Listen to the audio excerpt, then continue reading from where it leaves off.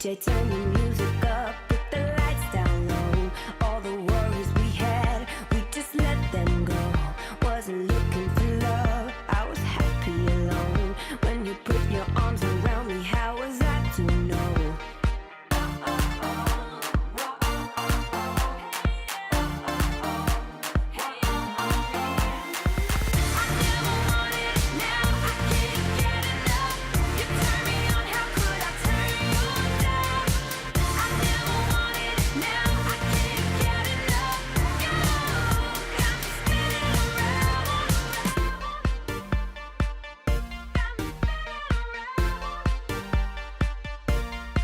You got me feeling things I never felt before. We get lost in the music on the dance floor. If I leave you now, I'll leave you wanting more. If I leave you now, I'll leave you wanting more.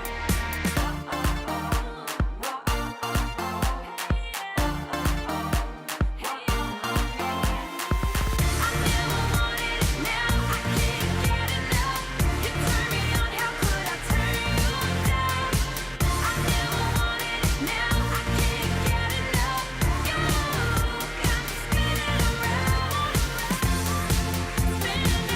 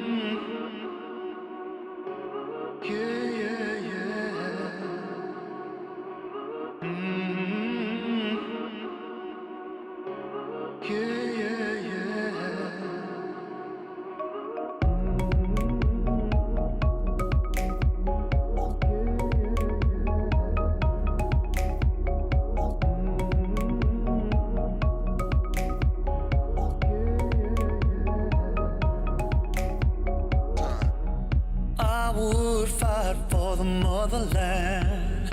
Be all I could, I would make a stand. I'd walk through the fire till the body falls. Don't fall, I would protect you. All that I've got to do now. Yeah, I could save you. All that I've got to do now.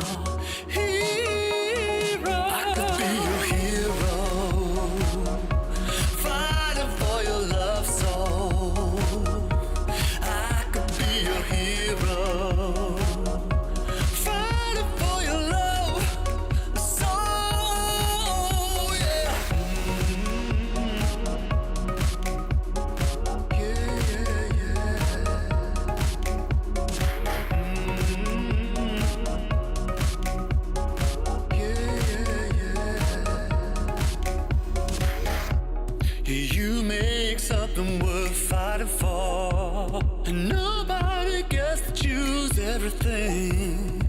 All that I've got, it couldn't be enough. Without your love, and I would protect you. I would do anything now. Yeah, I could save you. All that I've got to do now. I could be your hero, fighting for your love soul. I could be your hero, fighting for your love soul. Yeah. Yeah.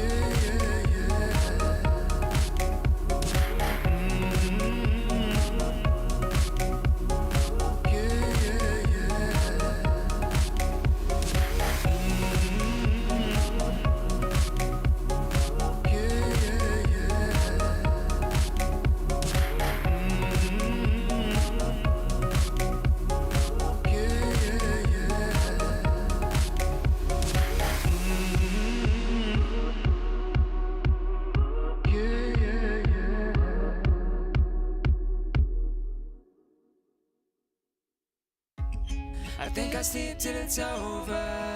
I think I sleep till it's over. I think I sleep till it's over. Broken letters, broken pain, breathing every now and then. Getting hurt but never learn. I'm falling short of hope again.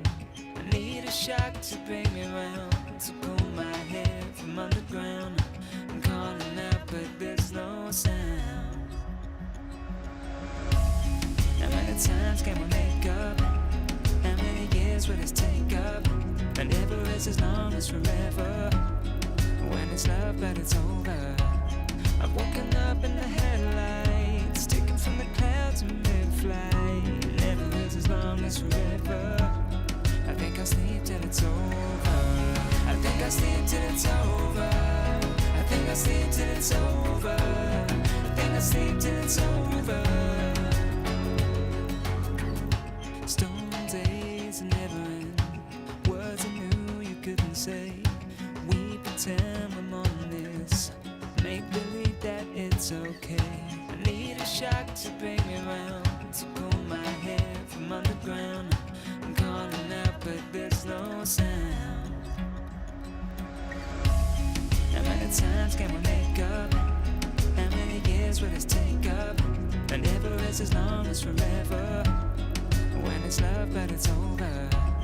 I've woken up in the headlights, sticking from the clouds in mid-flight. Never is as long as forever. I think I'll sleep till it's over. I think I'll sleep till it's over. I think I'll sleep till it's over. I think I'll sleep till it's over. I think I'll sleep till it's over. I think I'll sleep till it's over. I think I'll sleep till it's over.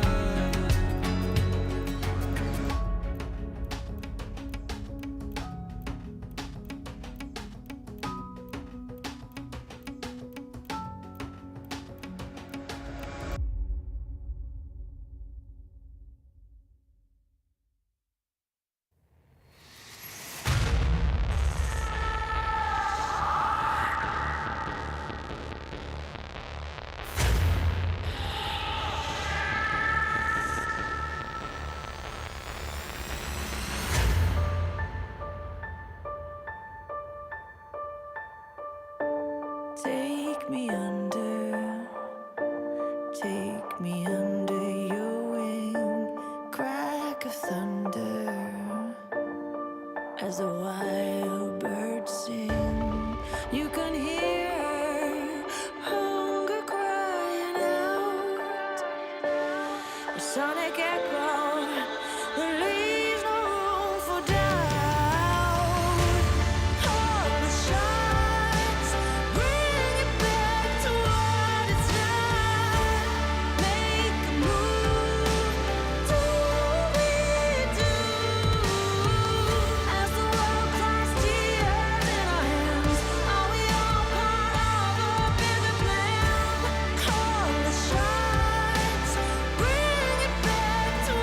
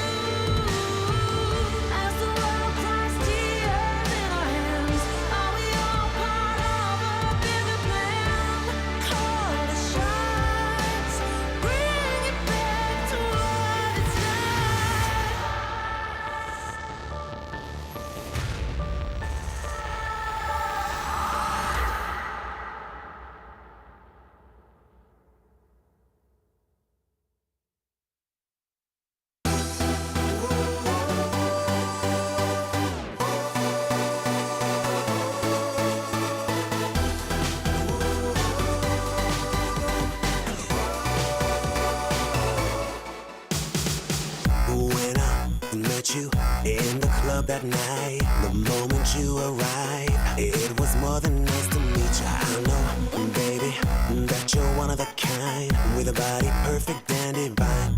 Oh, so come and let the music play, so we can move our bodies. And girl, no matter what you do, just do it hot and naughty. We drink the bar 'cause we don't pay. Tonight nothing brings me down, down, down.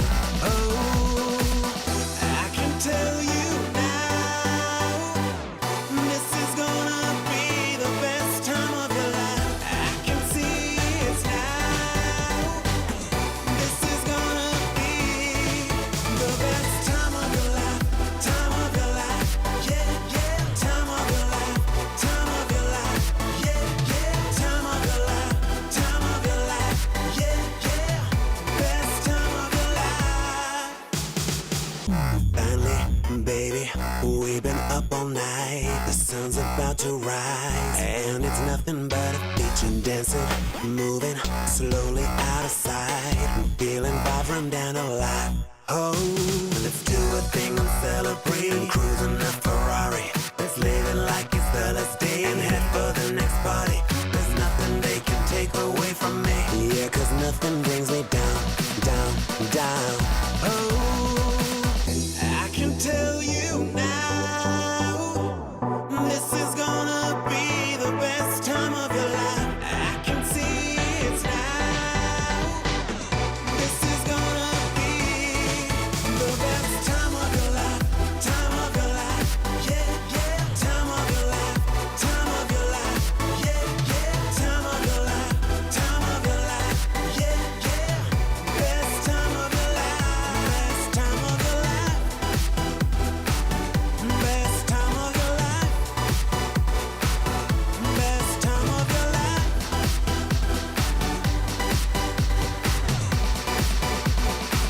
I can feel it now.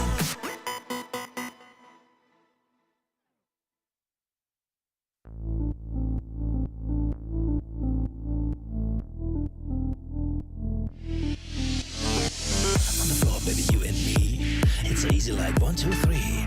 I don't care if it's day or night. We together make me feel alright. It's a feeling that you can't describe. We don't stop till the morning light. Please, I know what you want and I set you free. Starts when the sun used to set and the night is drawing me closer, right at your side. You're calling my name and you're shining your light down on me. It's easy like 1, 2, 3. Pushing me, spinning me, turning me round. You drop me and then you catch me. You're freaking me, creeping me, making me scream out for more. We together make me feel alright. I know what I want 'cause I feel it inside. I'm breathing you in 'cause I can't no more hide.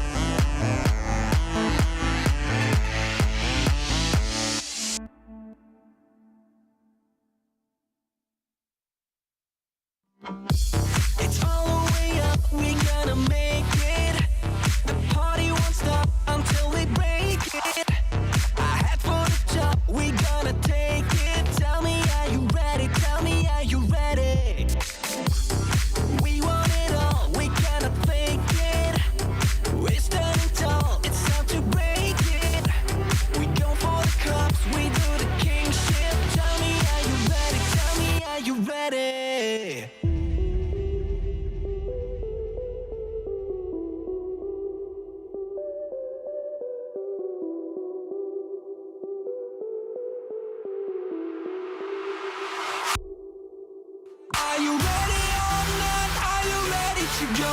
We got the body and soul in the future, you know. Are you ready or not? Are you ready to go? Come on, let's get up and let it go. Are you ready or not? Are you ready to go? We got the body and soul in the future, you know.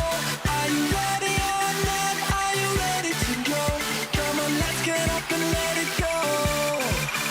Come on, let's get up and let it go.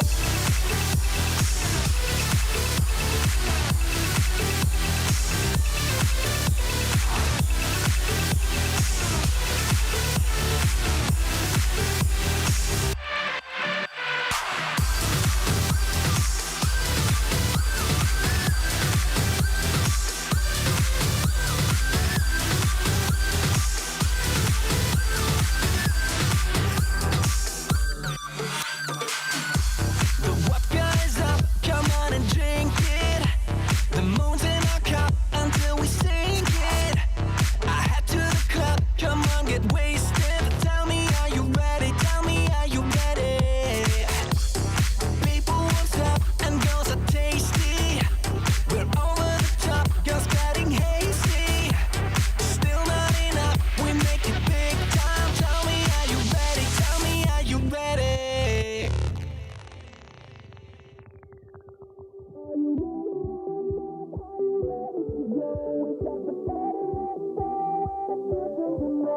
Are you ready or not? Are you ready to go?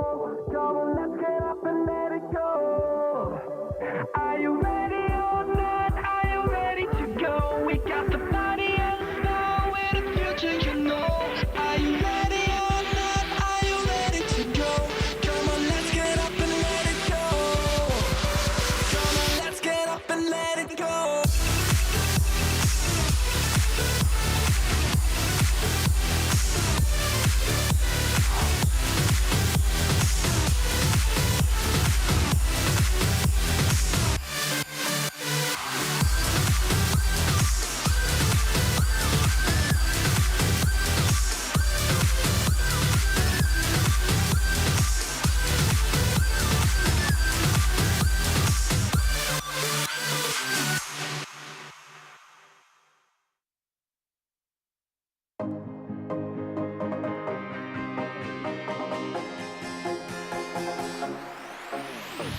Right now, I got this beat in my head. Right now, I want to dive into this world. Let it out for the crowd, let it out, yeah, be proud. Right now, this is a real good atmosphere. Right now, superficialities are here. No excuse, no rules, no one to judge. Just give a fuck. The time has come to lose control. Don't be so shy, just let it flow. We are the masters of our own world, of our own world. We pray for fire in the sky. We show that desire is our light. We stick together, together, together. We're alright.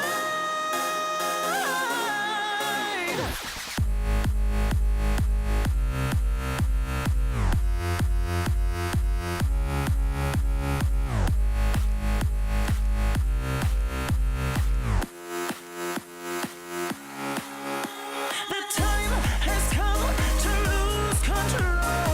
Don't be so shy, just let it flow. We are the masters of our own world, of our own world. Well, they drink really expensive champagne on their private jet plane. All we need is a cheap bottle of wine and a cigarette to have a good time. A freedom, conviction, and no restriction. There's no other place to die than here with us tonight. The time has come to lose control. Don't be so shy, just let it flow. We are the masters of our own world.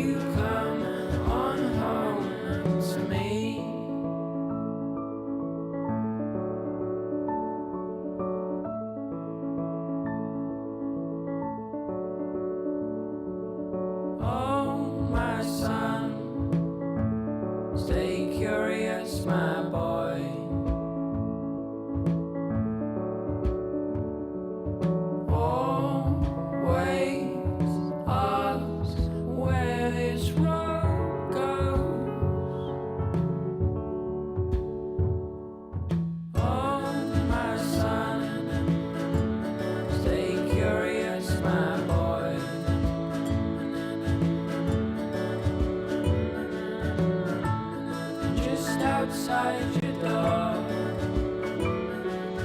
You'll find love where you don't know.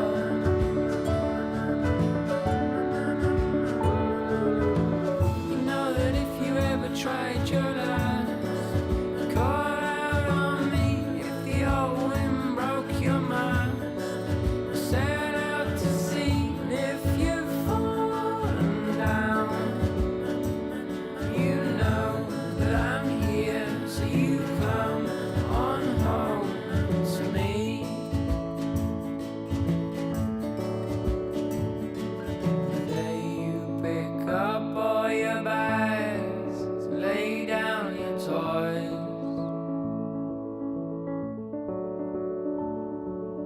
Oh, my son, stay curious, my boy.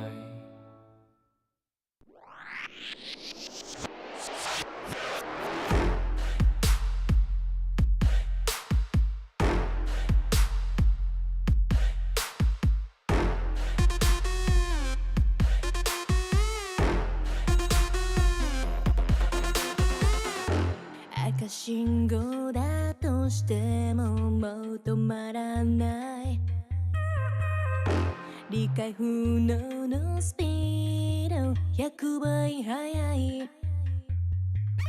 地横なんて哀れよね。ねえ聞いてよね。負けの準備でもしておきな。Come try me get you down。悩んでもやめないわ。No more。苦い思い消えてよ。この街に呼ばれる際にレクチャー全力で追い越してよさ。トレーディングモード始めよう。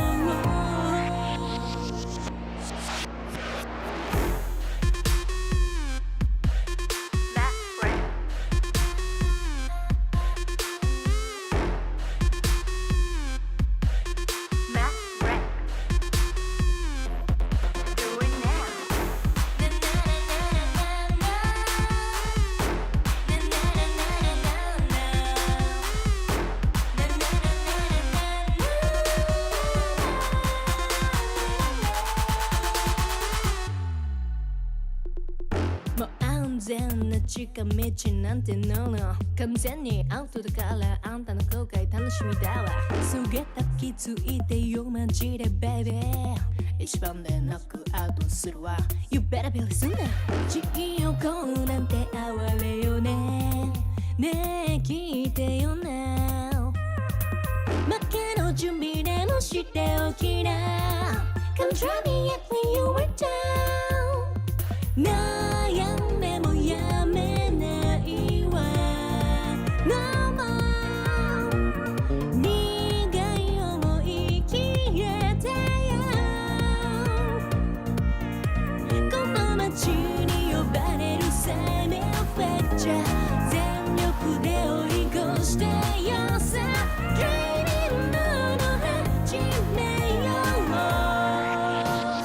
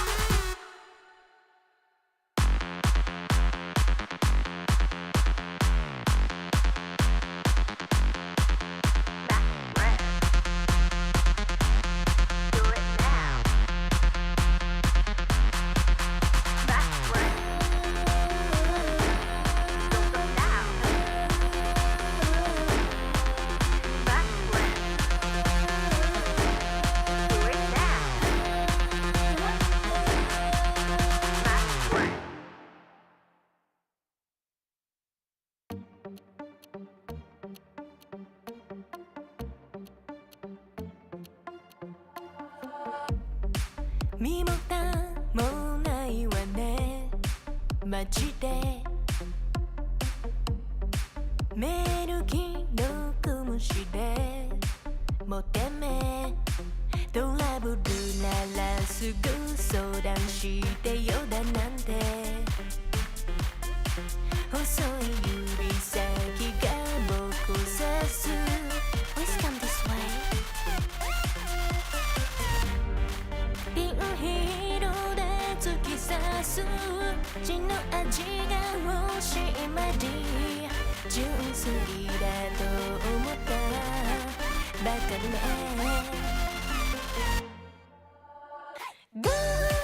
赤いリップで踊るネオンライトがきらめく騙されたなんてめめしいやつね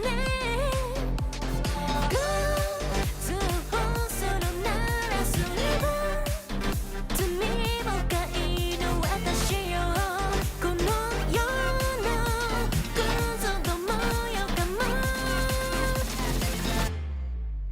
民がひれ伏す農場の世界へようこそ落とし穴に落ちたあなた Please come this way ピールで突き刺す血の味が欲しい前に純粋だと思ったバカね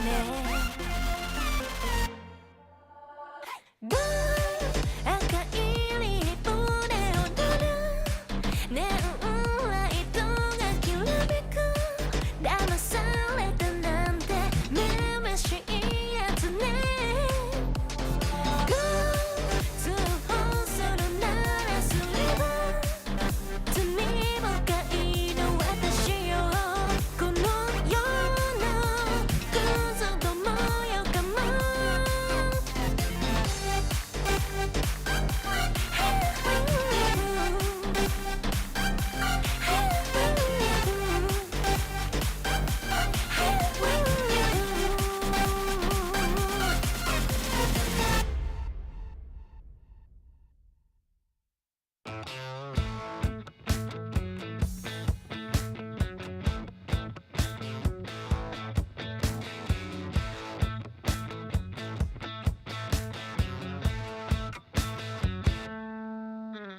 You and me going out tonight. Let's turn the radio on. You got your skirt on tight and your legs on long. Let's lay some whiskey down. We'll dance all night, then get it on to another country song.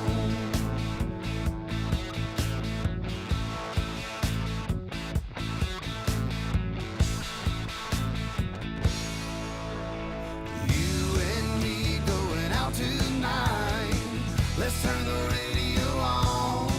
You got your skirt on tight and your legs on long. Let's lay some whiskey down. We'll dance all night, then get it on to another country song.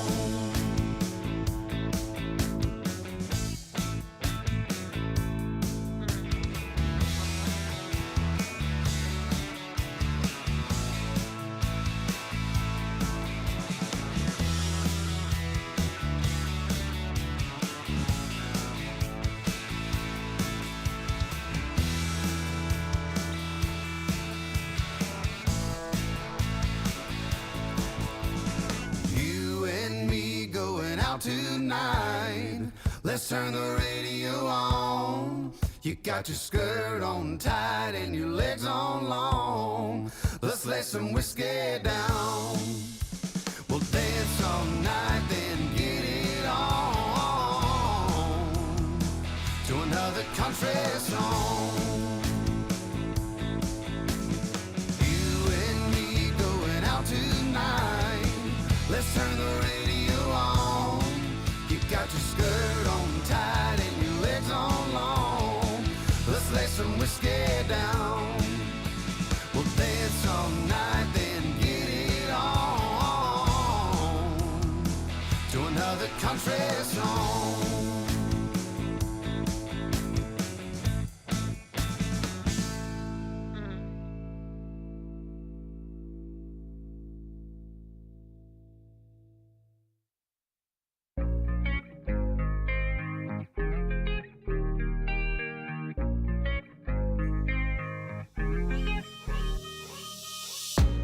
Stop playing with my heart right now. Girl, I need you in my life right now. Though I'm all tied up, need your love right now.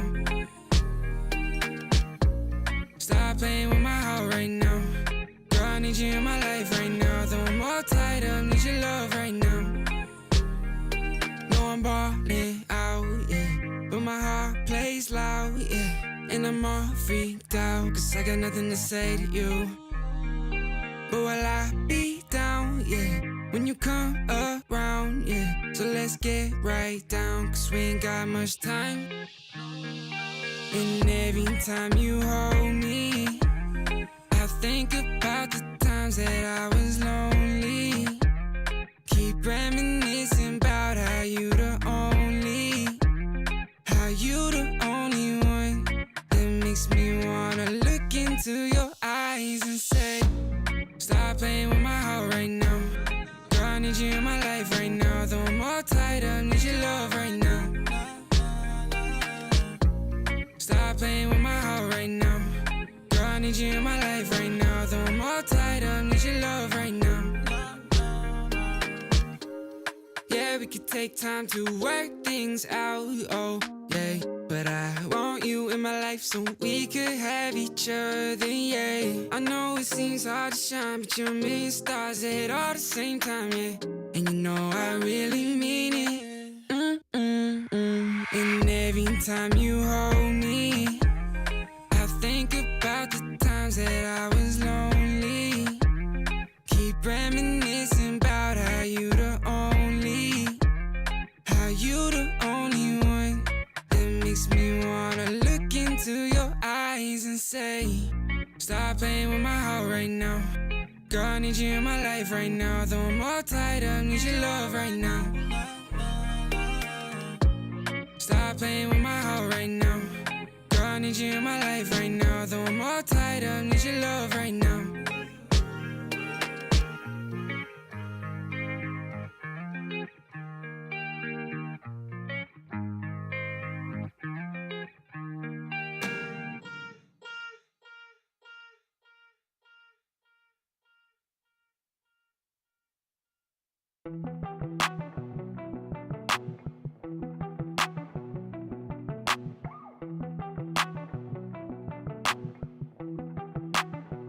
I saw you sitting in the moonlight, dripping, pain runs through your heart. Oh, we were skinny dipping, slowly sipping, then we fell apart. I'm just trying to catch a break from your love, oh, hey.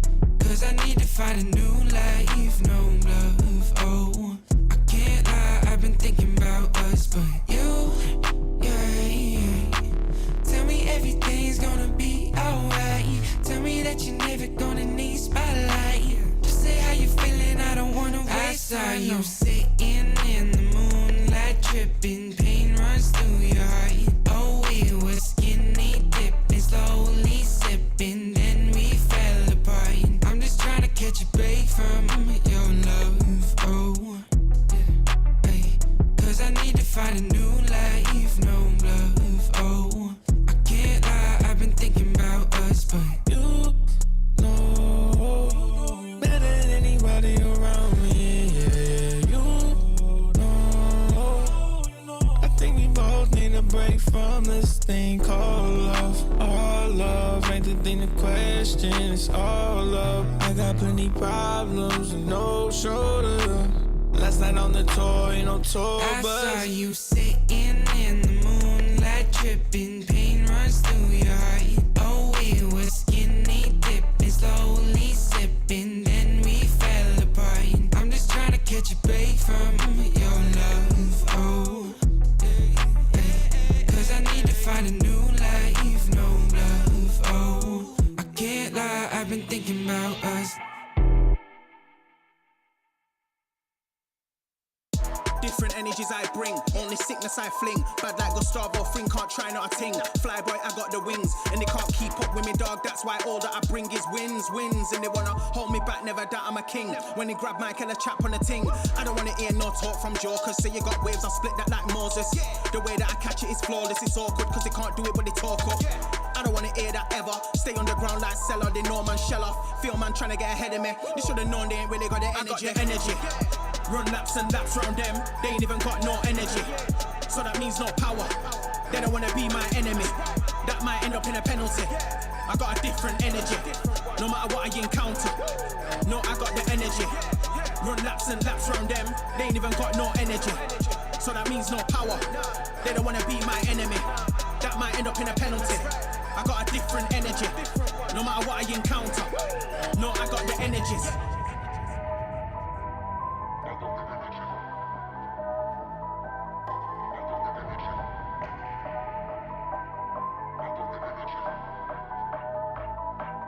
I got the energies.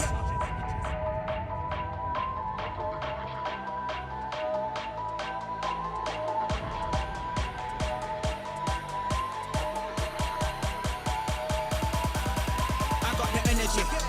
Run laps and laps round them, they ain't even got no energy. So that means no power. They don't wanna be my enemy. That might end up in a penalty. I got a different energy, no matter what I encounter. No, I got the energy.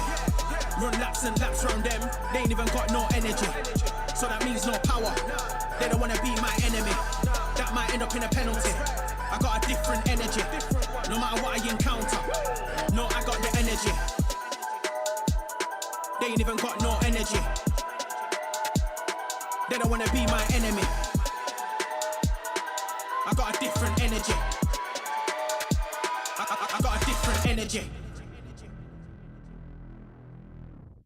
Putting out the fires, my head calls me a liar. Sick of breathing in your smoke. Leave a little longer, embrace a little harder. Yeah, every time we're not wrong, it's like we're walking on water. Oh, too good to last long. Putting out the fires and looking for a miracle. It's like we're walking on water.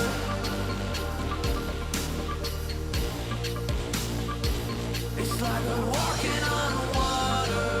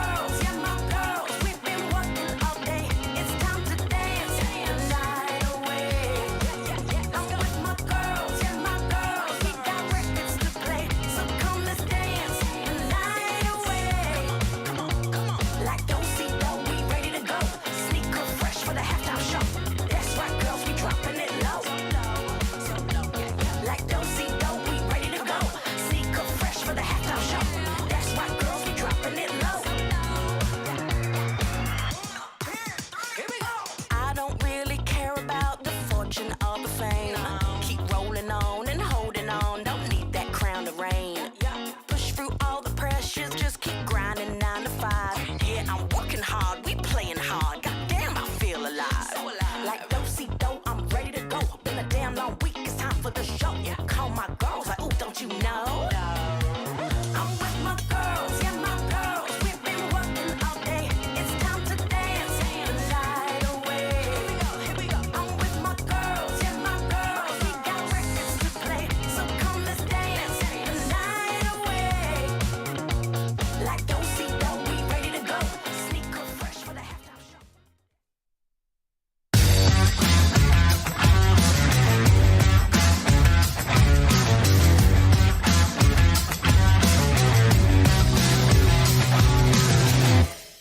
我会给你看几个游戏内的操作的片段，那么你需要给这些片段里面的这些主角的操作打分，从0分到5分。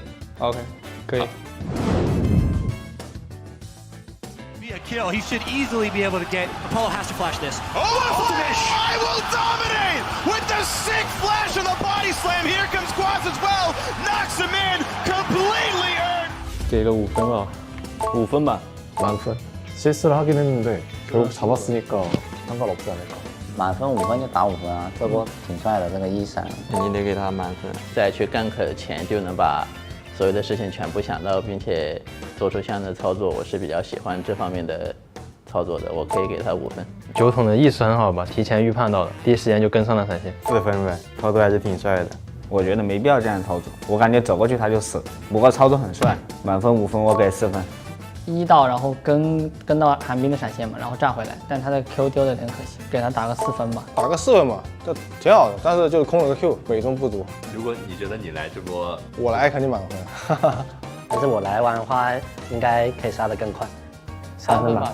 这酒桶我给他0分啊，他一点都不懂观众到底想看什么。我说实话，这酒桶绝对是0分啊！他这个一闪 AR， 这爱惜有闪交闪就跑了。 他还操作还不够完美，他这操作拿的是不是完美啊？他就纯傻操作啊，0分啊6。 Dragon advantage as well. Ready to take the fight. Flash over. How do you? 这样的ED 4分，这反应还可以。我觉得 ED 这波这反应还可以吧。那必须是满分，反应人快。如果那边没那个马尔扎哈的视野的话，感觉这 EZ 有点像脚本。反应挺快，但就不知道蚂蚱第一时间能不能。这个是评价蚂蚱的操作还是 EZ 的操作？给对面的打分吗？给这个马尔扎哈打分。闪现期被解了，然后沉默3个，看一下。我们来看看到底是发生了什么样的操作。哦，自己打断了，自己把自己的打断了吧？我就开始以为这个什么脚本水银嘛，然后发现他自己把自己打断了，挺好的，给满分这个操作。哦，看到了，这里都给1分啊，这个是低级失误。这个马尔扎哈是应该太久没玩了吧？技能投放顺序错了。那这不是要打负分吗？那你给他打个分。这只能打0分了。那只能0分啊！厉害呀，0分，1分吧。你知道他做了一个什么样的操作吗？霸王取消了吧？打断了自己大招呗。对，闪现1R，然后感觉是按快了。对，确实挺凶，把自己大招打断了。你给他打几分？某种意义来讲，这个是满分。节目效果5颗星吧。节目效果上面肯定是炸裂级别的，我给他满分。4分吧，就因为总会有失误的时候嘛。其实可以给个3、4分吧。虽然看着失误了，但是我感觉可能开到也赢不了啊，就是为了让队友不打嘛，帮他洗一下，给个3分吧。就看着是有点意思，但是打他队友，我觉得有点折磨啊，所以只能给1颗星吧。Connects on first, cleanse, instant again. Looks like he's trying to bait it. Flash forward. That dredge hit the wall, didn't it? That was a face plant of note. The box comes down from the limit as the curtain is called back and Perks. 这赛场不会是我吧？我觉得2个都是1分吧。为什么呢？都是有想法，但是没操作出来。感觉1分吧，有点抽象。这已经可以入选饭堂 top 1了。这个野辅的配合吃饱了，满分呗。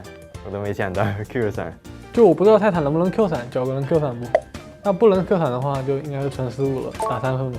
这个我绝对得给满分，也是5分，感觉他整的不错啊。2个卧龙凤雏啊，真的，这个就是卧龙凤雏这2个人的操作，就是给5分吗？最多1分吧，他们2个人。 마이너스 5점. 왜什么呢？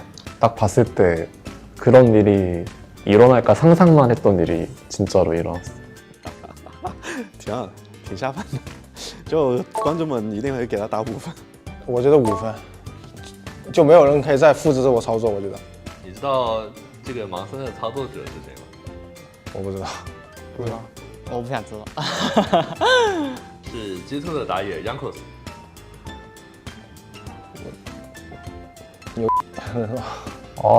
我挺喜欢他。那我觉得他应该是在搞节目效果吧。他们玩得挺开心的。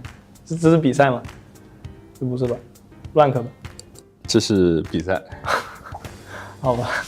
我一般队友发现这种操作，我就疯狂点表情了，给个2、3分。你知道这个盲僧是谁玩的吗？这是比赛上的。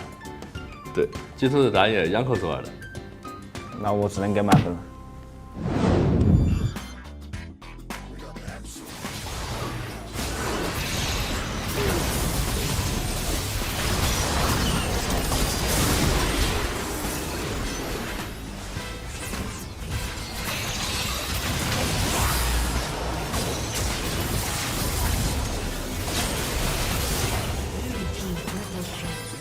第一波盲视野大招接 Q 的话，我是认可的，非常漂亮，我可以给他打个满分。然后后边的话，感谢一下对面，给个3颗星吧，因为这个操作确实，我就是纳美该有的操作。炮丢的准，没什么其他的吧？1分吧，因为前边那2兄弟的发挥才配拿5分，他只能拿1分。还不错，就是卡视野给的技能给的很好，给4分吧。 跑得很好吧，也是满分，就每个技能都放得很好。满分吧，这纳美的操作。纳美5分吧，5分吧，我觉得他技能释放的都是特别的准确的。完美，不用秀手，完美的。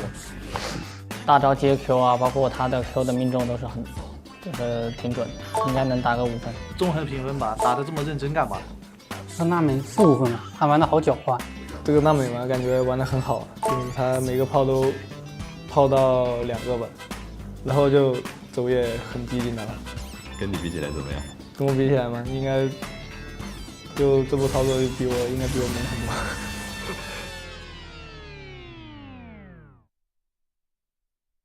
Sandbox is just saying, well, you guys aren't going to go on Elder? Well, I'm going to win this game. Well, that is going to be a Glacial Prison on Dewilla. He's taking a lot of damage, or is he? He's a pretty tanky boy. He's dead it! Oh my god, he Gale bosses them! It is just destruction! The show that's the crook in me. They want me gone with the hook in me. Asking why is he here like I shouldn't be. I've been on grind since Auto. 10,000 hours the motto. They see the bag is coming now, they flocking to me like I won the lotto. It's all going to be about Light, what he's able to do. That's Infernum! They're all grouped up, he's got Infernum and he's going to burn through the whole team! Kano popping off on the opposite side, trying to end the game, jump straight on towards Light, but Light turns it around, no! It's over! Finally falls in the end! Kare's got 1 HP!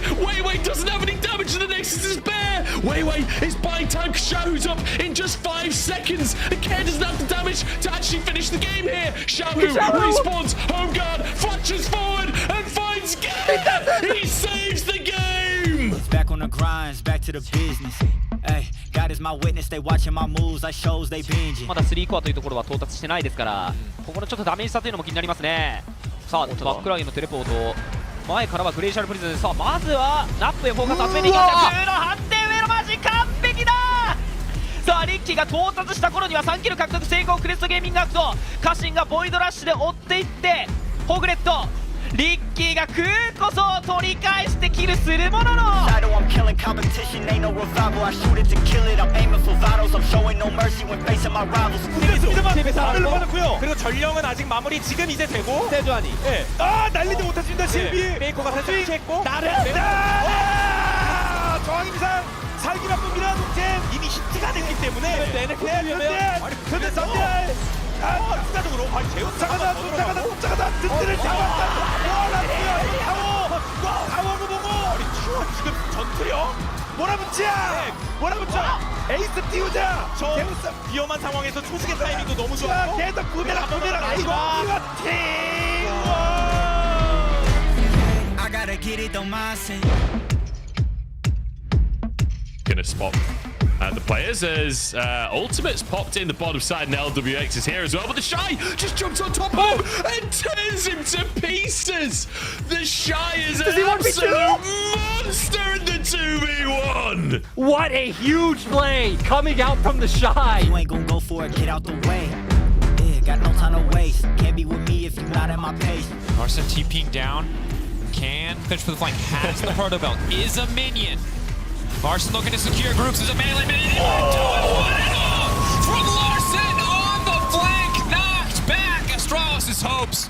Torn to pieces with a single press of his R button. Just running out of time. Oh no! Cup comes flying in. What a way to achieve 1,000 kills in the LEC from Larson.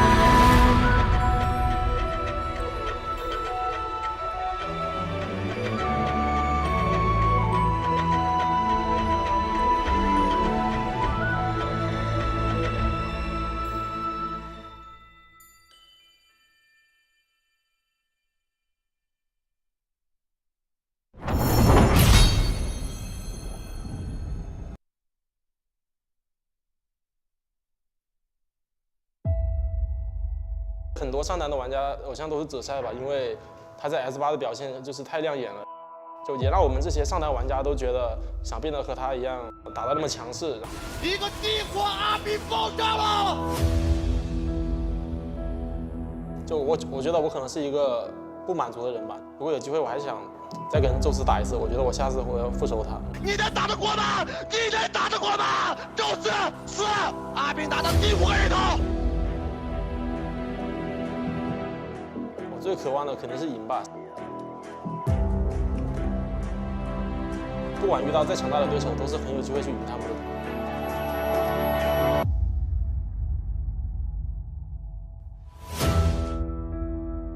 其实我打职业以来就没有说我一定要打败某个人。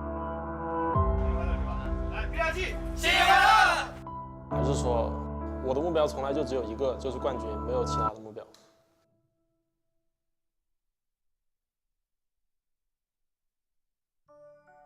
我记得我看的第一个英雄联盟比赛就是一个 S3的全明星赛吧，好像。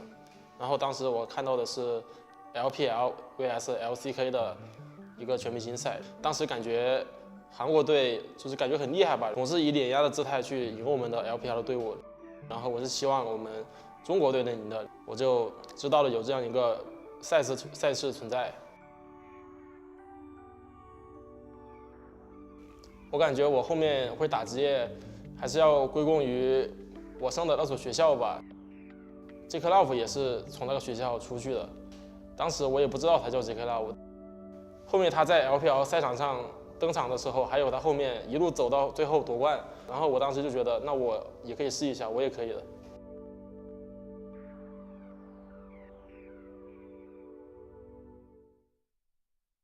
其实当时第一时间接触到陈泽斌这名选手的时候，我们是通过线上视讯的。他给我的不一样的感觉，不是说他训练赛打得有多好，而是他每天会在差不多1点钟的时候就会给我发微信，他说：“经理，我已经准备好了，2点钟我可以随时开始训练赛。”当时我就觉得我们是一个线上训练的模式，但是他对自己的要求啊，包括时间这方面的概念，我觉得他的态度很不错。我成为队友之后，就跟我想象中差不多吧，很有活力，很单纯，的一个人。我觉得他对待游戏就很有那种胜负欲吧。拉回来那应该没了 ，Q3杀很快，我天哪！这个大面1打3杀，1打3杀，我都惊呆了，我的天哪！其实我刚打职业的时候，就一直想排位去打到那些 LCK 的选手啊，或者 LPL 的选手啊，还有像 Faker 啊这种紫菜啊这种知名选手吧。我当时就很想去赢他们，然后去证明我很强嘛。很多上单的玩家偶像都是紫菜吧，因为他在 S8的表现就是太亮眼了，就也让我们这些上单玩家都觉得想变得和他一样，打得那么强势，然后打得很有进攻的表现。当时我也知道紫菜这个人他在韩服打得很好，我就挺看好他这个选手的。然后 S8最后他也是夺得了冠军嘛，就让我更想去表现自己了，让我更想去登上 LPL 打比赛了。他在19年夏季赛的时候还取得了那个 LDL 联赛单杀王的称号，当时在联赛里面没有任何一个上单可以打得过他。Q1 斩到以后拿到5杀，但是他可能从其他渠道听到了他下赛季会提升到1队来，我觉得他就是有点忘乎所以了，然后有点沾沾自喜，就导致了他后半段的比赛他有点消极，他只在上路跟别人打线1v1，我就找他谈了一次话，我就希望你能够做好，你能够成为这个队伍里面的领袖，把这个赛季我们好好打完。就是他整个人的状态一下改变了，然后我们当时是其实以第12名进入的季后赛，最后我们取得了一个季军的成绩，还挺不错的。鳄鱼只想点这个水晶啊！恭喜 SNS！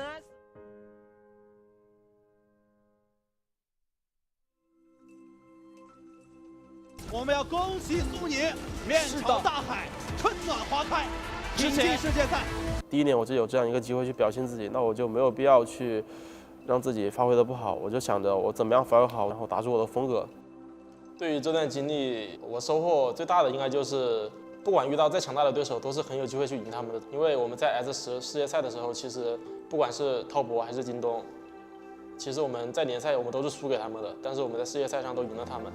还有最后的 DWG， 很多人都觉得他们很强很无敌，其实决赛我也觉得我们有很大的机会可以赢的，只是还是差一点吧，有点遗憾。3杀到了，还有吗？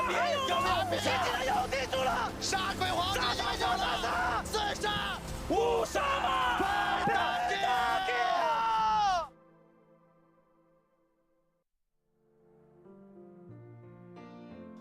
就就我觉得我可能是一个不满足的人吧。我对我2022年 MSI 的表现不是特别满意，因为我觉得当时我状态是不太好，然后我也没能打出我的最好表现。我觉得如果有机会，我还想再跟宙斯打一次。我觉得我下次会要复仇他。那我们要恭喜 LNG 拿到2022年季中冠军赛的冠军。这个 MSI 冠军对我来说就是一个象征吧，就是象征着我第一次在国际赛场上拿到一个冠军的成绩。我觉得也是对我的一种价值的一种体现吧，可以让别人知道 LPL 会有这样一个上台选手。我觉得我从来都没有想过要改变我的打法，我唯一想过的要改变的可能就是怎么样多帮助队友，然后怎么样可以让我自己减少失误，怎么样让我自己可以打得更好。我觉得改变还是挺大的。首先就是肯定心态和性格上面肯定更开朗了，我觉得，然后心态上面肯定更加成熟了，然后打法上面我觉得他更加团队了，然后我觉得经过世界赛啊，包括他取得 MSI 这种成绩之后，以及他经历了很多队友嘛，我觉得他的打法也慢慢变得越来越团队，不会那么自私了，甚至在他自己劣势的时候，队友也陷入劣势的时候，他也能站起来说一些鼓励队友的话。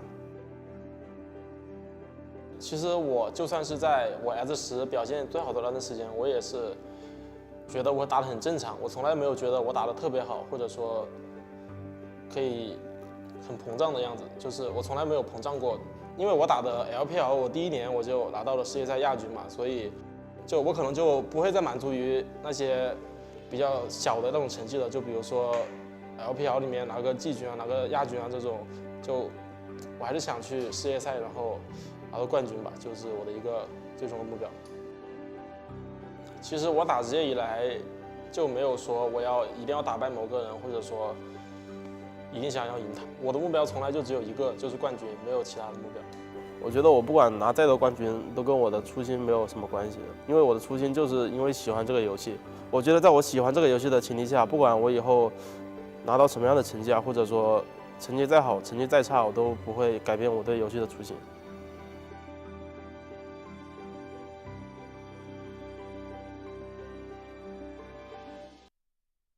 나는 프로게이머를 하면서 그냥 행복하게 살고 싶었던 것 같아. 프로 생활이 그 형들과 함께하는 게 즐거웠고 그냥 그런 삶이 나는 재밌었어. 18년도 때보다 우선 훨씬 잘해. 그냥 훨씬 잘하고 챔프 폭도 훨씬 넓고 그냥 이제 거의 모든 부분이 훨씬 잘해 이번 멤버가. 프로게이머로서 나는 그냥 매 경기 잘하려고 하는 것 같은데 초심을 버리고 난 열심히 살아야 될 것 같은데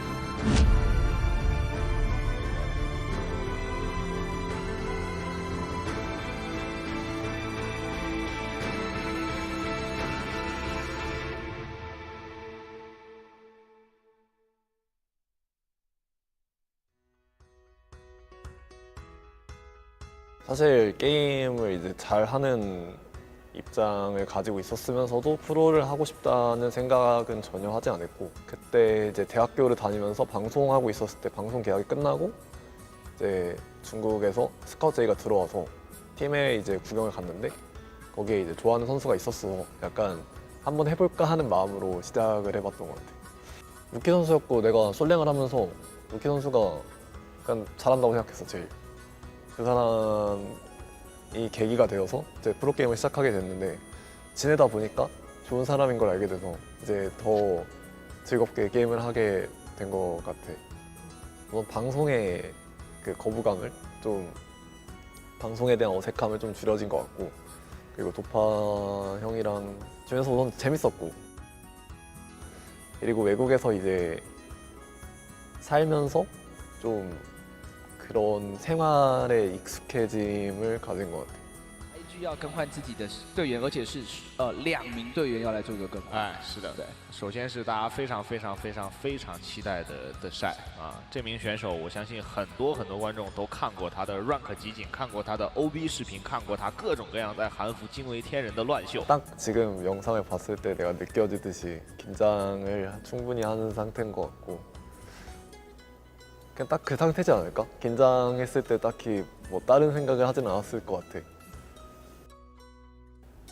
사실 긴장을 원래 많이 하는 타입은 아니어서 이제 첫 경기를 하고 나서 긴장은 보통 줄어드는 편이라고 생각은 하는데 근데 내가 긴장이 특히 줄었던 곳은 내가 상대보다 잘하는 것 같다라는 생각이 자신에게 확신이 들 때 좀 많이 줄었던 것 같아. 나는 프로게이머를 하면서 그냥 행복하게 살고 싶었던 것 같아.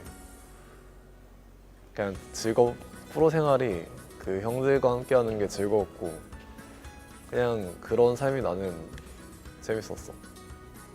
그래서 딱히 뭐가 되고 싶다라는 생각을 해보진 않았던 것 같아.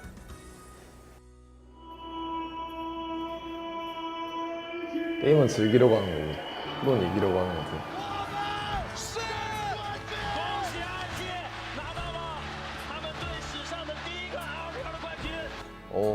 우승하면 좋지. 당연히 하고 싶지. 그냥 다음 경기 잘하자. 경기 잘 됐으면 좋겠다. 우리 팀 잘 됐으면 좋겠다. 이기면 기분이 좋지 않을까. 이런 생각을 주로 했었던 것 같아. 哇！恭喜 IG 3比2战胜了 KT，LCK 的头号种子被 IG 送回了老家。6分钟不到 ，IG 永不加班 ，IG 轻取 SKT。 나는 우선 LCK가 훨씬 잘한다고 생각했어 원래는. 근데 이제 선수들과의 이제 경기라든지 스크림 그리고 이제 실제 대회에서 나오는 결과를 봤을 때 비슷하다. 또는 이제 성격만 다르다. 그러니까 실력의 차이는 크게 없고 이제 리그 간의 성격 차이만 보이는 정도니까 실력 차이가 보이지 않는 거는 둘 다 최고의 리그라고 하기에 맞다고 생각해서 꽤 오래됐지 이 생각을 가지게 된 거는. 欢迎来到2019英雄联盟全球总决赛半决赛的比赛了。卢比在侧边等待进场。 对面是只剩下了林伟翔一个开团技能，祥子哥直接是带到了台上，被秒了，被秒了，没给出来。晒自己有闪现有大招的情况之下，是被林伟翔的一个大招直接秒掉。 솔직히 나는 경기 졌을 때 막 그렇게 힘들고 그렇지 않은데 근데 이제 보통 주변의 그 분위기가 좀 힘들지. 예를 들어 관계자들이 기분 안 좋아하는 얘기를 선수 입장에서 들을 수도 있으니까 보통 그런 것들이 없으면 사실 경기 져도 크게 힘들 일이 없는 것 같아 나는. 일상생활에서 정말 괜찮고 착한 아이인 것 같고 이제 스크림이나 경기에서는 너무 예민하기 때문에 어떤 사람인지 잘 모르겠네. 그냥 매우 예민하고 좀 스스로가 힘든 것 같아 내가 생각하기에 좀. 솔직히 말해서 2018년 때 이제 다쳤으니까 지금 만약에 내가 지금 우승했다면 정말 기뻤을 것 같은데 18년도 그 당시 때는 이제 우승을 했지만 사실 이제 좋긴 한데 좀 그냥 막 좋아하지만은 않았던 것 같아 그때는. 그래서 이제 18년도가 이제 사람들이 나에게 18년도에 대해 물어본다면은 좋다고 얘기는 하겠지만 사실 그 당시에는 이제 그렇게 좋지는 않았을 것 같아.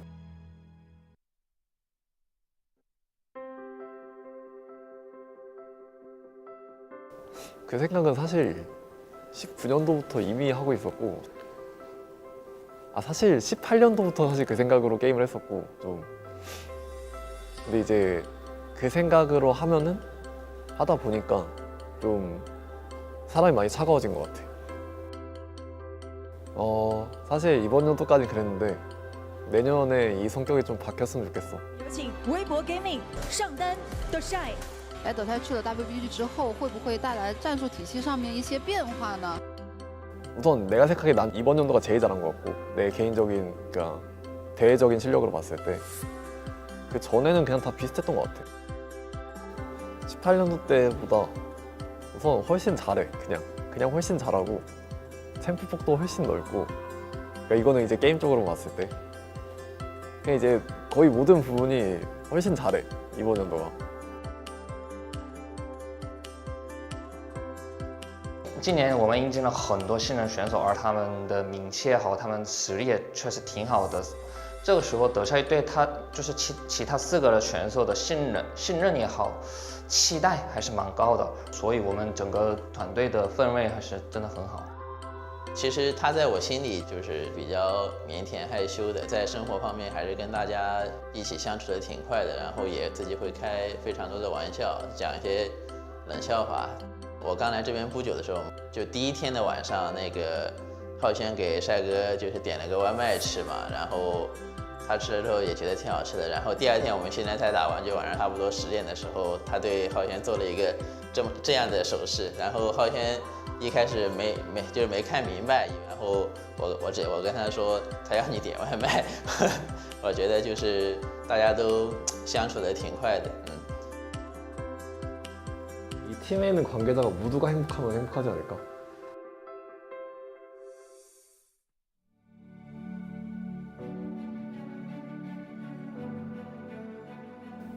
우선 이제 매우 어렸을 때 이제 사회생활을 하면서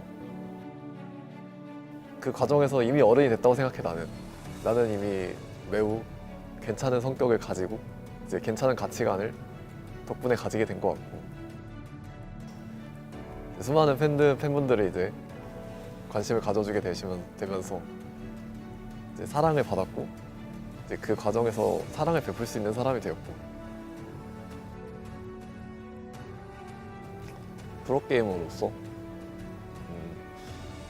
나는 그냥 매 경기 잘하려고 하는 것 같은데, 이제 미래를 생각하지 않고 그냥 그 지금 해야 되는 경기를 이제 잘 하자. 사실 나는 노력을 더 한다면은 사실 나는 엄청 많은 시간을 프로게이머로 할 수 있을 것 같은데, 이제 그거는 이제 모르는 일이고, 이 초심으로 그냥 성적 더 잘 나오지 않을까?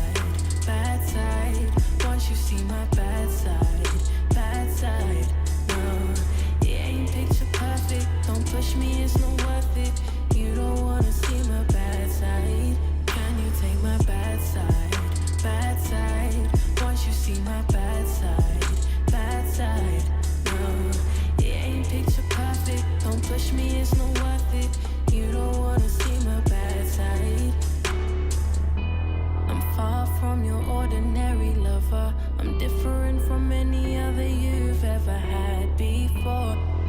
So you must have me mixed up. You must have messed up. You won't make that mistake no more. Or I might just lose it. I might just lose control. You might just push me far enough for me to let go. No, you don't want to see the monster inside of me, 'cause it might be a bit too much to handle. Can you take my bad side? Bad side.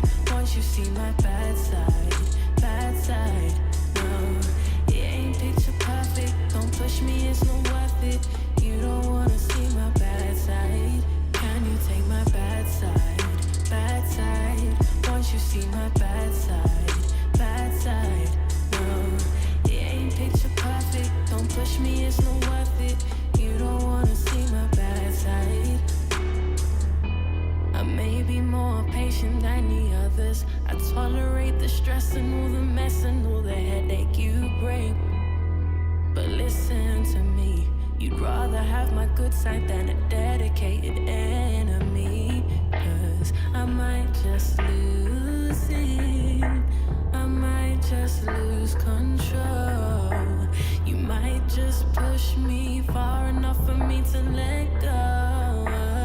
You don't want to see the monster inside of me, 'cause it might be a bit too much to handle. Can you take my bad side?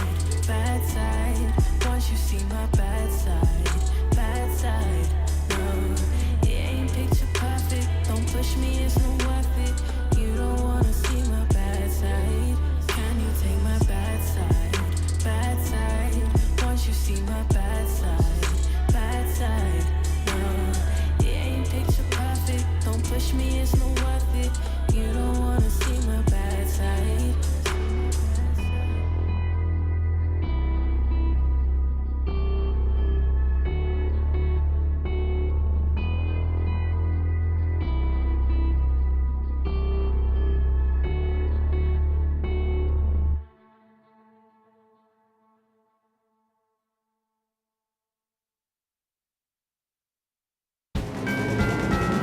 Excuse me, please, but I'm standing left or right when you're trapped in the middle.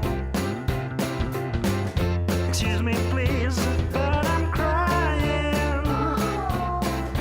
Catch your breath before you get old. I couldn't stay for the battle.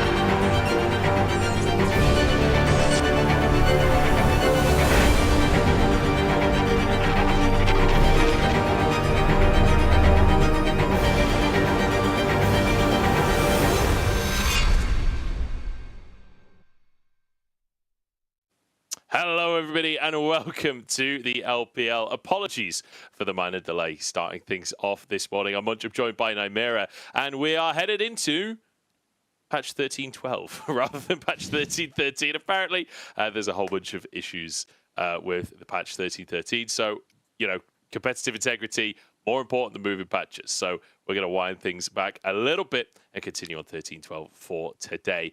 That said, it is Monday, Nymera. So we've got to start things off by retrospectively looking back at last week, and boy, was last week a hell of a week in the LPL. I have to say, it feels like every week there is one result you look at and go, huh? And it wasn't this one on your screen. That came a little bit later. Of course, seeing the Shy picking up the Quinn again, always exciting to see him pick up a couple of his specialty champions, even despite the fact that the Shy has had some very, very weird games this split. Had a strong series on the whole versus anyone's Legend, and Weibo are starting to gear up into their own playoffs run. Yeah, they certainly are. Anyone's Legend managing to make some things happen. EDG versus FPX. I think the final score expected here, but maybe not the way that it happened out there. As FPX managing to get a game out of the series, managing to look pretty good during parts of it, as you can see, like Hacker and Shala, who just diving onto Uzi. And I feel like we've seen this Ashe pick starting to pick up, and we've seen some pretty underwhelming performances from it, to be honest.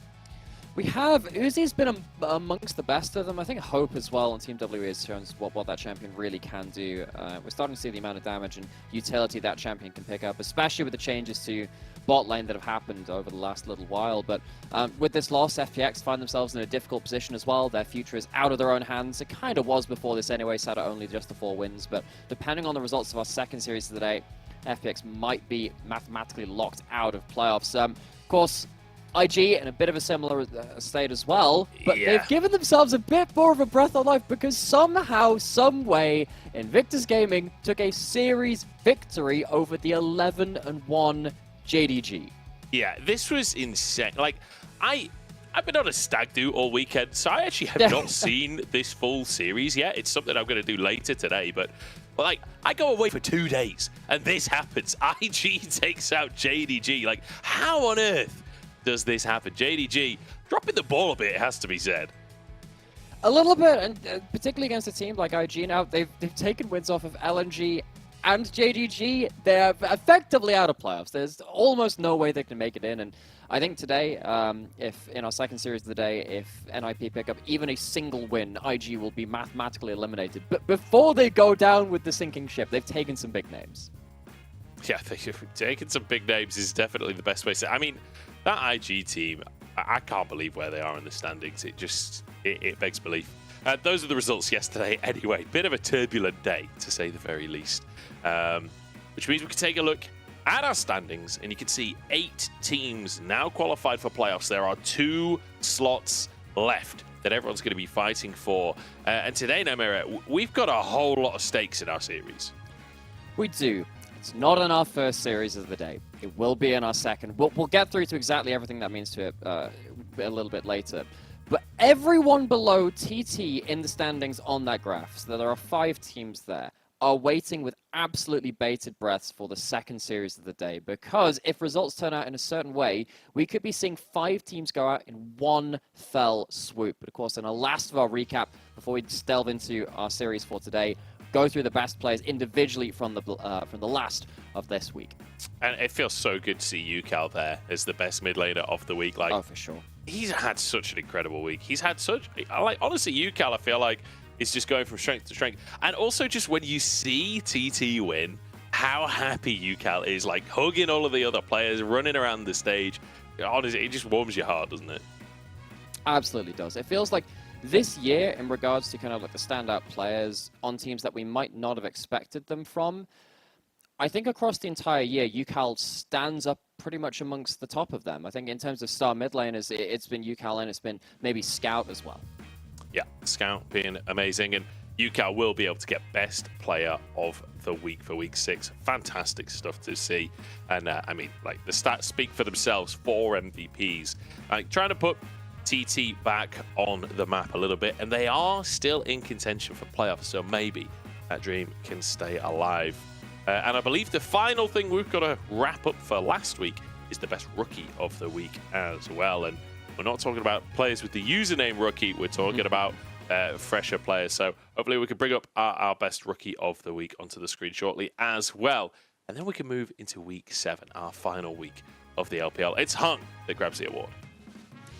Team WE really needed a step up in performances from someone on their team, and it just so happened that they had someone waiting like that in the jungle. Hung coming out with a couple of really important performances.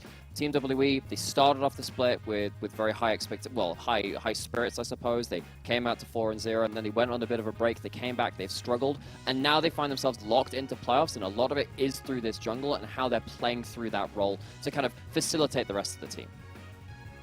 Yeah, Hung, fantastic week for him, and a fantastic split for him as well, to be honest. Like, WE, again, they're qualified for playoffs at this point. They've had a phenomenal performance compared to maybe what was expected, and also compared to how ridiculous their schedule have been. The fact that WE have like stayed together as a team, that they haven't just completely bent or boomed with the schedule they've had with Road to Asia Games into LPL, like, I'm unbelievably impressed that they are in contention for playoffs and will be making it to playoffs. But enough about that. Let's talk about what's happening today. LNG versus LGD, a team that is definitely qualified versus a team that is definitely not. But LNG, they need every single win on the board that they can possibly get to try and find those playoffs buys. And then we go into the second series, and this one's a doozy. 10th versus 12th in that race for playoffs. And there's a lot of teams watching with bated breath for this one. So we will revisit what that means later on, but just to keep you interested for now on that second series of the day, the results are as follows. If NIP win at least one game, IG are out and RNG are into playoffs. If it is a 2-1 to NIP, Anyone's Legend, FPX, and RA will also be eliminated, and if it's a 2-0, Ultra Prime also join that list. We could literally see 5 teams, everyone below the 11th place mark, completely gone. Outside of playoffs, it would basically go down to 2 teams at that point. It would go to NIP or TT as their last remaining spots. We'll get to that later, though. We have this first series of the day, and this will be something as kind of like a precursor to the stakes later on. Yeah, I feel like this is going to be quite an exciting one when it comes to looking at the jungle matchup, right? Where we've got Tarzan versus Meteor. I feel like Meteor, the fact that he's on a 17th place team, like versus the reality of how he's played across the course of the split, I think he's had a really, really good split for himself. And Tarzan, in a lot of their series, has left a little something to be desired. He certainly seems to have picked up towards the end of the split. But I feel like Meteor can maybe give him a little bit of a run for his money. We'll see how the draft goes. And reminder to everyone, if you missed it when we first came on live, we're going to be playing on 13-12 today. It's not going to be 13-13 like planned, as there are some issues with that patch. So we're going to be on 13-12 for now. And we'll see how the teams are going to do. Hey, look, at least they'll have a lot more prep available for 13-12. What it means is that Static Shiv is still in its ascendancy, hasn't been nerfed to a much less strong point, which also means stuff like AP Varus is on the table for LPC. I think that will make the AD carry matchup very interesting today. I think LPC has been a very strong Varus player across the entirety of the year, and I think you can see him struggle when that champion lost a little bit of its meta prevalence. But then, you know, you're going up against Gala on the other side, so you've got potentially some very interesting back and forth should the champion pools play out in a certain way, even in that bot lane role. But yes, I think that jungle role is probably where you can look towards first, particularly because Tarzan has been struggling in his own right. He's come back to a bit of form, as you also mentioned, but Meteor, in his recent series, has also pulled out some interesting early pathing to get his team into a decent point in these games. Yeah, he certainly has. And again, like I've said it pretty much every LGD series, this team does not look like a 17th place team, especially in their first game of a series. Like, I just can't believe that they've only got 2 wins across the split. I still just can't believe it. It blows my mind. Also, fair warning, I'm going to get the names LNG and LGD swapped around at some point in this series. I've cast this so many times. I don't think I've ever managed to get through the whole series without doing one of the 3-letter L space D acronyms the wrong way around.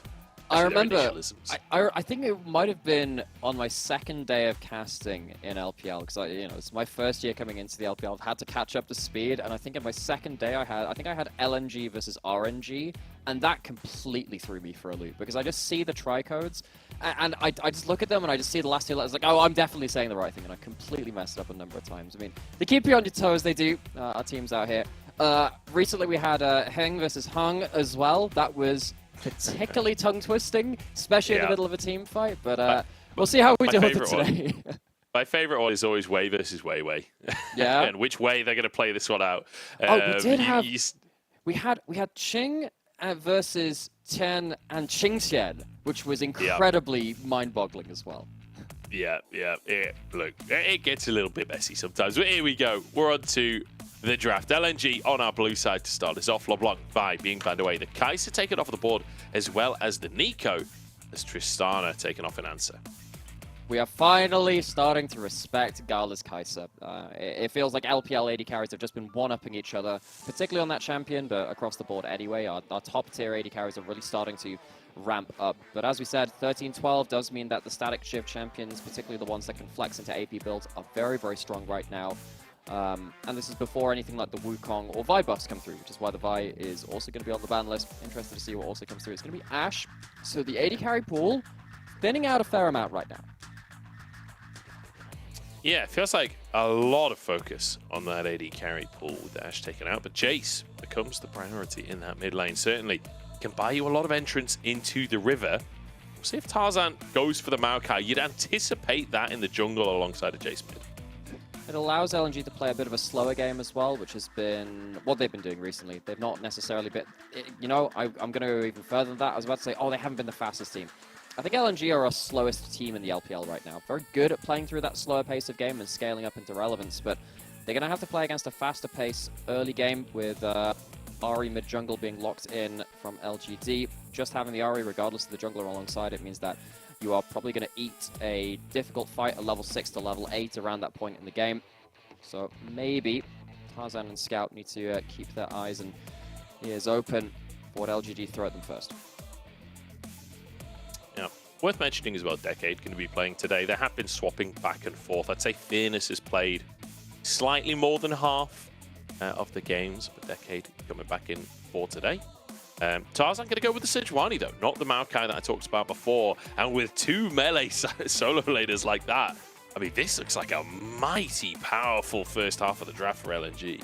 When you see the Wukong, it makes it a little harder to play Maokai at the pro level because a lot of the time Wukong can hold onto their clone to block up one of the Maokai tendrils from that Nature's Grasp. I think something like the Sejuani as well allows you to play, again, a little bit more towards the faster pace of style, or at least hang in there with the faster style, which is going to be coming out from this draft from LGD, even in just the first few picks. Of course, Ral, the reworks come through. We've been seeing that a lot on 13-12. Very strong champion.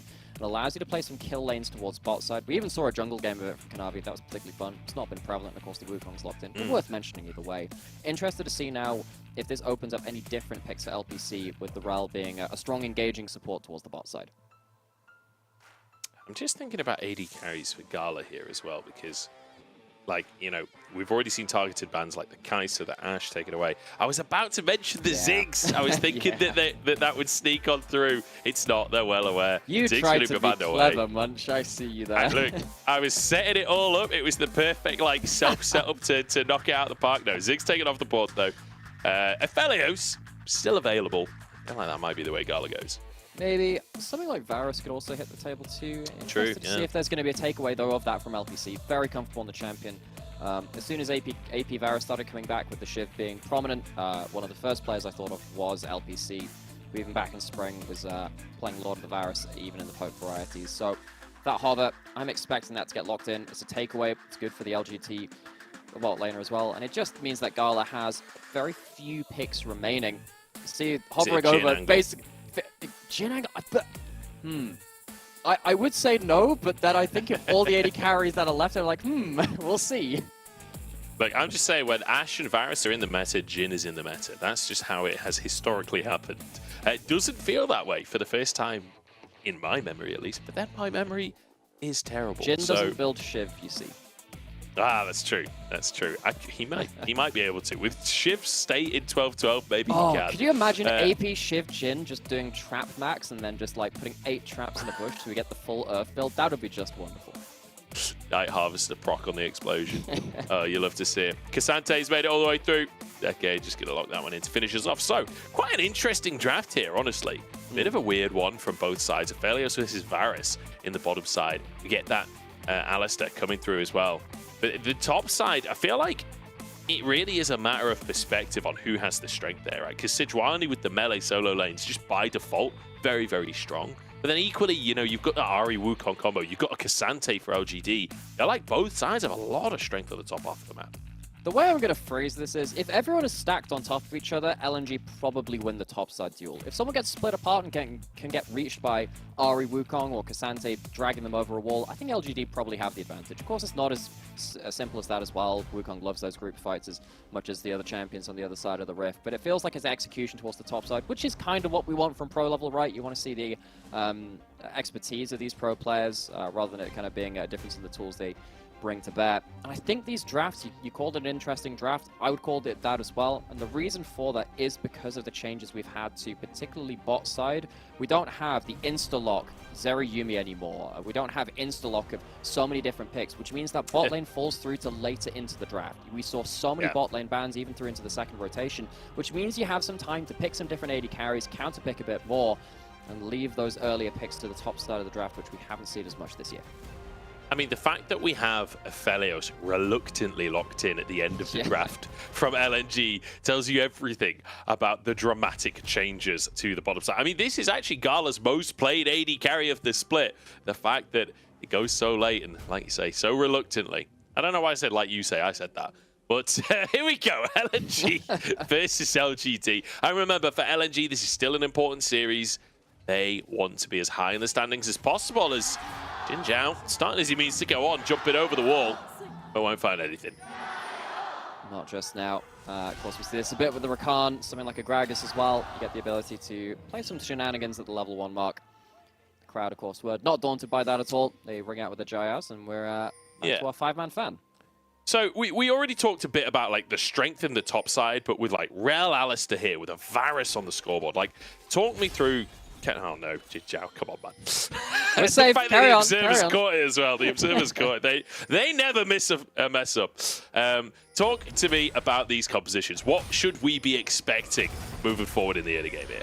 So I think what we will see is probably some lane priority in mid and bot lane from LGD, which will allow Meteor some early angles. He's been fairly varied with his early pathings. Keep your eyes on what happens with mid and bot lane. I think on draft it should be LGD pushing in those sides of the map, and then Meteor having some options. And then you're really waiting until level 6 and first items. I think once you get Shiv coming through from something like the Varus, I'm assuming it's going to be the Shiv, because it allows you so much wave control. At that Let's be honest, it's always Shiv at this point.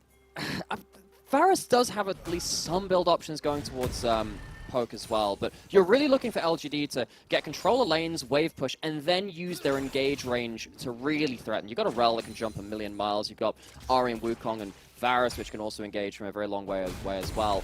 LNG are looking to break that pressure and buy some space for like a huge Jace Sejuani Aphelios combo to really blow open the map and stop LGD from running over with an early game advantage. See if they can do it. There's a heavy trade in the mid lane there, but going fairly even. And I feel like just looking at these solo lanes already, you just know it's going to be quite an exciting one, don't you? It feels like the solo laners are feeling aggressive in these matchups already, as Zika, you know, willing to blind that Jax. We need to see him have a good performance today on a pick like that. It always feels like one of those picks that some teams are much more confident to go for blind than others. Good charm from Haichao, but he stepped up a little too much. Meteor hovering. Good play from the LGD jungler. He needs to be like this as well, though, because there's kind of like a bond of trust between pushing lanes and junglers, right? Where the pushing lanes say, we will roam to wherever you find a fight in the jungle, but if we come under fire, you need to be there to protect us as well. So Meteor in the right place at the right time to help out this Ahri with the early push. And interested to see, of course, how Haichao will do. On my main champion, I always have it's a bit of a way to die. I feel like we've seen so much Ahri at pro level, it's kind of removed some of the special nature of you seeing my main champion pro play. But when you see the special performances, it really does make it hit harder. Yeah. I will say Meteor as well, like, really, really solid stuff to re-Tarzan on that initial play. But again, like, I've started to just expect this from Meteor. I've started to expect, like, a good level of performance out from the LGD jungler, which... The fact that his team is in 17th place says a lot about his individual performance across the course of the year so far. Like, Meteor has had a commendable split. And, you know, a few years ago, Meteor really was a standout player in the LPL in that jungle role. So it's good to see him coming back into form because I feel like he had a couple of rough years.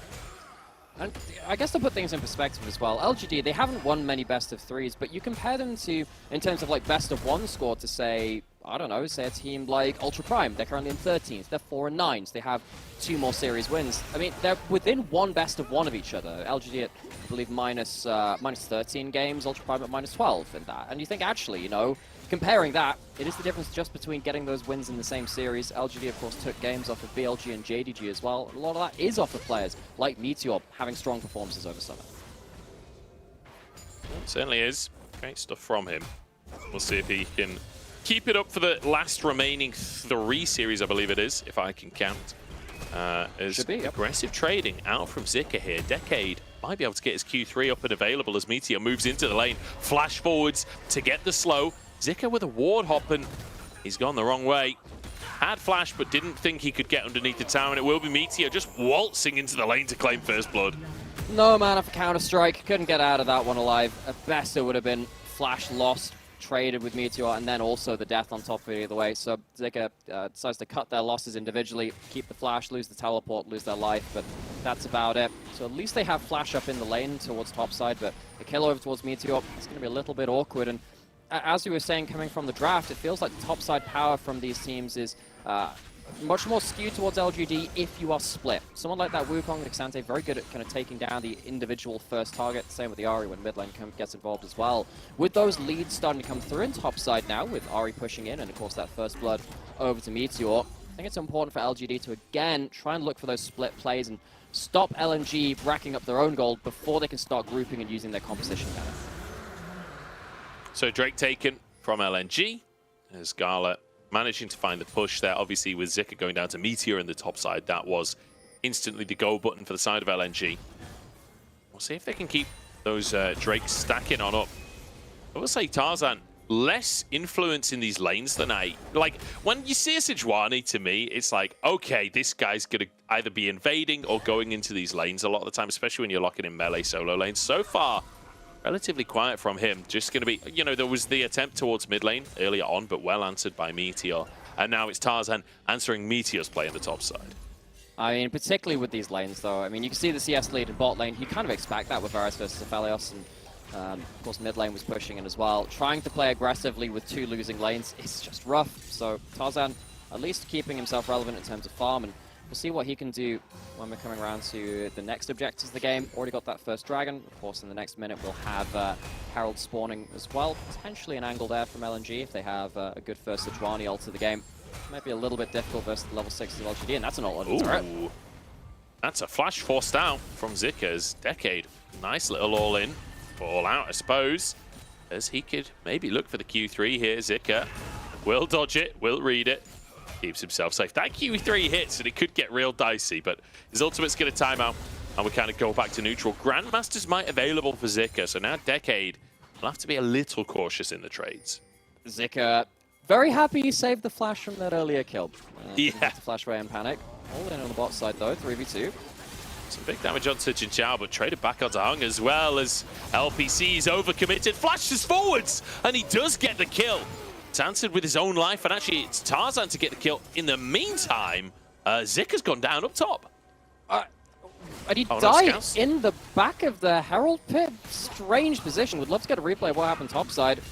Scout at least pushes in a wave towards this mid lane. But again, you can see that even in these early fights, the Varus has so much value and can do a lot versus the Aphelios. You know, usually... oh, hang on!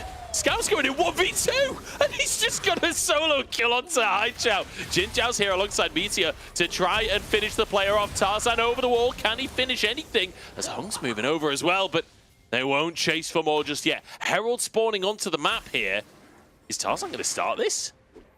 I think he can afford to, knowing that Haichao will not be back in time to contest this Herald early enough. So both supports were on the roam. We're going to get a replay of first the bot side play. So this is why we're seeing a lot more Varus, particularly into something like the Aphelios. Varus gets to go towards the Shiv, which kind of extends their mid-game power, which means that you can play through their early power.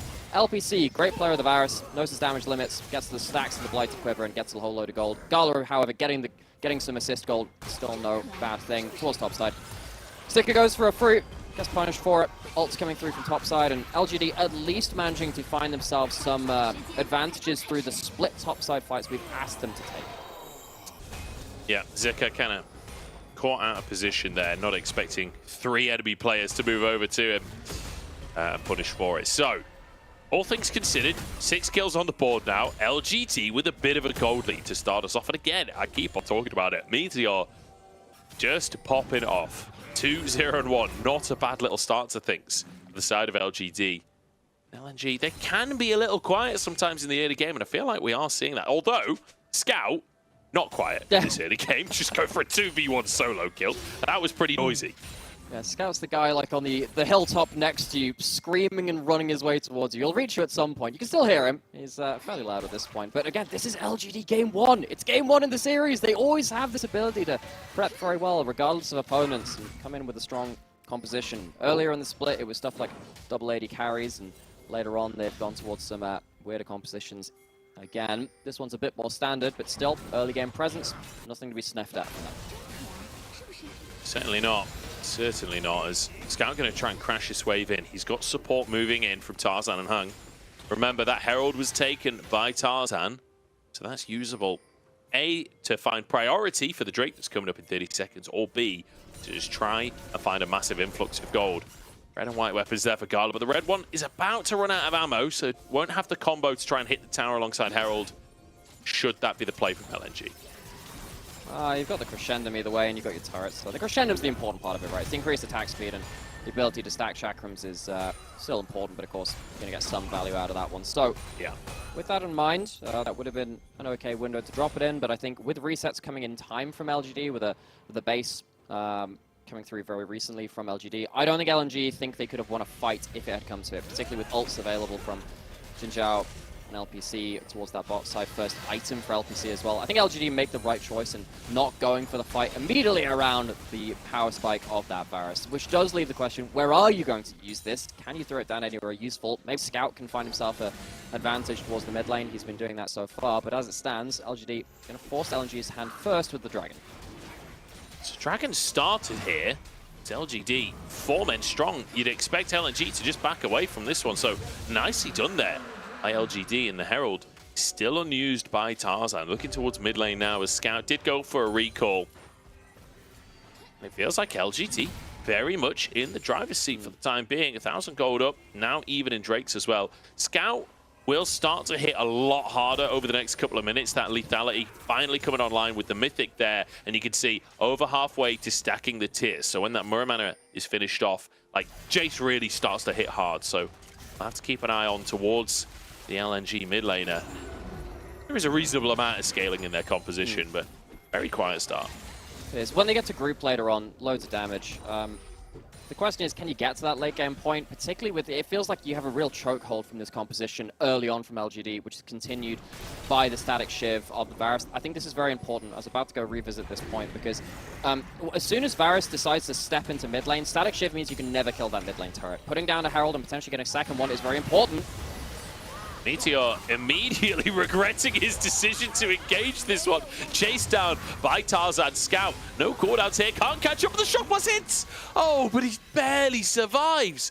And Haichao will protect his jungler. Meteor got away with that by the skin of his teeth. It does, but you understand why they go for that play. If you can stop that Herald going into mid-tower, it means that your play pattern of just controlling mid-wave with Ari's early wave clear and then Varus stationing himself there later into the game with a static shift becomes so hard for LNG to play around. LNG getting that Herald into mid-lane tower, potentially getting a second Herald later in as well. We'll see if they can get that objective.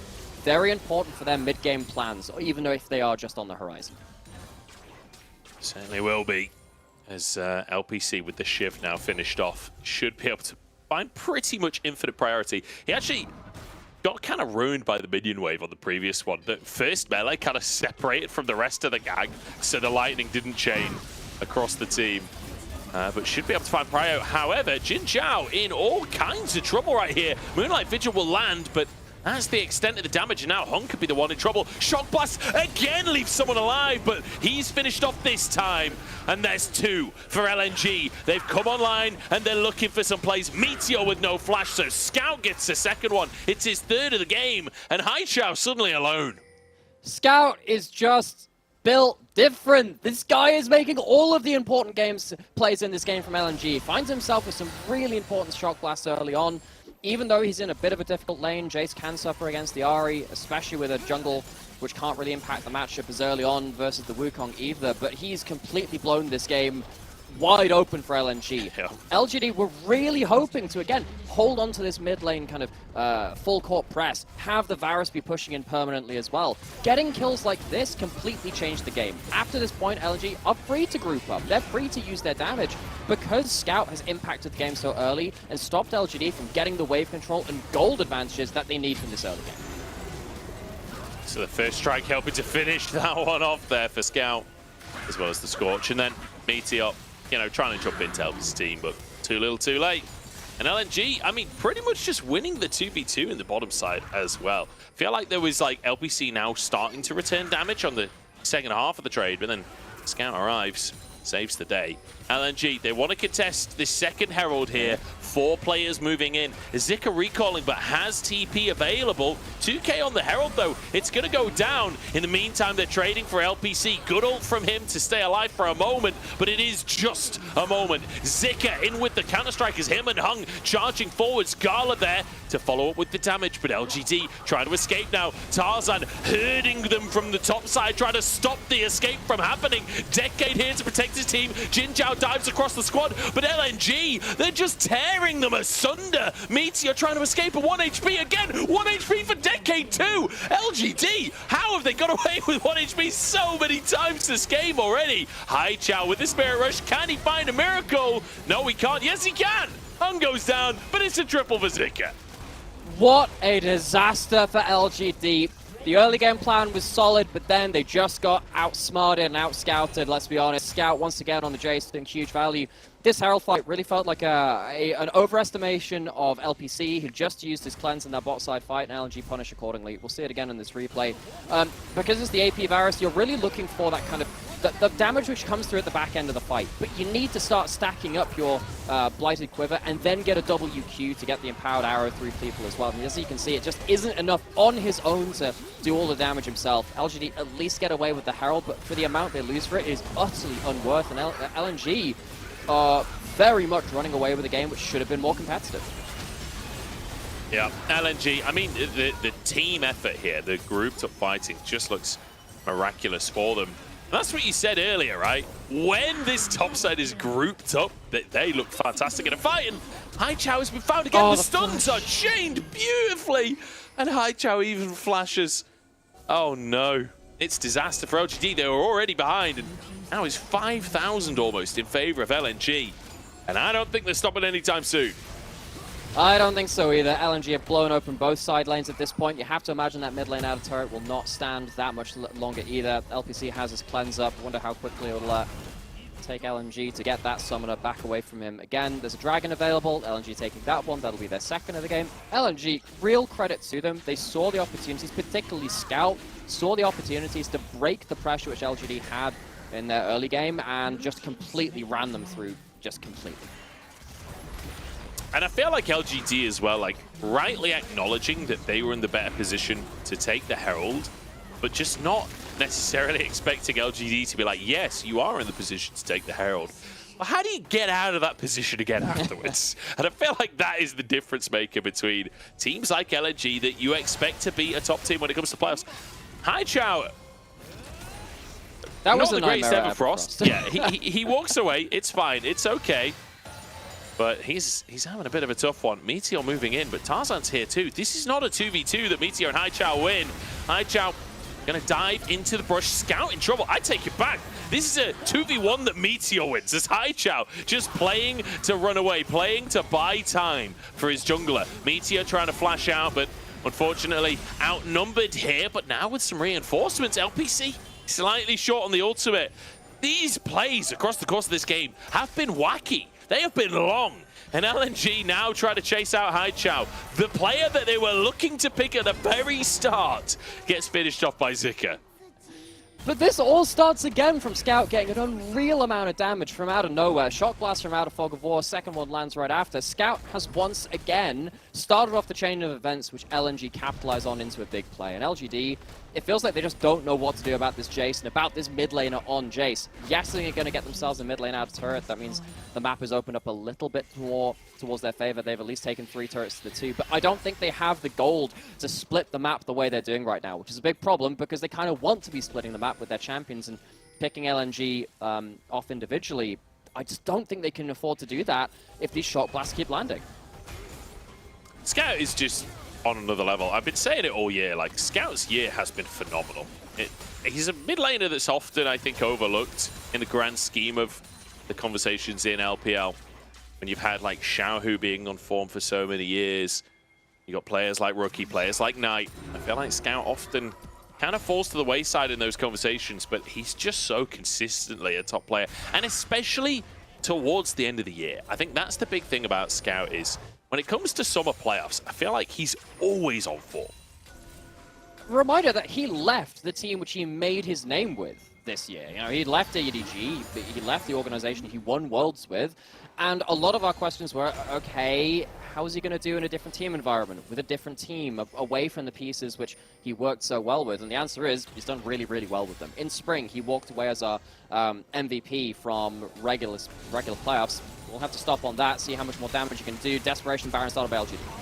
LPC is not going to be allowed to play League of Legends today, as Hung is just hunting him in these fights. Haichao threatening in the back though, and LGD starting off strong. You don't have to deal with Scout if you just kill him before the fight starts. Hung goes down as well, and suddenly LGD are back in the game. Gala, Tarzan, Zika, what do you got up your sleeves? Especially Zika, he took all of the gold from the team in these earlier scraps. Let's see it pay off. Jumps over the wall to the team as Tarzan then dives back into the fray. 3v5 here, and it's Tarzan aggressing onto Jin Zhao, but Meteor moves over. Gala has got to find some damage as Tarzan gets on out. Zika! In goes Zika for a little bit more. 1 for 1 though, as he's taken down by Decade.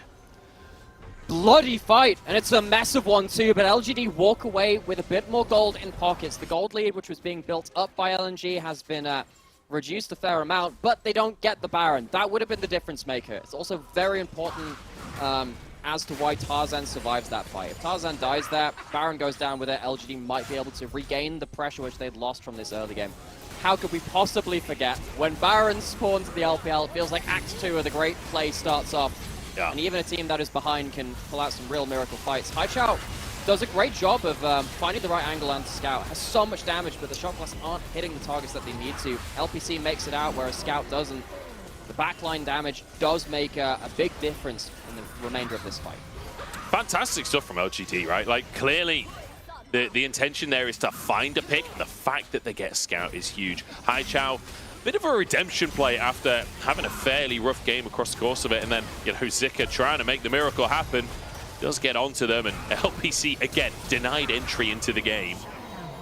But I don't know if that's a worthwhile trade, though, for Zika, honestly. I'm pretty sure Zika had a bounty. There's LGD. They're just going to start it off again. All right, well, Zika, speaking of not worth, he doesn't have teleport. He can't make it here in time. There's a lot of execute. Oh my LPC! I mean, that's half his health. It's half his health. Jin Zhao over the wall here. Gala, Gale forces, and then dodges the charm as well. It's clean as hell from Gala, as you would expect. And now the rest of the team is into the meat grinder. Scout has so much damage. He grabs himself a triple kill. Wait, Decade's in the back of the pit. Is this going to be what I think it's going to be? Scout with 4. He's had a magnificent Jace performance. We've seen how much the shock blasts do. He has flash. He's shown on the wave. Can he find the shock blast? The CC is going to come on in for Tarzan. Surely sacrifices himself for the pentakill. Scout is back, baby. MVP of spring, well on his way to contend it for summer as well. This Jace has been a one-man army in game 1. LNG are completely winning through their mid laner. This is an unreal performance from Scout on the Jace. And from the word go as well, like those early game scraps, he was winning out. He was getting his items online so fast, and now 3 items as well as his boots at the 23-minute mark. I feel like unless they get a pick on Scout, there's no way for LGD to win a fight. It feels really hard. Maybe Zika can put out enough damage, even if Scout goes down to that point. And Gala has a ridiculous amount of damage at his own kind of right of things too. So LGD, they're left with a lot of very difficult conundrums put on the table in front of them. At least they've got themselves a mid lane outer turret. That'll feel okay for them. It's very hard to take that turret as soon as the static Shiv Varus turns up, but they're going to have to leave that mid lane at some point for Baron of this Dragon. Dragon is already getting absolutely deleted off the Rift. They're not towards the top side of the map early enough. It really feels like it just rinse and repeat. Go back to the Baron, hope you can find one of these awkward fights that LNG can't cover all their angles of defense for. And now, priority in the mid lane for LNG as they start to move over to contest this Baron. Meteor has a fantastic position here, but Scout does too. Haichao has been spotted, and he's the one that they're just going to jump on and almost one-shot. Haichao gets over the wall, and now Tarzan has to try and survive. Has to help Gala get out of dodge. Jin Zhao knocked up here. Shock Blast goes in, and LNG onto the attack once again. Onto the front foot as they chase Decade down. He'll find Tarzan over the wall, but I don't think he can survive this one as Gala goes in, knocked back towards him, and my god, he's tanky. Taken down and nearly took down Gala with him. The rest of the team escapes. Haichao soloed out very early into that fight to the point where he doesn't die, but he's out of the fight. Scout picks his angles well, as do the rest of LNG. So LGD's kind of remaining play of, well, let's just try going back to the Baron and force LNG into a bad position. Doesn't work out yet again. It happens the time before that, and they give a pentakill over to Scout, so I guess it's not the worst case scenario. We've already seen that one happen. LGD now staring down at a Soul Point coming in from LNG, and this game is not getting any easier anytime soon. Certainly not. These fights have been so weird across the course of this game. Like, we've had some really long, extended fights where it's like one or two players really perpetuating it, while it feels like half of the team is not ready to commit to the rest of the fight. Jin Zhao could be in trouble as Tarzan's found him there. Scout with a Shock Blast, but I don't think the rest of the team can really follow up. Yeah, that's one of the tankier players on LGD that's getting almost half health from one Shock Blast. Some of my favorite memories of early League of Legends for me was, oh god. Season 3, Season 4 was about when I started watching Pro League, and if anyone remembers Poke mid lane Nidalee from back in that time, it was an era of audiences just go with that intake of breath whenever a spear would land. Feels like we're at the same kind of point with this Jace in this game. You just have to wince as soon as one of these skill shots lands. Back at it again. Yeah. Jin Zhao has to go right out of dodge once more. Scout, I cannot really overemphasize how much of an impact this player has had on this game. He has single-handedly one-man armied LNG's way into a dominant position in Game 1. And this feels almost uncontestable for LGD. They're going to try and get into position, but LNG instantly respond by just running at the player that's TP'd in. Decade trying to get out with his life, and will be able to do so, but Meteor has been found on the opposite side of the play. Zika starting it off as Jin Zhao, no flash available. Support picked up. LNG didn't even want the Baron, they just wanted the picks there in. Decade with an all-out try and pull himself to safety. Chased out by Zika as in goes Meteor, trying to make the hero play, but gunned down by Gala. As LPC next target, Haichao trying to escape as his AD carry goes golden, but they'll both fall in the end. Tarzan looking for more, and the flail finds its mark. LNG are indomitable. Feels like it's just the paperwork left to seal this game into the record books. LNG, they haven't finished the game just yet, but it's symbolically been over for a great long time at this point. LNG going to take Baron, they'll reset, they'll be right back onto the map in time for their Soul Point. Hextech Soul to be on the map as well. We've barely had a chance to talk about the Hextech Soul because that Soul isn't even deciding the game. LNG outfighting and brutalizing LGD have done that themselves. LGD, it was their weapon of choice to try and pick fights around the Baron and force LNG into awkward approaches towards that earlier into the game. And now LNG are doing exactly that to them. They can't cover all their angles in terms of vision, and these Shock Blasts firing in from infinite range are just way too much for them to do. And again, I like the attempt on Scout there with LPC getting long-range damage. Meteor trying to follow up. Like, I do think trying to find Scout is the answer. It just feels impossible to get him, doesn't it? With the flail, max range from Tarzan. Playing Sejuani as a poke champion, apparently. Look at this build from Tarzan as well. The redemption coming through, the Knight's Vow. Like, he is full support Sejuani, and he's still got over 3,000 health. I mean, this is the guy that revolutionized Redemption Olaf back in the Hulk. Oh, whoa! Oh my god! The redemption? Oh, it's not enough. It's not. I thought that was going to be more true damage from Tarzan there. I thought that might actually finish the kill on LPC. In the meantime, Zika just hammering away at the bottom side. He'll walk away, barely even taking damage. Since when is it fair for a jungler to build an orbital strike as an item? This guy is just adding into the damage from his team. LNG, this is absolute styling on LGD, a team that we've often praised for game 1 in a series. They had like 15 minutes of that at best. Maybe just the 10, and that has been all she wrote for game 1. Feels like Tarzan's been playing Valorant recently. He's going full brimstone, the laser from the sky to try and finish the kills. Doesn't quite work out for him, but hey, the game has 23-9, and this slow and steady siege, using these cannons, using the massive minion waves here as Decade tries to thread, tries to clear, but what can you do? And the poke is insane out from Scout's Jace as well. It's slow, like this is painful to watch. LGD just slowly but surely bleeding out. They have no way to do anything about it except Meteor going in. Gala's been found, but it's at the cost of 2. Scout's alive and it's all that matters. No way does he do it twice in a single game here. The Scout charging out for more. Haichao will be found by Tarzan. It isn't going to be a second pentakill, but it is going to be domination from LNG. What the heck did we just witness? LNG, that is more than playing with food, because it wasn't like they were, you know, giving LG an easy time of it. That was just brutal. It's like a Mortal Kombat brutality. Like, what is left of LGD after that game 1? Barely anything.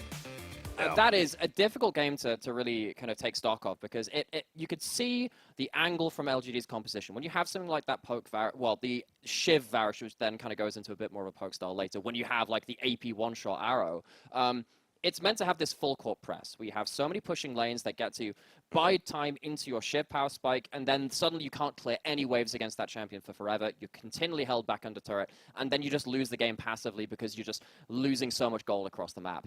Scout changes that by getting a huge play towards the mid lane first, and then using that pressure to go bot side and then blow up in the entire map after that point. LNG played well as a team, but there is no way in hell you can convince me that if anyone else is playing that Jace, it would have worked as well for LNG. Yeah, I felt like Scout just had an like the fact that before he'd even finished a full item, he was landing those shock blasts for like a quarter of people's health, which, you know, isn't like game-changing damage at that stage in the game. However, like, when you miss the shock blasts early on in the game, it's a big deal because it's a huge cooldown. Whereas if you just hit them all on multiple targets like Scout is doing in the early game, then Jace becomes this like mind-bogglingly overpowered champion. Here's a question then. What percentage of damage do you think that he did in this game? Because I think it's going to be ridiculously high. I think it'll be like 35%. I think it will be an absurd amount of damage. I think Zika will be ruining it though. Zika did a lot as well in the fights. But Jace, I think it's going to be. I think it's going to be in 40%. I think it's going to be above 40%. Really? The amount of multi-man shock blast was absolutely absurd. It's going to be a high number regardless. I'm just wondering exactly how high. Yeah, I wonder. The thing is, you got Gala as well on an Aphelios, so I feel like there's a lot of like passive damage that Aphelios does that's not as like visible as some other AD carries. So I don't know. We'll have to wait and see. But yeah, a lot. That's a lot of damage anyway. Lot is the answer. That is ridiculous. Again, Scout, we're going to sing his praises an awful lot, because when you see a game like that, how can you not, honestly?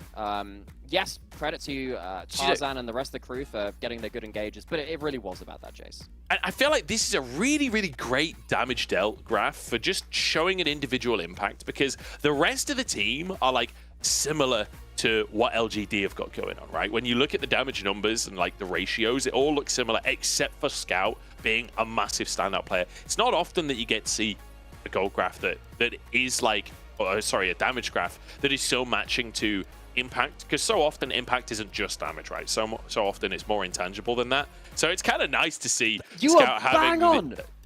35%! Oh, man, look, I don't want to brag or anything, but turns out I'm an absolute genius. By the way, Tarzan didn't die. I didn't notice that during the game. 2-0-20.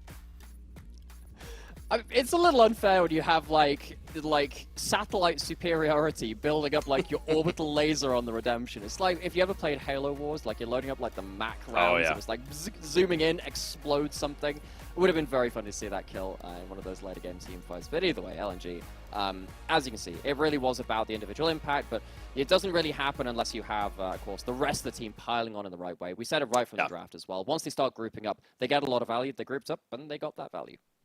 Yeah, phenomenal stuff. I just on the topic of Halo Wars, actually had the highest rank you could get in Halo Wars. I played the crap out of that game. So if you ever want to talk Halo Wars now, Mera, I'm the guy. I'm your guy. Fantastic game. I wouldn't have thought of Redemption as the link, but I'm here for it. I'm absolutely here for it. We're going to jump into a break, and then we'll find out how things are going to go in game number 2. It's usually game 1 that LGD are at their strongest, so I'm a little nervous for them coming into the second one. We'll see what LNG have up their sleeves. Sandbox is just saying, well, you guys aren't going to go on Elder? Well, I'm going to win this game.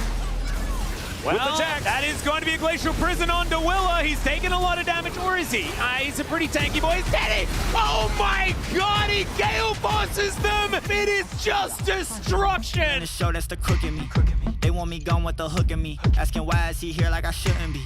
I've been on grind since I 10,000 hours the motto. They see the bag is coming now, they flocking to me like I won the lotto. It's all going to be about Light, what he's able to do. That's Infernum! They're all grouped up, he's got Infernum, and he's gonna burn through the whole team! Care though, popping off on the opposite side, trying to end the game, jump straight on towards Light, but Light turns it around, no! It's over! Finally falls in the end! Care's got 1 HP! Wei doesn't have any damage, and the Nexus is bare! Wei, his buy tank shows up in just 5 seconds, and Care doesn't have the damage to actually finish the game here! Shamu respawns, Home Guard, flashes forward, and finds Game! He saves the game! Back on the grinds, back to the business. Hey, God is my witness, they watching my moves, I shows they binging. まだ3コアというところは到達してないですから、ここのちょっとダメージ差というのも気になりますね。さあ、バックラインのテレポート、前からはグレイシャルプリズン。さあ、まずはナップへフォーカス集めていきました。空の反転上のマジ完璧だ。さあ、リッキーが到達した頃には3キル獲得成功。クレストゲーミングアクト、家臣がボイドラッシュで追っていって、ホグレット。リッキーが空こそ取り返してキルするものの I'm killing competition, ain't no revival. I shoot it to kill it. I'm aiming for vitals. I'm showing no mercy when facing my rivals. 그리고 전령은 아직 마무리 지금 이제 되고 세주아니. 예. 날리지 못했습니다. 실비. 메이커가 살짝 했고. 나랬다. 저항임상 살기 바쁩니다. 동체 이미 히트가 됐기 때문에. 근데 썬디알. 추가적으로 제우스 쫓아가다 든든을 잡았다. 타워로 보고 추워 지금 전투력 몰아붙여 에이스 띄우자. 제우스 위험한 상황에서 초식의 타이밍도 너무 좋았고 계속 구매라 아이고 I gotta get it, don't mind say. Gonna spot the players as Ultimate's popped in the bottom side, and LWX is here as well, but the Shy just jumps on top of him and tears him to pieces. The Shy is an absolute monster in the 2v1. What a huge play coming out from the Shy. You ain't gonna go for it, get out the way. Yeah, got no time to waste. Can't be with me if you're not at my pace. Arsene TPing down. Can fish for the flank. Has the proto belt. Is a minion. Larson looking to secure groups as a melee minion. From Larson on the flank. Knocked back. Astralis' hopes torn to pieces with a single press of his R button. Just running out of time. Oh no. Cup comes flying in.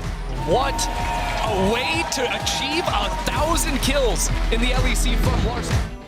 Wanna wake up in my bedroom with you right next to me, holding my hand. Something I could get used to, 'cause you're by my side.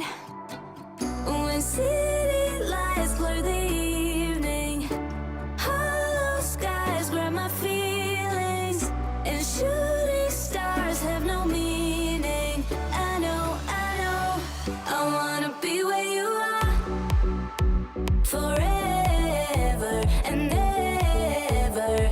I wanna be where you are forever and ever. I wanna be where you are.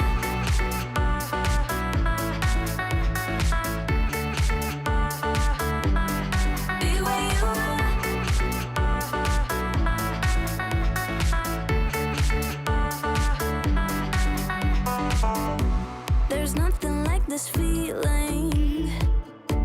Could look at you for hours, don't mind me. Didn't know how much I needed to have you by my side. When city lights blur the evening, hollow skies grab my feelings, and shooting stars have no meaning. I know, I wanna be where you are forever and ever. I wanna be where you are forever and ever. I wanna be where you are.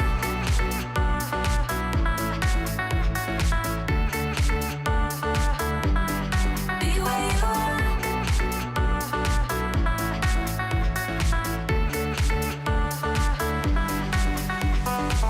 When city lights blur the evening, hollow skies grab my feelings, and shooting stars have no meaning. I know, I wanna be where you are forever and ever. I wanna be where you are forever and ever. I wanna be where you are.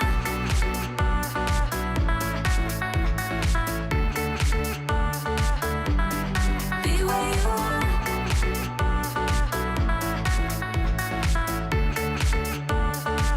I wanna be where you are.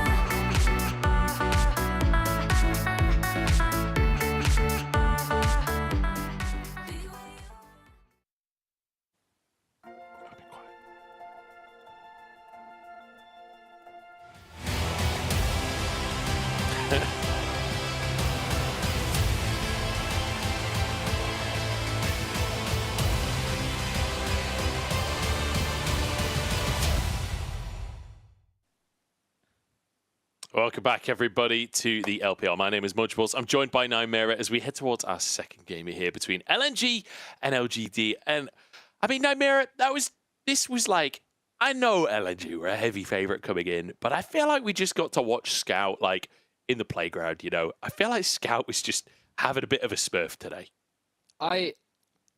There are some games where you see players play to a certain level where all you can do is just sit back and applaud and just enjoy what you're watching. And that's what we saw in this game, really. Scout is going to pick up a mind-boggling 14th MVP, I believe. 13th with before this point, but oh my word.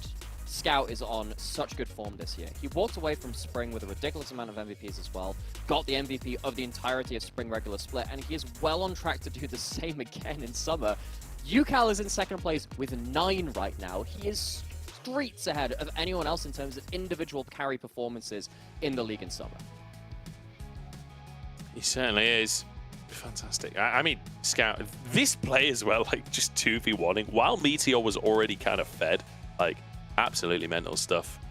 And just everywhere on the map, I felt like Haichao did have the one good flank around Baron, but aside from that, like the mid diff was off the charts in this one. Scout just doing so much in every single fight, it felt like, except the one play where he was found at the start of the play, which was the flank out from Haichao. So felt like, you know, and I feel like I'm just saying the same things over and over again, but when you've got Scout performing like that, what else can you say?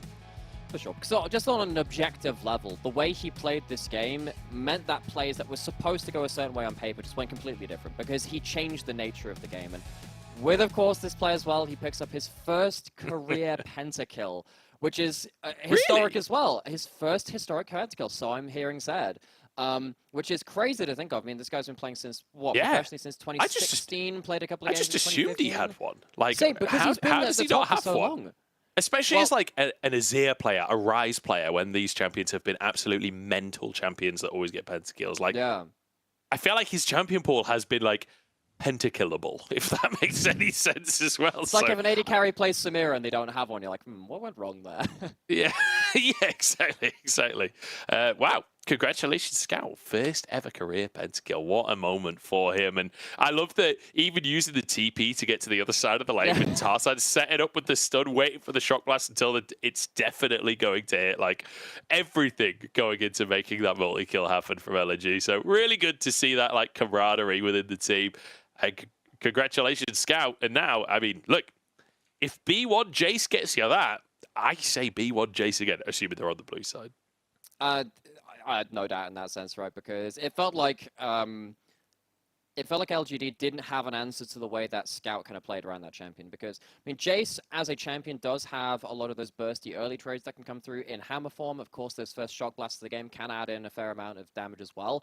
And they can do that from a very long range away. It's not quite semi-global, but it feels like it, you know? I mean, LNG played around that combination very well in spring. They played a lot of Jace Elise, where Tarzan would invade an awful lot. And then you just have, you know, the shock blast from over your shoulder, adding extra damage into your kill trades. And it feels like, once again, Scout has used that potential very, very well. So now you have to ask yourself a question from LGD again of, okay, if this is going to be a big problem in the mid game, and there are too many champions that either Scout or Gala can add into the play that can just explode a mid game fight, how do we lock them down again in early game? Because it felt like the idea of pushing lanes in mid and bot and then having a Shiv carry to just lock down mid push for forever, that's a good play to do it.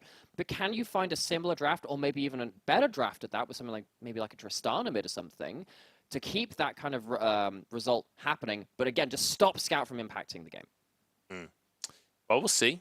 I mean, Tristana has been so consistently banned over the last couple of weeks, it feels like. I've given up on seeing Tristanas in my games at this point. Like, I'm just hoping that I get to see, because I love watching Tristana. I feel like I'm always rooting for a Tristana to be locked in, but I feel like it's banned so often now. Especially, like, one team will ban LeBlanc, and then the other team's like, well, now we're banning Tristana.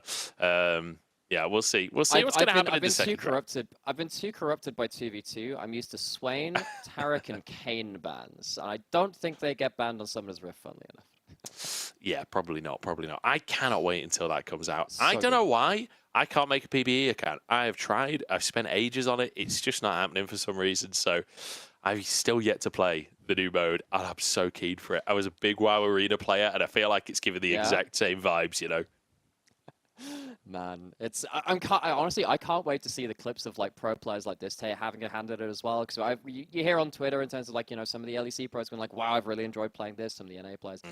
I really want to see LPL players, and maybe even some like the Chinese super server like Kiana One Tricks picking that kind of mode up as well. There are so many players you look at and go, yeah, they're going to make an awful lot of content out of this one. Yeah, big time. And I feel like it's just an exciting time to be a fan of League of Legends, isn't it? When we've got a new game mode coming out that everyone seems on board with. I'm certainly here for it. We'll see if LNG and LGD are here for it. Actually, we probably won't. The odds of us knowing anything about their stance on 2v2v2v2 by the end of this series seem extraordinarily slim. But, you know, maybe we can get Wendy to ask him a question in the post-game interview. Maybe it's like, oh, so actually we reverted from, you know, from 13-13 to 13-12, and now we're reverting from 13-12 to 2v2. We've changed the game modes. And actually, I used to dream of pro ARAMs. Maybe this is just the next one. Magma chamber. Give me my magma chamber. I was promised this years ago. I would just quickly mention. Scar. Yeah, sorry. No, I'm just messing. Go on. No, you're all good. You're all good. I just want to correct something I said there, and I want to raise expectations. There will be no interview because we're in Suzhou right now. Then we're going to Shenzhen later today. So there are no interviews today. The interviews only, for anyone that doesn't know why we sometimes don't, sometimes do, the interviews only happen in our Shanghai arena, except for special occasions. So, yeah, if we're not in Shanghai, which we're not today for either of our series, you don't get an interview. There you go. Fun fact of the day. And then obviously a lot of our teams have their own arenas. This is LNG's home ground. Of course, JDG built their own arena this year. That's been a huge stadium for them. They've had some great games coming out of that one. Allows some very varied fan experiences for the various different fan bases. Yeah. And, you know, having your own arena means you have to travel less, which, yeah, no, there are certainly opinions available on that fact, but we'll move on. Azir, Vi, take it off of the board. LeBlanc, Kaiser as well.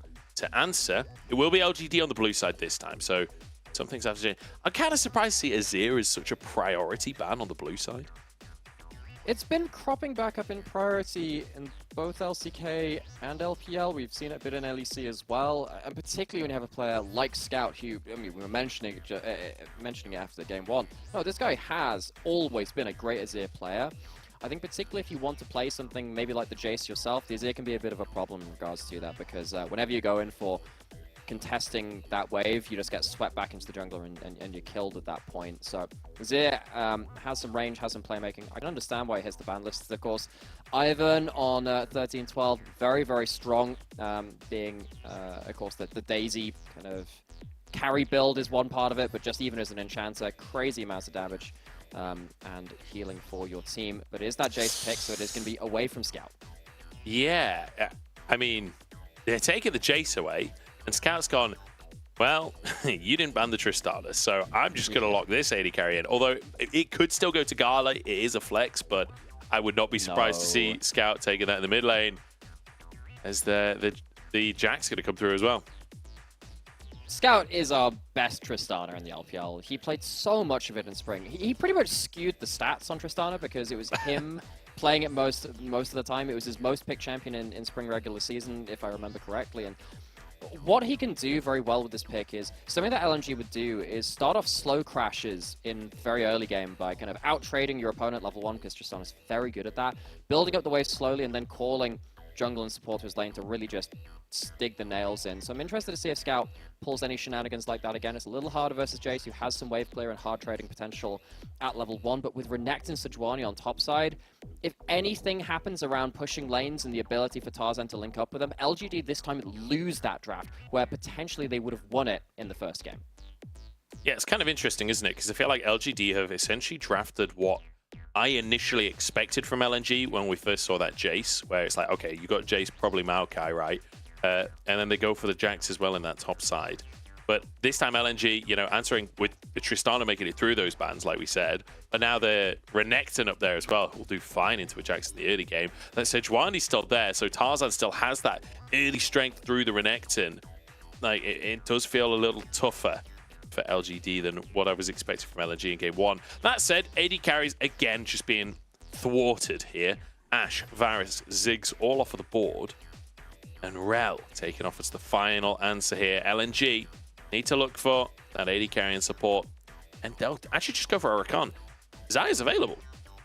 It is, but then you're full AD into Maokai Jax, which can be a bit of a pain. I was wondering if they were going to pick up one of the AP/Static Shiv carries in that bot side, but they banned away 2 of them on their own, right? So they lock in support for AD carry counterpick.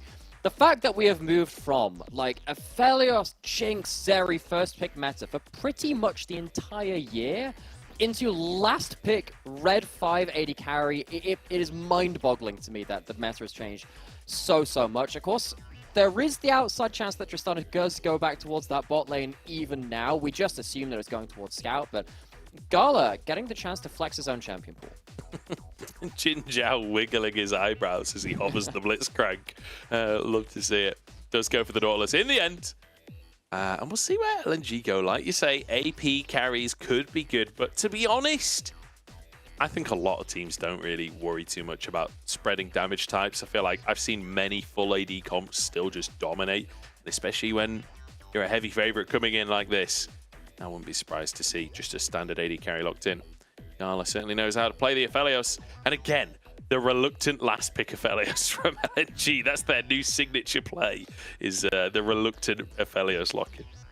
What we have now is, we've seen this a couple of times. We have pretty much full AD from both teams. Yes, you know, the Rakan, Sejuani, and the Maokai Nautilus will add in some magic damage. But on the whole, if you're hitting tanks, they are absolutely loving that. Something like that Renekton or the Jax can sustain through a fair amount with something like Jax with the Divine Sunderer, or of course the empowered Q from Renekton getting an awful lot of healing with the Gore Drinker. So if you get to hit frontline to frontline, these fights could get very, very brawly. It becomes even more important to hit the backline, who don't really build up resistances. That's why full AD compositions, you can make them work, because at the end of the day, the carries don't build resistances. If they're hit by anything, they're still going to take a lot of damage. So pay attention to that backline access. If you can hit the enemy carries before they hit yours, you're probably winning these fights. We'll see if they can get that kind of front-to-back action going. I've got a feeling the pacing in this game is going to be a little aggressive from LNG.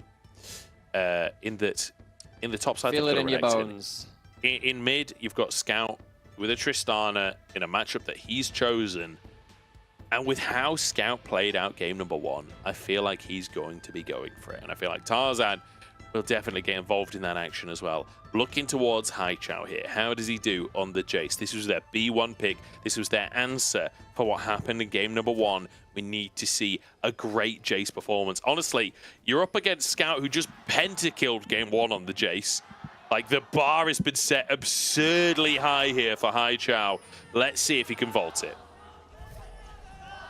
It could be even scarier again. Scout has an early winning lane on the Tristana. This champion has been banned so much in the LPL. Teams like OMG played a lot in the bot lane. Abel has been a big player of it. But in mid lane, Scout has always played it the entire year.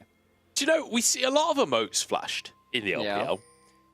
Zika just walked into the river where he knows Decade is and just flashed a white flag at him. Is it me, or is that like the most BM level 1 emote you can do? Like, just surrender, lads. It's over for you. Like, Zika, that was like, that's brutal. That is absolutely brutal. Is this sicker or like Wayward? I don't know. Right? The emote game is crazy. But I feel like Wayward's emotes are a little bit more playful than that. That was just the crying that's like Amumu. bullying. The crying Amumu is the Wayward special. The hilarious thing about that is that we heard an interview from Aki saying that he could tell whether there was a ward in the bush he was standing in because he would emote at Wayward, and, Yes. and Wayward would emote back. I just love that. I thought it's like one of the funniest like LPL interviews. I don't know why he told everyone that, because now obviously Wayward's going to stop doing that. He probably had no idea that was even, like, it was probably just pure habit. Oh, hang on, flash forwards. LGD want the level 1 fight. Gala forced to flash as well as Ignites are traded on both sides. It all fizzles out in the end, but 3 summoners out from LNG versus 2 on the side of LGD. I think that's quite important because that will now probably stop Gala and Hung being able to move out onto the map, or at least having Gala sit somewhere safely and having the Rakan be able to roam early, link up with Scout and Tarzan, especially if Scout has pushing lanes like he currently does. So LGD getting an important early win in terms of summoners towards that bot side. Next really step for that is just making sure that this bot lane is completely locked under their tower. They'll try and do that. Tarzan in the area for now, as ward's going to be dropped in the river for both sides. So the odds of a jungler getting in here outside of a lane gank, like unspotted, it seems extremely low. And you expect that to just kind of pan out as it is. LPC and Jin Zhao, good little start to the lane to get themselves an advantage, but it's the solo lanes we've been talking about across the course of today as Zika waving that white flag at Decade early on. I feel like he's put a lot of pressure and a lot of focus on himself for this one now. Like, I'm going to be keeping a very intense eye on Zika across the course of this game after that level 1 behavior. It's really funny you mentioned oh, why did Aki say that in the interview one time? It reminded me of an interview between 2 of the men's singles players from tennis ages ago, where one of them had figured out like a tick, kind of like in poker, right? Where you can tell when someone's doing that. You could tell which direction he was going to serve because he'd like bite his tongue when he served to the right and then to the left or something like that. But he had to let those points go because he wanted to make use of it for a longer time. Have to really see if that does become a bit more of a thing now, if they don't get to use that again. Knock up from Hung in the bottom side. It's just going to be the trade as... Oh, hang on. It's not just going to be a trade. Meteor's here in the tri-brush. Gala won't be able to clear the wave in time as LPC actually tanks the tower shot and 1 minion remaining. They're going underneath. No summoners for Gala here. He's taken down first blood, but Hung with a knock-up. Oh, the minion survived too long. It was 1 HP, but it's enough to take a tower shot. What? Meteor, how many times have they walked away this series with 1 HP? Flash from Hung to finish it off and go 1 for 1. I think that flash means that there is at least an assist onto Gala. Gala won't be able to use that gold, though. He was already out of base. He'd already shopped and didn't get that extra gold. So no extra combat stats for Gala coming back out onto the map as a result of that assist from bot side. LNG, they lose out a little bit towards the bot play, but I'm going to go in towards the replay to see how, of course, all this happens. Good job for... I think it's the right instinct to try and clear out on the wave. It's just not on the right timer. So LNG, they don't get to stop the wave hitting the tower. And of course, losing a little bit of farm towards the bot side. Hung, like, they definitely had like the clear idea of we need to clear these minions ASAP. Hung even getting an auto in on that minion, but just left it on just a tiny bit of HP. And unfortunately, that was enough. Either way, Hung saving the day with that kill towards Meteor. Luckily for LNG, there wasn't that big of a wave crashing, so it's not like Gala lost a ton of minions. And on top of it, LPC didn't get the kill, right? So all things considered, the LNG bot lane sort of getting away with it a little bit. Jinzhao moving into the mid lane and waiting for the jump as well. Scout will still take a heavy trade here. Nice bit of play from Jinzhao so far this game. And that's just after Scout CP. Look at the cooldowns, right? Scout, he's come back out onto the map with the Summoner spell, but he won't be able to stay in lane after that point. He took too much damage on that big roam up towards that. That buys a bit of a reprieve from Haichao, which is important. We did say that Tristana are very dangerous in the hands of Scout for early lane push and the ability to really control mid lane into the enemy jungle. So brief win there from LGD. Once again, early game's going okay for them. Ults from both sides here. Decade. The Grandmaster's might will keep him safe. Lower HP as Zika moves back into the lane. And remember, Renekton in this matchup, if you keep getting lower and lower HP, Renekton starts to win out by default just by having sustain that Jax doesn't. Obviously, he can get a bit of sustain with the grasp when he gets the Divine Sunderer on. Here we go, though. Jump in from Scout. Knocks him towards Tarzan. I don't think Tarzan was ready for that. I think Tarzan was ready for that, but the hammer blow knocks Scout backwards. The bomb damage wasn't a threat, and Haichao somehow gets out without his flash. LGD will get a dragon. They are winning out in this early game comparative to what they should do. Particularly with what was happening around this mid-jungle, it felt like Scout was getting push in. It was going to be hard for Haichao and crew to start moving out onto the map, but with some early game plays, feels like LGD once again in the first few minutes of the game have at least a decent enough read on LNG to get some early game advantages. And we're waiting really for the mid-game spikes to hit now from LNG, or at least this Herald spike. Very interested to see what happens around Herald. I think there are a lot of champions in LNG which can fight well at their ultimate marks. Because that's where they started to find their objectives earlier into the last game. I think that's the thing as well, is like when you think back to game number 1, yes, it was a very dominant win for LNG, but it wasn't a dominant early game. It was like, you know, well, I mean, it was still kind of the early game. It was like 10 minutes when they started to like really win fights and get a gold lead. LGD had the gold lead for the first chunk of the game. So looking towards LNG, when it comes to those scraps and how well they do there, you still expect them to perform. But so far, so good for LGD. Tiny little gold lead to work with, but still, a gold lead is a gold lead. 10 CS lead in that bottom side as well, as Tarzan is just going to waltz into the lane here. Gravitum to start it off. Jinzhao has the flash, but won't have a chance to even try and use it. Take it down. Tarzan grabbing the kill. Is now another 1v1 at the top side. Zika with the Dominus. But Decade jumping out just in time to keep himself alive. So, not able to block out that Calder Meek with the counter-strike from the Jax. Decade held under turret, losing some CS. Zika playing out the early game fairly well in the Renekton versus the Jax, even without Tarzan really paying attention to the lane. Feels like Renekton Sejuani was a combo that was very much a dive threat earlier into the season, but feels like right now, especially in the LPL, the Sejuani has been just kind of using the threat of heading up towards top side, but not really ever visiting the lanes. They don't really need to. They can be towards the bot side of the map where these big plays are happening. The Renekton is doing fine in the 1v1, and it allows you to turn up unexpected towards the bot side. Gala using the utility weapon as well, just the double route, not just satisfied with the one on Jinzhao. Gets enough damage down to secure at least that kill. Yeah, I mean, Jinzhao dropping up a question mark emote right before the play ends in him dying. It's just like immaculate timing from the emotes here. Scout, good bit of footwork. He's about to walk into that shock blast, manages to stop himself there.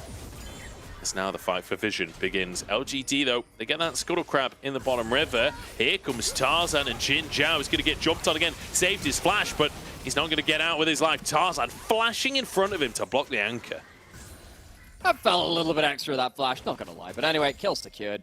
Jinzhao goes down. Now he doesn't have his flash to play around either. Haichao trying to clear the wave. Might get punished for it. Scout kind of low, but Hunk flashes in with the quickness. He's trying to finish the job here. One more auto would do the trick. Tarzan will get the stun and finish the kill off as well. 2-0-1. Tarzan literally having the scoreline that Meteor started game off with. It really is 0 to 100. Felt like LNG were falling behind in the early game, but it's just 9 minutes in. and they get themselves a big victory. They're going to get themselves the Herald. They are losing, however, a lot of farm towards this bot site. So interested to see how Gala can recover in this game. Scout pushes the wave towards mid lane while all this is happening too. So it feels like LNG, they're getting themselves a lot of victories across the map, even with the bot lane situation. I think they're going to come out of this feeling mighty happy, considering how LGD controlled various amounts of the early game. It does feel like for LNG now, you need to see this top half popping off. You need to see Scout having a great game. You need to see Tarzan having a great game, because Gala, look how much CS he is missing here. 3 plates now for LPC, and you can see a 20 CS lead in favor of LGD in the bottom side. So there is even more onus towards this mid lane with Scout being the benefactor of a lot of this early action. That's just a huge pile onto the Nautilus. One of the big problems with the Nautilus, of course, if you're in a losing fight, Nautilus is always a casualty. You don't really get to escape those kind of plays. Flash is used, so that'll be a recurring issue for them. He's the Jarvan of the support role. Yeah, legitimately. When you are into the play, you kind of look and you go, that's a problem. And you slowly wave goodbye to your teammates. Haichao has to do the same on the Jace. Does a decent job of using the phase rush, but flashes straight into Tarzan. Can't get out of that one. And now Herald potentially being used to bail Gala out of this hole in this bot side, but plays called off even with the crescendo active there from Gala. And just a wave picked up of tower for LPC. TPs from both top laners in that top lane as well, so don't expect them to be joining any plays on the bottom side, despite the unleashed teleports here. As actually Moonlight Vigil was used off screen there. Yeah, it was used just before. I think that was a replay for what happened before, just to stop those replays. Potentially that would have opened up a Herald dive opportunity. Again, sometimes we see something like Jinx Ults or Moonlight Vigils just thrown out to try and get a little bit of a leg up on your opposing bot lane. As Meteor moves into this bottom lane, Hung has no time for it, just charging at him. Does miss his ward, but in the meantime, Haichao tries to join the play. The bomb will finish him off, as Tarzan actually getting that one with an auto in the end. Gala steps up. And again, LNG just, I feel like when it comes to these like scraps, when it comes to map positioning, when it comes to finding numbers advantages, this is where they've really been showing their strength today.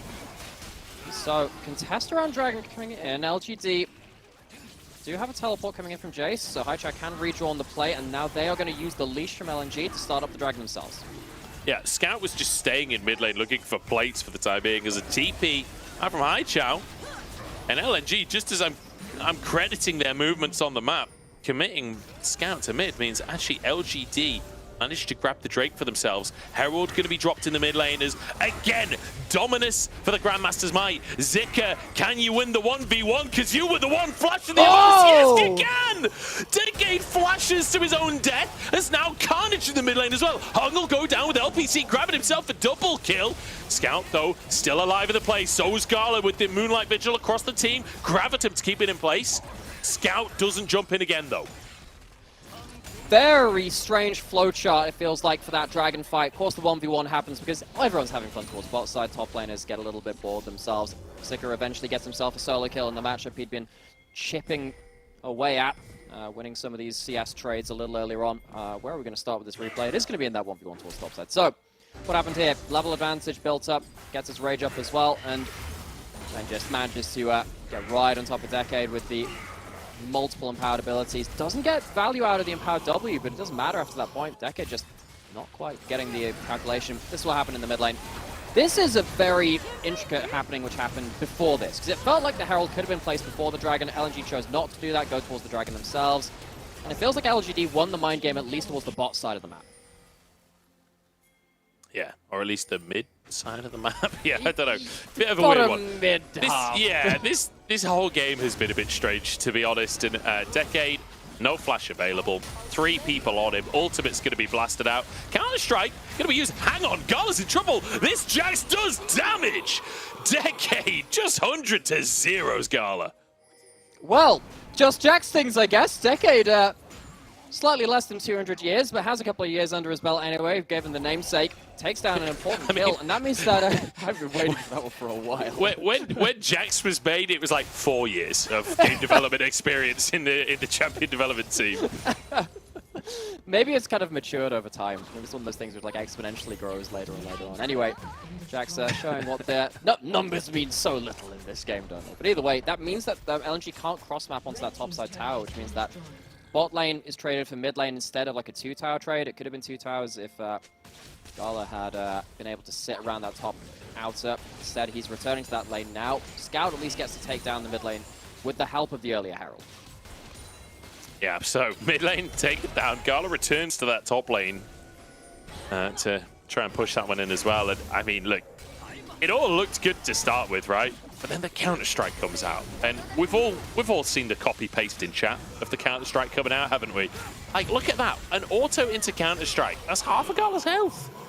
Just the 3-person Grandmaster's Might, and of course, when you put that ultimate, it means that every other auto gets your empowered attack from the passive of your ult. It means that your solo kill ability goes right through the roof. And with Sundra, of course, the occasional auto attack gives a lot of health back, gets you to sustain through to the next play. So, Decade, at least getting some gold back, doesn't change the fact that they're 50 CS down, and they're still going to be very vulnerable on whatever side of the map they're on. And it feels like LGD, they always have to have a cross map in place, because Decade is going to be very, very vulnerable if he's ever left alone in the lane. Decade, can you do it again? Gala's here. This time they're committing a TP from Scout as well.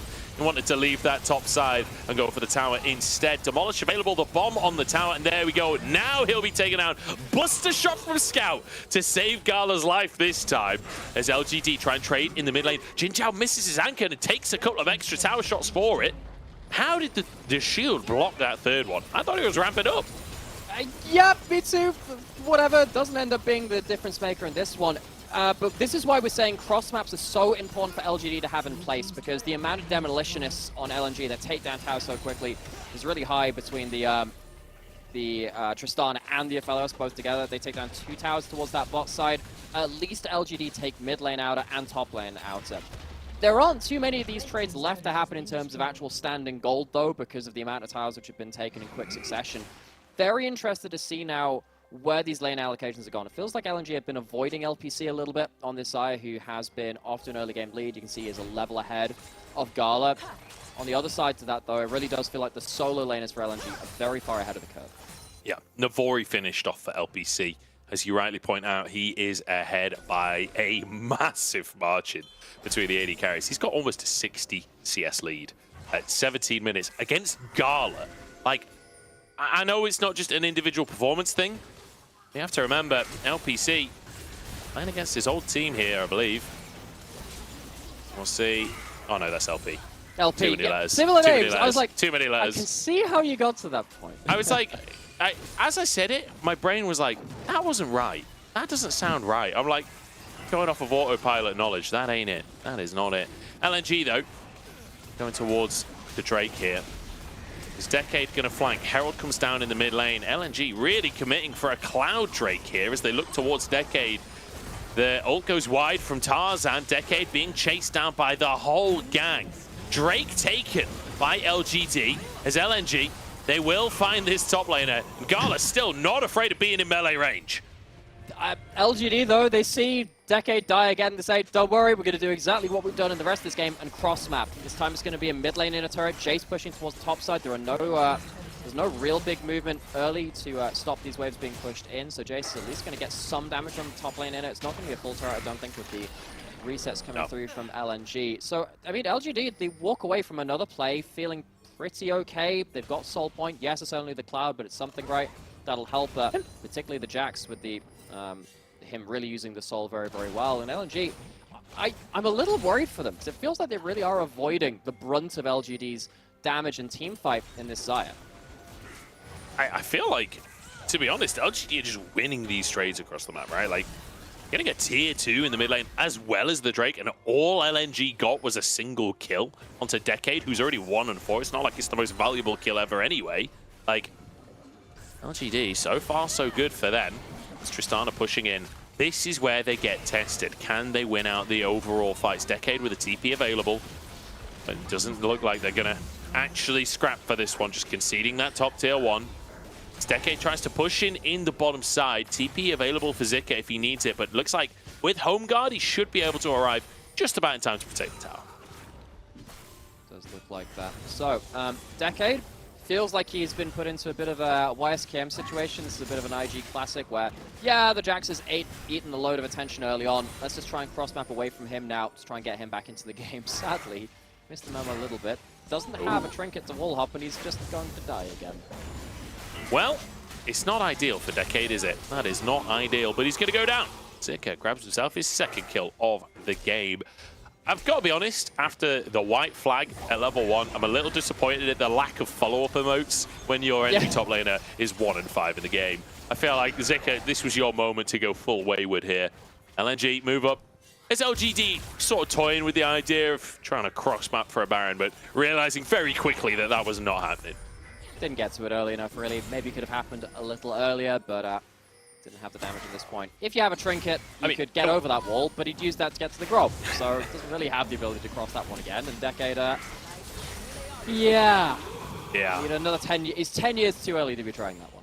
It's actually a really nice timing on the play for LNG as well, because Baron spawned too late for LGD to start it while that play was happening in bottom side. Like, it was, you could see on the minimap in the replay that the timer was yellow. Like, it turned yellow as the play started in the bottom side. Right, so, yes. like, LGD kind of got stalled out by just the timing of the play, as opposed to them, like, not thinking of the Baron in time. We've all been there in solo queue games where you're like, okay, Baron, wait, it's not up for another 30 seconds? What do you mean? So, it messes with your instincts a little bit, because so many towers have gone down. You normally think, oh yeah, Baron's surely available, right? I'm pushing it in a turret. It just feels like the right kind of amount of structure. The natural progression, yeah. Yeah, but a lot of towers have been cross-mapped very early into this game without huge fights around them. LNG have been initiating a lot of them, and as it feels like LNG have started focusing onto Decade, LGD have now started leaving the Jax up. Buster shot! That's a Buster shot! Oh, he's done it! Hai Chow's gonna get solo killed here by Scout. I don't know how that wasn't a solo kill. Hung, I guess, got shielded before the TP to get an assist. Oh no, the TP for TP, but it was too late for Hai Chow.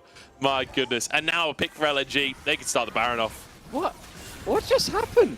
Why was Hai Chow teleported? Maybe he thought he was on the weak side of the map. Maybe he thought he was the one falling prey at this point. Baron is getting burst now. Yeah, they're just going to commit to this one as Jin Chow steps on in. There's a lot of damage coming out from LPC. He's turned things around there.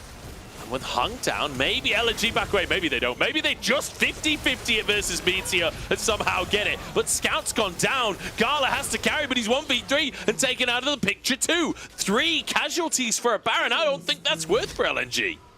And I think we can see now why LNG have been avoiding LPC like a plague. They are really trying to stop him from using this amount of gold and this CS advantage to their advantage in these team fights. As soon as it gets grouped up, you can see that the Xayah has been a little bit hard to reach for LNG. They're not really reaching the Xayah through the front line, and they get to put feathers through the entirety of the enemy team. So, resets back out onto the map. LGD are going to get themselves sold. Looks like it's uncontested, so LNG really not caring about these dragons in this game. And as he said, they lost an awful lot of their Baron buffs. It really is now going to be a question of how much value can they get out of the remaining 2 Baron buffs on the Sejuani and the Renekton. This was just an opportunistic teleport in from Scout, and of course with members on that side of the map. Hai Chow felt like he couldn't run down the lane, had to teleport away. Doesn't get the timing right though, gets cancelled, gets killed.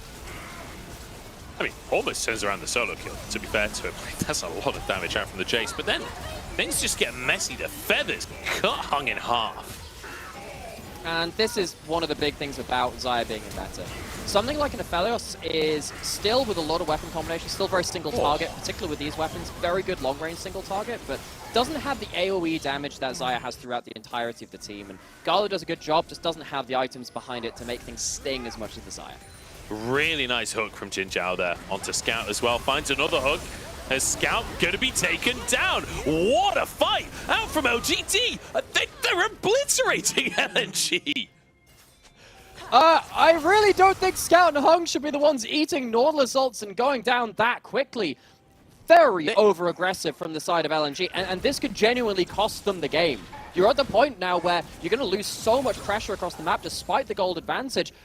The gold at the top of the screen does not matter when LPC is this strong with 3 items. You can see the amount of damage that the Xayah is putting out.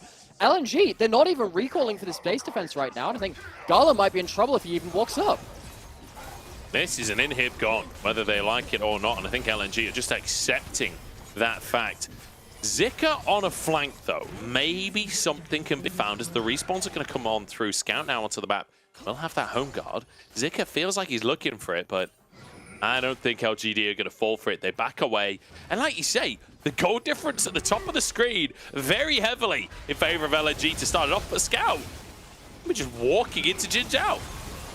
Why are you stood behind the Rakan instead of someone like the Sejuani or the Renekton? That's just very over-aggressive from a player which we praised so much from game one in Scout, and of course the support hung as well. They were in a decent position after you know, most of this mid game. Bit of a fumble around that Baron, and it felt like they hadn't really answered the Xayah question so far, but that's put them into a very difficult situation again now. And again, it's games like this that just make me like mourn for the team that could have been with LGD, because like they are doing such a good job of punishing these little mistakes from LNG, from like, you know, LNG really overcommitting to the Baron. LGD punished them. Now overstep in the jungle for vision. They get punished again. And like, I feel like this LGD team, if they could consistently play like this, they genuinely, they could even be a playoffs team, I dare say. Like, some of these games just look so good. But then, then other games, they just look like they're bashing their head against the wall. The way I've started referring to them is anti-OMG, because OMG will always lose like one random best of one in like game one of a series. Their best of one record would be absolutely atrocious. But LGD, their best of one record is actually very good on the whole. And you can absolutely understand why. If you see only the better sides and the better games of LGD, you can see the potential of this team. The consistency, the double tap in a series hasn't been there. And now we're onto the map again, and again, the gold is in LNG's favor, and you'd say that with a Tristana and a Aphelios on their roster, they don't have bad scaling. They're very strong AD carries when they get ahead of the game, but that's the point. When you get towards the actual individual gold, that's not where the leads are. The Aphelios is behind the game in a huge way. It hasn't been able to safely farm out the game, and despite Scout doing well in his own right, it's not been enough to match the power of what's happening with LPC. Yeah. The one silver lining as well for LNG is, like, even though Gala is massively behind in this game, the supers in the mid lane will help, like, bridge that gap. Remember, 3 super minions is essentially a kill. So if they let Gala just sit in mid lane, he will slowly but surely close that gold gap. It's a pretty big gold gap to close is the only problem. But you can see now, finished off 3 items, so he's getting a little bit closer to that terrifying Aphelios that we all know and love to hate, maybe. I do enjoy watching a good Aphelios, and Aphelios is getting hit very hard on 13-13, so this might be one of the last patches we see him in real. We get a bonus day of Aphelios after the shenanigans early on. Bonus day of Aphelios. for anyone who missed the start of today, this series was delayed. We were meant to be on 13-13 to start the day off, so that's why it's a bonus day. This is pre-nerf Aphelios.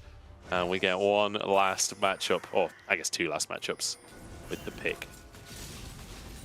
But no, I enjoy watching Aphelios in terms of like the different skill set it shows of an AD carry. You know, the weapon management, of course, key to that champion, which is quite a hard thing to do, and of course, very appreciable when you see it done well. So, Decade on the bot side again, actually picking up farm. We have 40 seconds till Elder spawns. Superman is still barreling down mid lane to LNG. Despite them getting free farm there, will not have the best ability to cover Baron and this Elder.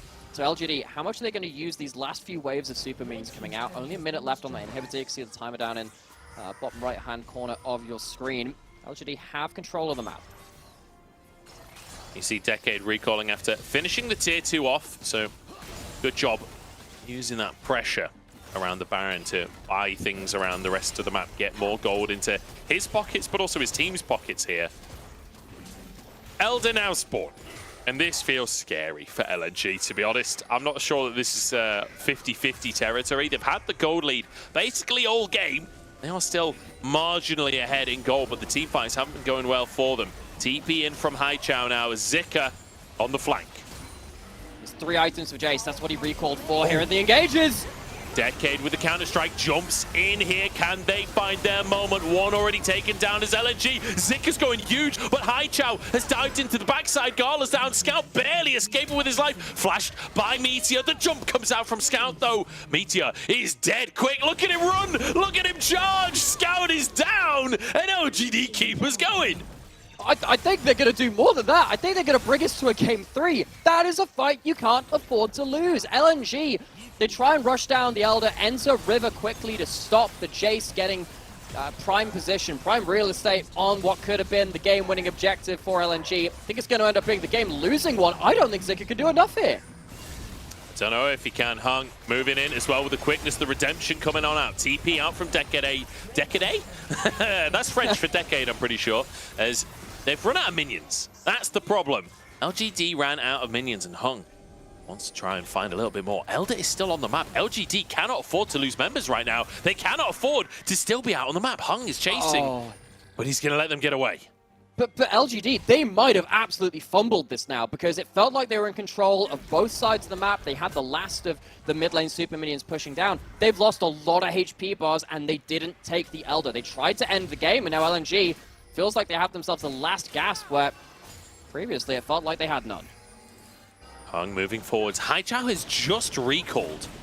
Doesn't have TP available, so he's moving from the base right now. Meteor solo on HP. This is going to come down to a 50-50, isn't it? 6k on the Elder. Meteor with the ult across the team. They're jumping on for this one. Gala taken down. Elder taken down. LNG taken down. LGD, they've come out to play today. After a stinging sucker punch in game 1, a pentakill for Scout, dominant performance from LNG. LGD are not content with going silently into the night. They're going to bring us to a game 3. It is largely through their AD carries performance this sire. LNG have tried to avoid it, but try as they might, they can't stop him doing the damage. LPC has just been shredding them, and against Gala, LPC showing up individually. Fantastic stuff out from him. And that is going to be game. That is going to be LGD taking us to 3 against LNG. And honestly, raising a lot of head-scratching questions for LNG. Like, this is a team going into playoffs that is looking on paper like a top 14, but with a loss like that, you certainly got to take a step back and question, like, what just happened there with LNG? Yeah, and I think particularly, this is a game to go back and review, actually, because I think if anyone out there is interested in how you balance stuff like when do you place a Herald? Do you use a Herald in conjunction with another objective to try and draw the enemy team across the map? I think you can see how LNG messed that up in this game. I think particularly when they had that big Herald in the mid lane first of the game, where potentially they could have shoved down mid with the Tristana, taken that for free, and then not given up the Dragon at the same point. They tried to make things a little too complex. They didn't go straight mid. They went towards Dragon, and then things started to fall around a little bit because they gave up the Dragon. They gave up a bit of pressure, and that started to continue because after that point, it felt like they were playing just too tricksy. I understand avoiding the Xayah. I can very much understand that given how the late game went, but they overcomplicated things, and they tripped up in this own complex dance, and then LPC just completely picked up where they left off. Yeah, and I mean, it got to the point in the game where, yeah, you've managed to avoid LPC, but when it comes to Baron and when it comes to Elder Dragon, you can't avoid him anymore. Like, you have to face that final boss eventually. You can go and do all the side quests. You can collect all of your Gwent cards, but at the end of the day, you've got to finish the job. You've got to go save Siri. And let's just say Siri was not saved in this equation. Steps up to, like LPC steps up to one of the pits and just goes, place of power, it's got to be. And it just like kills the entire enemy team. Yeah, it's raining. Yeah, fantastic stuff from LPC, or should I say Geralt? Well, I guess the way I framed it was that he was the head of the Wild Hunt. I can't remember that guy's name. I don't think anyone can ever remember that guy's name. Getting lost a little bit in the weird elvish name. Whatever. Either way, LPC, very good, very strong, very nice, is the long and short of it. Fantastic stuff out from him. And from LGD as a whole, like, clearly figuring out how to win this one out, like great control of the dragons, especially early on, where we saw LNG trying to contest that second dragon, but LGD like stayed stalwart, knowing that they were stronger and that they could fight for that. No, they weren't taking any funny business this game. Every time that LNG were going for a tricksy, dive onto Decade in a 3v1 under a tower. They were like, okay, we'll take 2 towers on the other side of the map. And every time it went down to one of these back and forth mind games, are they going to Herald mid? Are they going to take Dragon? They just take the straightforward option and force them off of the objective if they at all could. And I think that straightforward, very responsive kind of gameplay to LNG until they reach their points of power is what saw them to that eventual win. Credit to them for overcoming what was quite a difficult early game, particularly for Decade. You know, a player that has come in for the first time in summer, ate up a lot of pressure and became relevant later on. Yeah, and I just want to quickly mention, like, Decade doubling Zika's damage after level 1. Zika walks into River and waves the white flag. That is instant karma, right there. Well, I guess it's 31 minutes and 52 seconds later karma.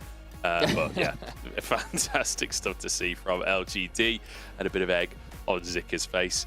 Phenomenal game, though, coming out from LPC. You see his damage percent, pretty tasty. Like, his scoreline, pretty tasty. And, you know, LGD played towards him.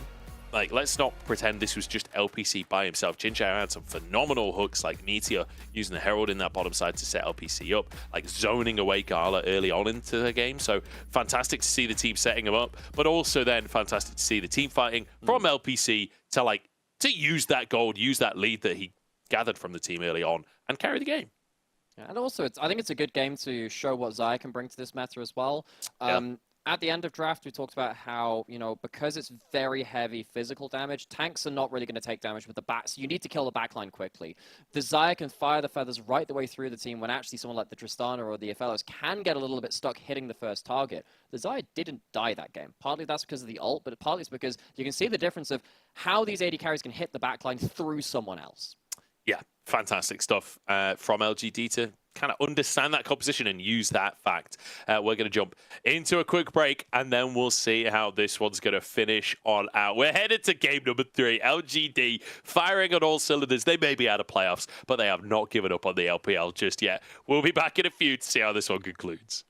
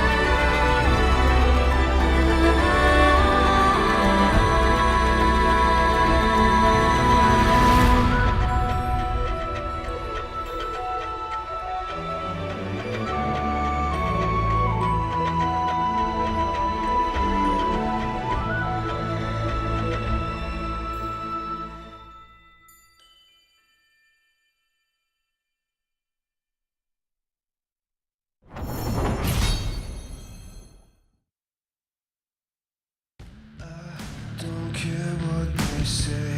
Yeah, the bruise on my face. Never thought I'd do this on my own. I got something to say. Time to get out the way. Get out of my way. Get out of my way. Guess you got what you wanted. You sold a lie, I bought it. This time I can't ignore it. I'm gonna run toward it. No time, you get no warning. I feel my head distorted.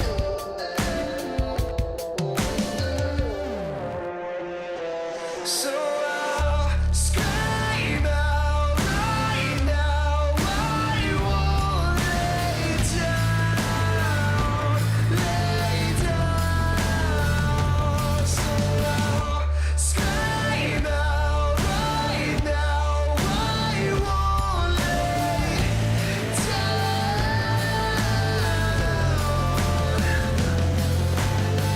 I'll never forget the way you locked my soul up in chains. All my inadequacies. Now down my sleeve, no sound. So fall to your knees. You got someone I'm gonna run toward it. No time, you get no warning. I feel my head distorted.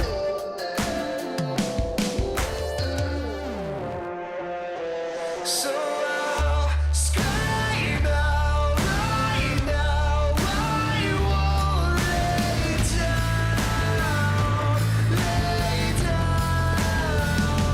So I'll scream out right now. I won't lay down. So I'm not gonna lay down. Not gonna lay down. Not gonna lay down. Not gonna lay down.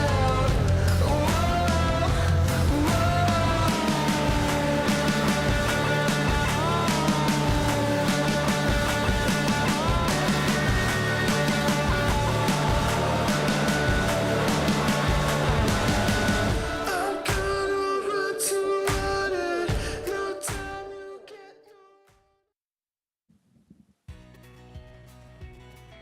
Welcome back, everybody, to the LPL as we head towards game number 3 between LNG and LGD, and that is not a string of words that I expected to say as we started today's broadcast, as LNG absolutely smited LGD in game number 1, but LGD have come back strong for the second game and off of a series of mistakes from LNG, punished extremely effectively. They got LPC ahead.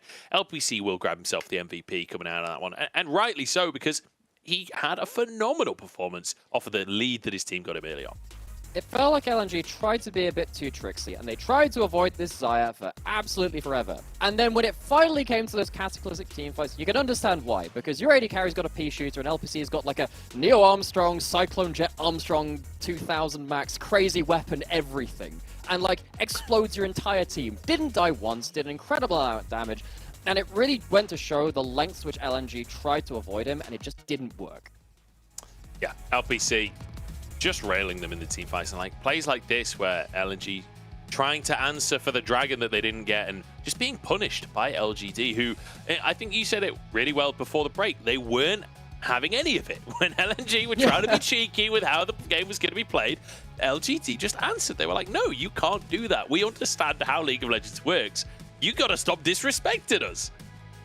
And it did really feel like, was it the Mike Tyson quote where it's like, everyone has a plan until, you know, you get punched in the face. Yeah. And it just felt like that, because it felt like they were trying these very complex moves where they're trying to get these right timings, where they get a cross map happening, and they would lose in those cross maps. And then when it finally came when you have to like just slug it out around Elder, they just didn't have the stats. And you know, it really goes to say a lot where in a meta where eventually your AD carries are going to take over, the AD carry never dies.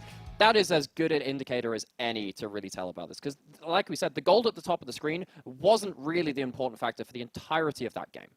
No, not at all. I mean, LNG were massively ahead in goal for most of the game. Did not matter. Did not matter at all. And it means we've got a game number 3 here, Nightmare. And I'm curious how the draft is going to go, because we've got LNG going back to the blue side, which, you know, historically is their better side over the course of this split. We'll see if that's going to change things. I don't necessarily feel it was like a dramatic draft issue, though. Like, I felt like this composition from LNG, you could believe that wins that game. I don't feel like it was such a huge draft gap that there was massive red flags for LNG going into game 2. I'm trying to think, because when it comes to red side right now, and why some teams can't use it, is because sometimes their champion pools don't give them that same kind of counter trick opportunity to win a game. Sometimes it can give you a survival lane or something like that. And say, oh, you know, top lane will be fine, even though you have a cat power pick. You really look at teams like, you know, obviously like JDG and BLG, they have huge champion pools across the board. And then OMG, of course. They will use red side very well for someone like Shanji to counter pick very well.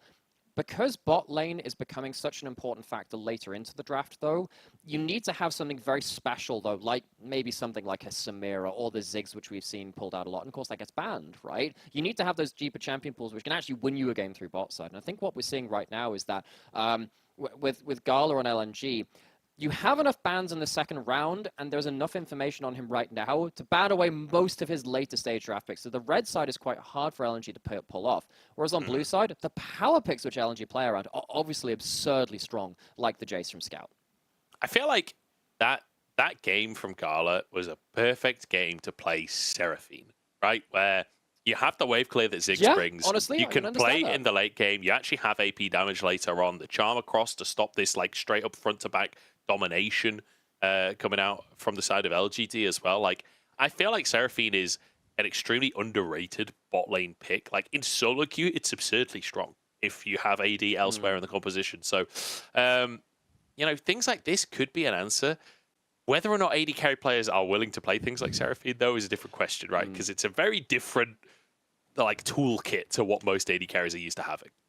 I think the one issue I have with that is that you go through to that replay of the bot side dive. If Seraphine ever dies in a dive, it looks even more ugly than an AD carry, because you need to be constantly on the map getting levels in gold. You really aren't a champion unless you can survive through to a point where you can actually contribute with multiple items. Your base stats on Seraphine, not as useful as other kind of support-esque, enchanter-esque champions. So it's something which you have to revise your macro around, and as we saw in that game, LNG, their macro was a little bit suspect. So anything which rocks the boat on that, I'm a little bit worried for, especially if they're trying to play towards stuff which they're more comfortable with.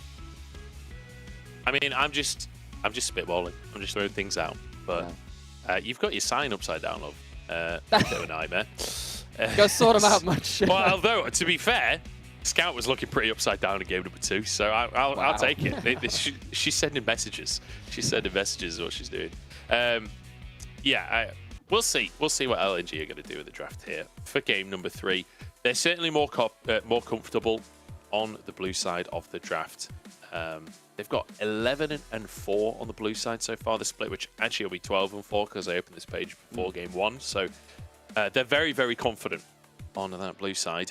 Ban away from the Tristana, the LeBlanc, and then the Vi as well. But Jace this time taken off by LGD.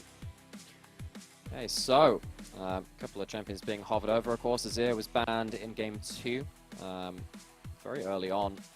And that is going to be the first pick this time around. So Scout going back to an old favorite, a champion who's picked time and time again. Of course, when he started as a pro player, Azir was the premier mid laner around that 2015, 2016 kind of mark of time. And it feels like whenever this champion is meta, Scout has always been very quick to go back towards it. It allows you to have some strong laning phase performances. It allows you to be a scaling damage carry as well. It can be quite hard to stand your ground, though, against a Maokai. It can really force you into awkward positions. So how are LNG going to round out this draft to protect the Azir enough that Scout can start putting out damage on it? I mean, yeah, that's the thing. If you get to the late game with this Azir, with Scout piloting it as well, like that is where things get real scary for anyone that you are up against. We'll have to wait and see how things will pan out with that one. We're flying through the draft, though. Same top lane once again. Zika going to be on the Renekton. Poppy in there as well. Now LGD looking to get the Varus for LPC again. The Varus, I mean, LPC didn't manage to have that much of an impact on the pick in game number 1, but we've seen the value of the pick. Like, we'll ignore game 1 of the series and say, yeah, Varus is actually just very strong. Well, even then, LPC had a great laning phase on the Varus. It was really just the teamfight positioning where things fell apart. So now if you're LNG and you're looking at, you know, potentially an awkward bot lane situation, if you're going to ban out stuff like maybe the Ziggs loses herself to a ban as well, and something else which can lane into the Varus, and maybe you're forced to lock in an Aphelios again, LGD have themselves, once again, a decent bot lane matchup to play around with LPC's comfort champion of that Varus. So, we'll see how this is going to go down. With the Xayah taken off the board, Varus already locked in for LGD. You could ban away the Ziggs again. That has kind of been the go-to here for LGD, is banning the Ziggs away from Gala, removing their potential weak side AD carries. And it feels like so far for LGD, the draft strategy is just get Gala on Aphelios. Put him on this AD carry that isn't going to be able to, you know, contest us early enough on in the game, and then we just bully him. We just dive, which is kind of funny, isn't it? Because I feel like Aphelios historically has been picked when you're trying to weak side bot lane. Oh, I don't know if I'd agree with that, because when Aphelios gets to push in, he's just so disgusting. When Aphelios has been countered, it's been when he's outranged, and Varus has typically sat there and gone, well, try and lane into this. Misfortune similar as well. And Aphelios has suffered in a couple of those matters, but I suppose LPL is a little bit different, right? Where at the end of the day, if you have an LPL AD carry on Aphelios, they will always do damage at some point into the game. But they did just lose that in this second game. So I'd be wondering whether LNG are bold enough to go towards that again, considering they couldn't make it work in game 2. Let's see what they're going to go for. It's a Varus mid lane. It's there an we go. AP Varus Even mid lane different. from Haichao. Who needs to put Gala on the Aphelios when you can put LPC on the Aphelios? And now LNG, there's no way they were expecting this, right? Especially because you have the Azir Poppy combination. I don't think they should have expected that as much, because I don't mind Varus into Azir. If we're going to talk about historical Azir players, historical Azir counter was always poke Varus right the way back to 2015. This was the first counter to that champion in his initial run in pro play, but playing that into Poppy that can gank you so often and combo up with the Azir wall as well, kind of get the wall slam into the Emperor's Divide, is very, very dangerous. And suddenly LNG go, okay, we're not laning into a Varus bot lane. He's really difficult to lane against in bot lane. That opens up the AD carry options for Gala. Gala now has a pretty okay bot lane matchup to scale up and not fall as far behind as they did in game 2. Let's see how this one's going to go. I honestly, I've no idea how this one's going to go now. AP Varus in the mix. It certainly does well into the Azir, right? Like, it's kind of a similar vibe to Xerath, where even though Azir has that long range, get outranged by the piercing arrows. We'll see. We'll see. I'm looking towards Tarzan as well, who's bringing out the Poppy jungle, which I feel like has increased in priority over the last sort of month or two.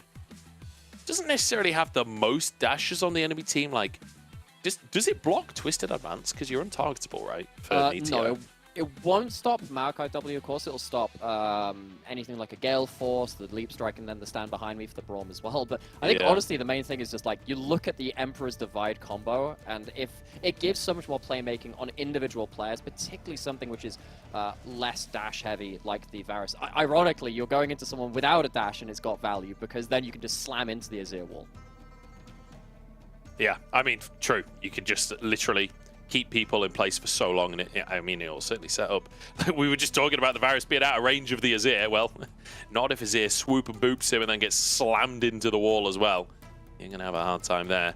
Let's see what LNG have up their sleeves here, as they are up against a composition from LGD that I don't think they're expecting to go up against today. The AP, I'm assuming AP Varus in the mid lane.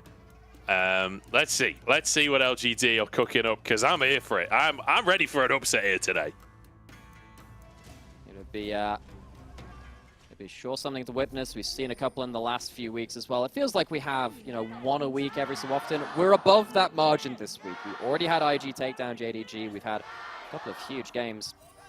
We're at the very end of our split. It's coming up to a close. We've got a couple of series left for each team. And if LGD were to bring out another game like that here, another series like that, it would just be capping off the start of another crazy week of LPL. It really would. And I feel like, honestly, I know we always say, like, it's been crazy and all that, but this split, we've had so many wacky weeks. We've had so many wacky results coming out. I feel like there's been so many top team versus bottom teams. 2 gold earned by Decade there. It's going to stop fishing, though. Not looking for any more. That is the test of any true great video game. Can you fish? It was a there was. And can you pet the dog? Can you pet the dog? Can you fish? I remember. So like I think it was either like a Starfield or Star Citizen panel or something like that. And someone genuinely asked the question, like, you can do all of this cool stuff. You can fly spaceships. You can go into combat. You can colonize worlds and whatever. But can you fish? And the guy goes, no, sorry, we hadn't thought of that one. It was just completely stumped them. Always have to keep that in mind, folks. Well, Jack certainly can, so he's living his RPG dream right now. We've got a Jinx versus a Aphelios in the bottom lane. It's come back to this. I was going to say I can't remember the last time I saw that. I can remember it because we saw it a billion times across the course of this year, over the course of spring, even at the start of this split. But it vanished. It completely vanished. Jinx almost vanished off the face of the earth in the LPL.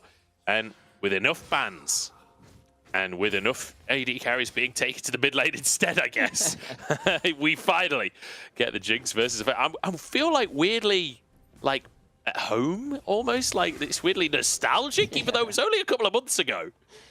I think what happened was, particularly with the Shiv coming through and the ability to kind of push out as Jinx being contested, because like Jinx doesn't need Shiv for wave clear, but she's kind of used to being uncontested in wave clear at 1.5 items.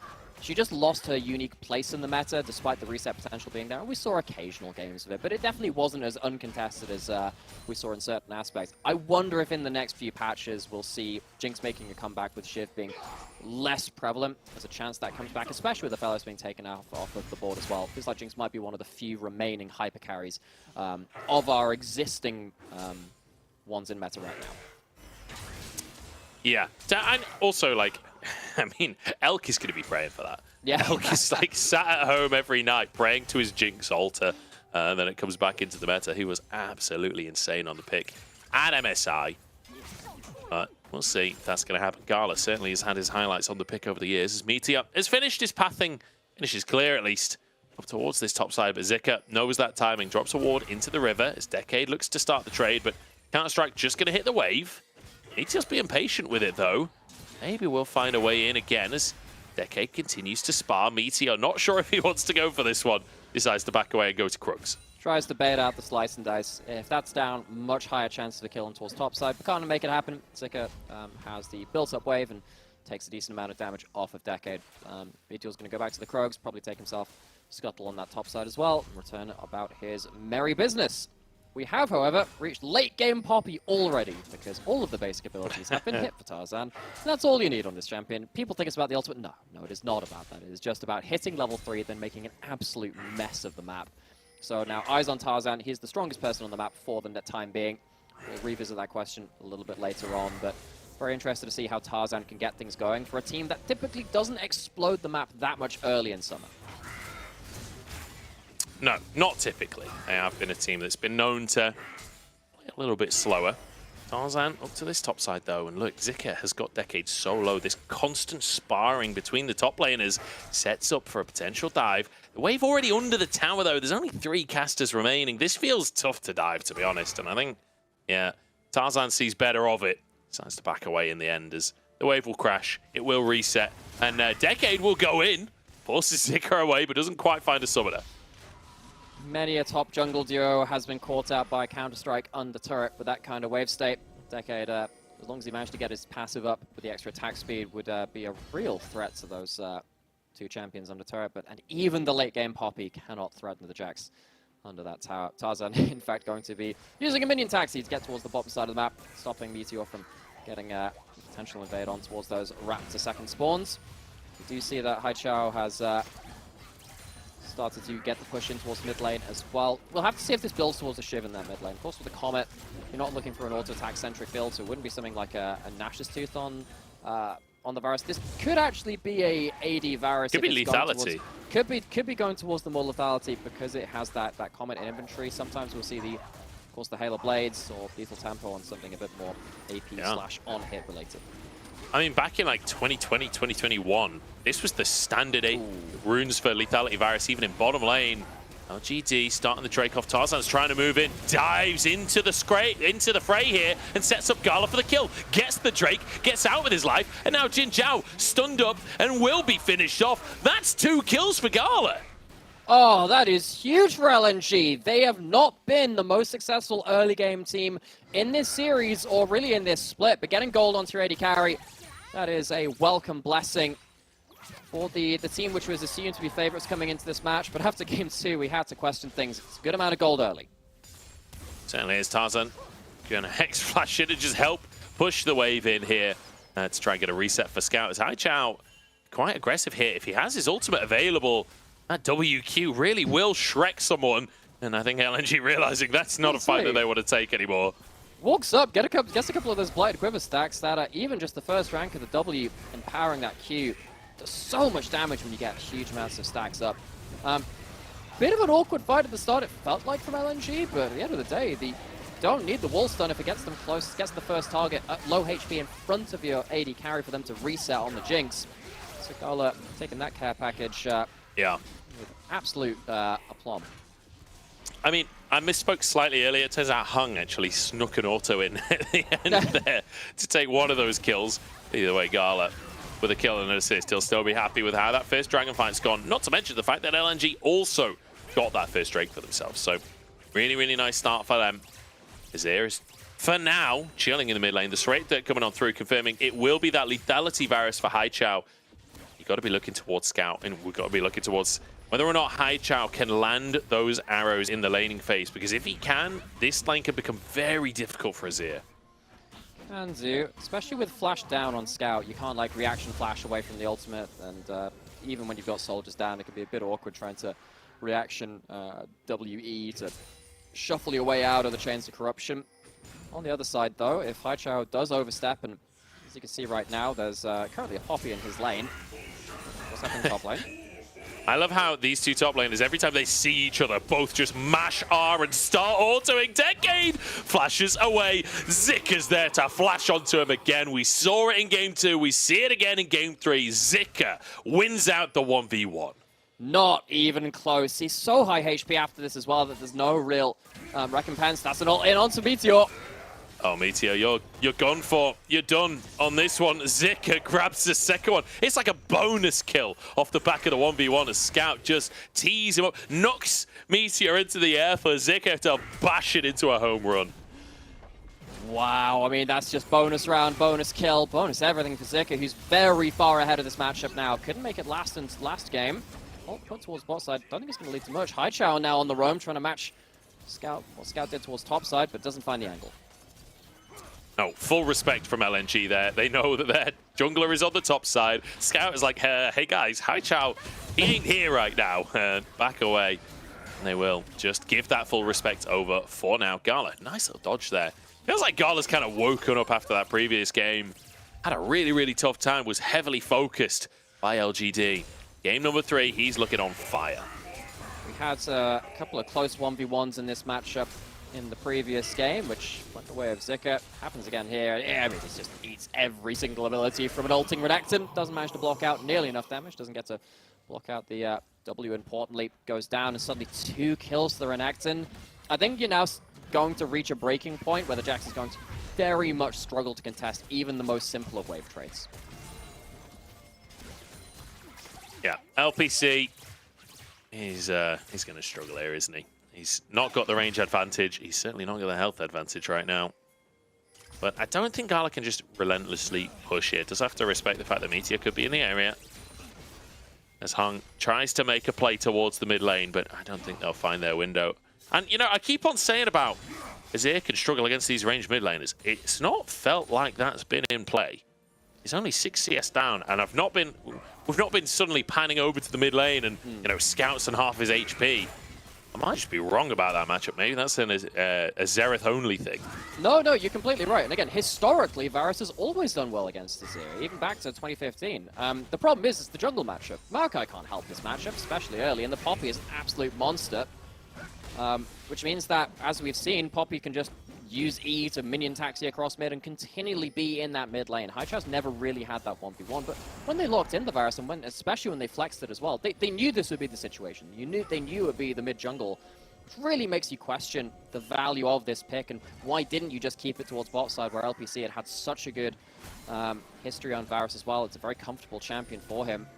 LGD, maybe again overthinking the draft a little bit and trying to unlock this Azir counter, which they haven't quite perfected in regards to the rest of the champions that has to be facing on the road. LNG moving in to try and contest the Drake here. 2K on the objective as a TP comes in behind LGD here. The knockups are there though, and Scout actually having to just dip. Drake taken by Meteor as well.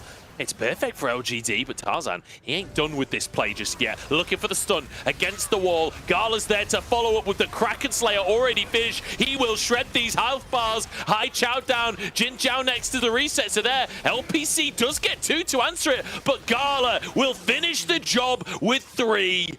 It's an AD carry diff here, the gold diff in favor of LNG, and he can charge into that bottom lane. I think Gala's taken that AD carry diff from game 2 a little bit personally. Had to sit on the end of a very difficult laning phase in early game against LPC's Xayah in game number 2, which came through to a game-breaking lead. He's the one with a game-breaking lead now, though, on this Jinx in the deciding game. Scout goes back to base, buys himself up a crown of the Shattered Queen, and it does save his life technically on that teleport in. Not really sure how much value he'll get off of that in this game, but at least for this play, it draws a lot of ultimates and a lot of firepower from the side of LGD, which they no longer have to shut down Gala. LPC gets a good amount of turnaround damage, but it's just not onto the Jinx, which means that Jinx gets to go reset, get up that lethal tempo stacks. Absolutely monster the fight afterwards. Yeah, I thought Gala was going to try and overextend for Jin Zhao halfway through that fight, and I was a little nervous for him. That isn't a Aphelios you're up against. In the meantime, Zika, 3 plates taken in the 1v1, obviously getting that solo kill earlier, and ever since, he has been dominating the matchup. The crown finished off for Scout as well, which will help him out, as you can see, like the perfect timing there on the statement, as it'll just kind of soak up an initial arrow. Ult comes out. Oh, and the dodge from Meteor, or at least good timing from him. As an arrow comes out onto Scout once again, but Tarzan is just winning this one. Scout playing at maximum range. The Q comes in, the rocket blocked by Haichao. And LGD just about get out with their lives. Close run stuff. You can see the Maokai issue, which Azir can fall into. You need to ult late enough to tank up the W and then get him away from you. It's very hard to ult away the Maokai before he's cast his W, so Meteor winning out on that mind game, and luckily enough, Tarzan once again comes to the rescue, and that's why this matchup hasn't gone the way of LGD, the way they would have liked it to. Tarzan's just permanently been babysitting mid. It's the right decision. It's been getting a lot of value, and it's allowed Scout to get to a point where he is relevant. He's got plates down in mid lane as well. And now look if LNG can get themselves a second Herald. If they can get a second Herald, that mid lane turret is absolutely toast, and I'm very much wondering after that point what Haichao can do. Again, Tarzan is doing exactly the right thing, not letting Varus have a 1v1 lane against this Azir. I mean, Azir was nothing to do with that. That was Tarzan having a 1v1 lane against Haichao and getting a flash out from him. Ghostblade now finished off. And I will say, there's Decade is in a bit of trouble here. Tarzan, yeah, he's just going to flash. Wow. So Tarzan walks in mid, forces Haichao to flash in a 1v1, and then walks up top. Zika's done all of the work and just strolls in for a kill. It's late game Poppy. He has all of his basic abilities. He doesn't need anything else. Doesn't even need his ultimate. It's crazy what this champion could do with just the basic kit from jungle. And now LPC caught out on the spot side. That's a deep teleport. I don't think he's getting out of this one. He's just going to try and run down the tower. In fact, he hadn't even seen the TP coming in just yet. Didn't have vision that far up in the lane. Zika will finish that. No! Just tease it up for Gala to get the kill. And now the rest of the team was trying to move over to save him. Oh, Gala nearly dodges the ult from Haichao, but it just caught him on the corner. Tarzan, he don't need no reinforcements. He'll just charge forward with his hammer, then ease away to the minion wave to escape. Oh, it's immaculate from LNG.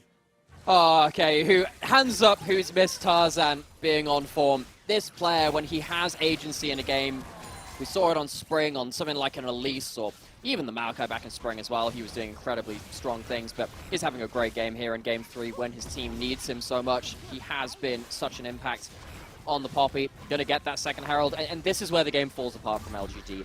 The gold's already out of control. You are definitely losing a mid lane tower out of this as well, I think, with the second Herald.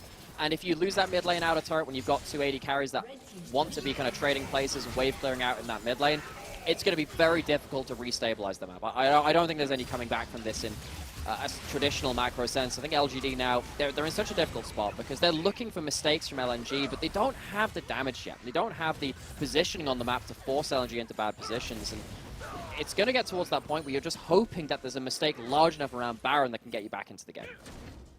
I love how Tarzan is just on a support hype train right now. Like, we saw his Situati earlier, just full support items. Felt similar in game number 2 as well, and now on the Poppy, goes for that shielding across his team. He's very much playing for his carries here, not bothered about being too big of a frontline, especially when you've got a Renekton as well alongside you. Not to, I mean, to be fair, like, the support items, it's not like you don't get tanky at all. Certainly, they're pretty good, they're pretty efficient, and they're cheap. They're very cheap as well on the whole compared to many others. I mean, we saw stuff like the Radiant Virtue being built for a while, and that was kind of half-half support because it was a bit more expensive. Stuff like this, very economic, great power spike, helps you get ahead of the game, and LNG are more than ready to fight.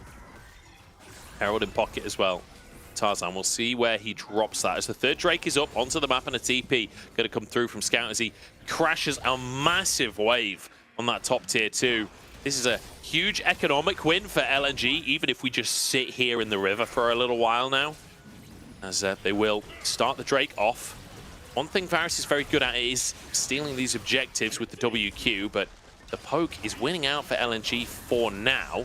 Roots across the team here as Hung just going to find a hook here. Flashes away to safety himself. Wait, is the Dragon going to finish Hung off? In the meantime, LPC trying to get out of that one. Hung will survive the Drake. LPC out with 1 HP as Zika chases them down. He's done over 2,000 across the course of that fight. A Decade just kind of wandering around the jungle. Wants to try and make a play, wants to get in, but there's just no way. Yeah, he does like 2,200 damage, 2,100 of which is all of Felios, who's sat there going, what the heck, what can I do against Zika on that Renekton? Does a great job of zoning out LPC from any position in which he can do damage. So LNG walk away with the Dragon, they walk away with that mid lane outer turret, and LGD, I really don't know how they restabilize this game. Champions like Aphelios and Varus, they need to be pushing lanes and be having a like a full core press to go into the enemy jungle, secure vision, and secure themselves their own positioning, right? It's very hard to position safely against something like a Poppy when you don't have that mid lane outer turret. What do you do here? Well, Tarzan just going to flash on in to find yet another kill for Gala, who has 5 on the board now. Like, he was so far behind in the previous game, and I feel like the whole gang has just been like, right, let's get some kills for Gala. Like, even the kill where Zika TPs onto LPC and just sets up for Gala's ultimate to get the kill as well. Like, I feel like they are fully leaning in to the Jinx being the carry. Tarzan, buddy! It's just cyberbullying. This is great. I love this because our complaint from our criticism of LNG in Game 2 was they overcomplicated things. How much simpler does it get than Poppy just see hero, kill hero, press your basic abilities? He's doing it the whole... doing it again! Yeah, he doesn't even need to acknowledge that there's a tower there, just strolling past it as he runs a Decade. Tower will be finished off. That's a tier 2. We're 19 minutes in, and look at the presence that LNG have across the entire map. LPC is trying to answer with a tier 1 in the top side, but that means no AD carriers available. LNG don't have to respect the rest of LGD. This is a wow, Scout. Talk about not respecting them. He dives under the tower. Scout with a stopwatch keeps himself alive, gets out of tower range before the roots come on in. And Jin Zhao forced away from the play. Meteor can't really get involved. And in the meantime, Zika has found his way onto LPC in the picture-in-picture. The fight is kicking off in mid, and Gala's completely fine. This is absolute slaughter. The gold lead has absolutely exploded. LGD are never going to financially recover from this one, I don't think. The gold's in pockets, the Baron will be there shortly afterwards. LNG, This is the team which we know they can be very difficult game 2, overcomplicated things with game 3, putting a lot of those worries to rest. Yeah, I mean, yeah, it's certainly one way to finish out a series after a rough second game, isn't it? Coming in with confidence here for game number 3. LPC just staying a little bit too long, and we've all seen this tape before, haven't we? We've all seen the Renekton versus Aphelios 1v1, and it doesn't often go well for Aphelios. It's a 4-level advantage. Like, that's so many extra stats, and now this is the difference, solo queue top laners, between emoting at the start of the game and not. Zika is just down to business this game. Gets his individual leads in game 2, but he kind of messes around a little bit and he gets absolutely dunked later into the game. None of that this game. All business, all solo kills. Yeah, and the problem is, oh no, Scout, he's found another one. Decade will jump out. Meteor's here as well, so I don't think he can do much more on this one. Haichao still hasn't finished off that Muramana yet. He's got his tier stacked, but he's not actually finished the item because he's been put so far behind. So this lethality virus, I mean, it's meant to be a win early champion. It's meant to be domination in the lane, leading to objectives. We have not seen that, and it becomes like when you're behind on lethality virus, I mean, you just feel useless. You're like a bound up cannon minion. That's about all the value you're adding. You have no way to defend against the engage from LNG either. It's really difficult. Again, if you lose out these lanes, like you're saying, you don't get to push in waves, you don't get to kind of stop LNG from ever having the HP bars for him to engage onto you. You're defending your inhibitors at 22 minutes in. It's such a huge gold lead. You have to just wonder, why didn't they just give LPC the Varus again and look for another champion mid lane? Looks like it's backfired miraculously. Yep, LNG looking good as they zone everyone away, using that Baron buff. LGD trying to find the fight onto Tarzan here. He does go down, but it's in trade for Meteor. The rest of the team forced away as well. Zika winning his 1v1, and he wants a little bit more than a 1v1. Jumps over the wall with a blast cone. The rest of the team over the wall to help him out. The solo laners charge in, and it'll be a mid-inhib taken here, or at minimum the tower. They can look up towards that top side again as well. Still 45 seconds on this Baron buff. Making the full use of it, and despite it being the 1-for-1 and a shutdown going in, the amount of ults used is quite dangerous. Scout knocks him over the wall and follows him as well. Decade thought he had the pick, but he was the picked. Jin Zhao gonna trade his life as LPC being chased down by Gala. Can't quite close the gap there. Top inhib will go down. Mid inhib will be finished off by Zika as well. And LNG, yes, they lost a couple of players in this extended siege, but ultimately every time they just traded the opposite man. They have done, and again, after the first fight, LGD didn't have the ultimates to keep fighting. LNG, they have so much raw damage on the Azir and on the Jinx at this point. They don't need those ultimates quite as much. Of course, they still had the Emperor's Divide. That will certainly help them out.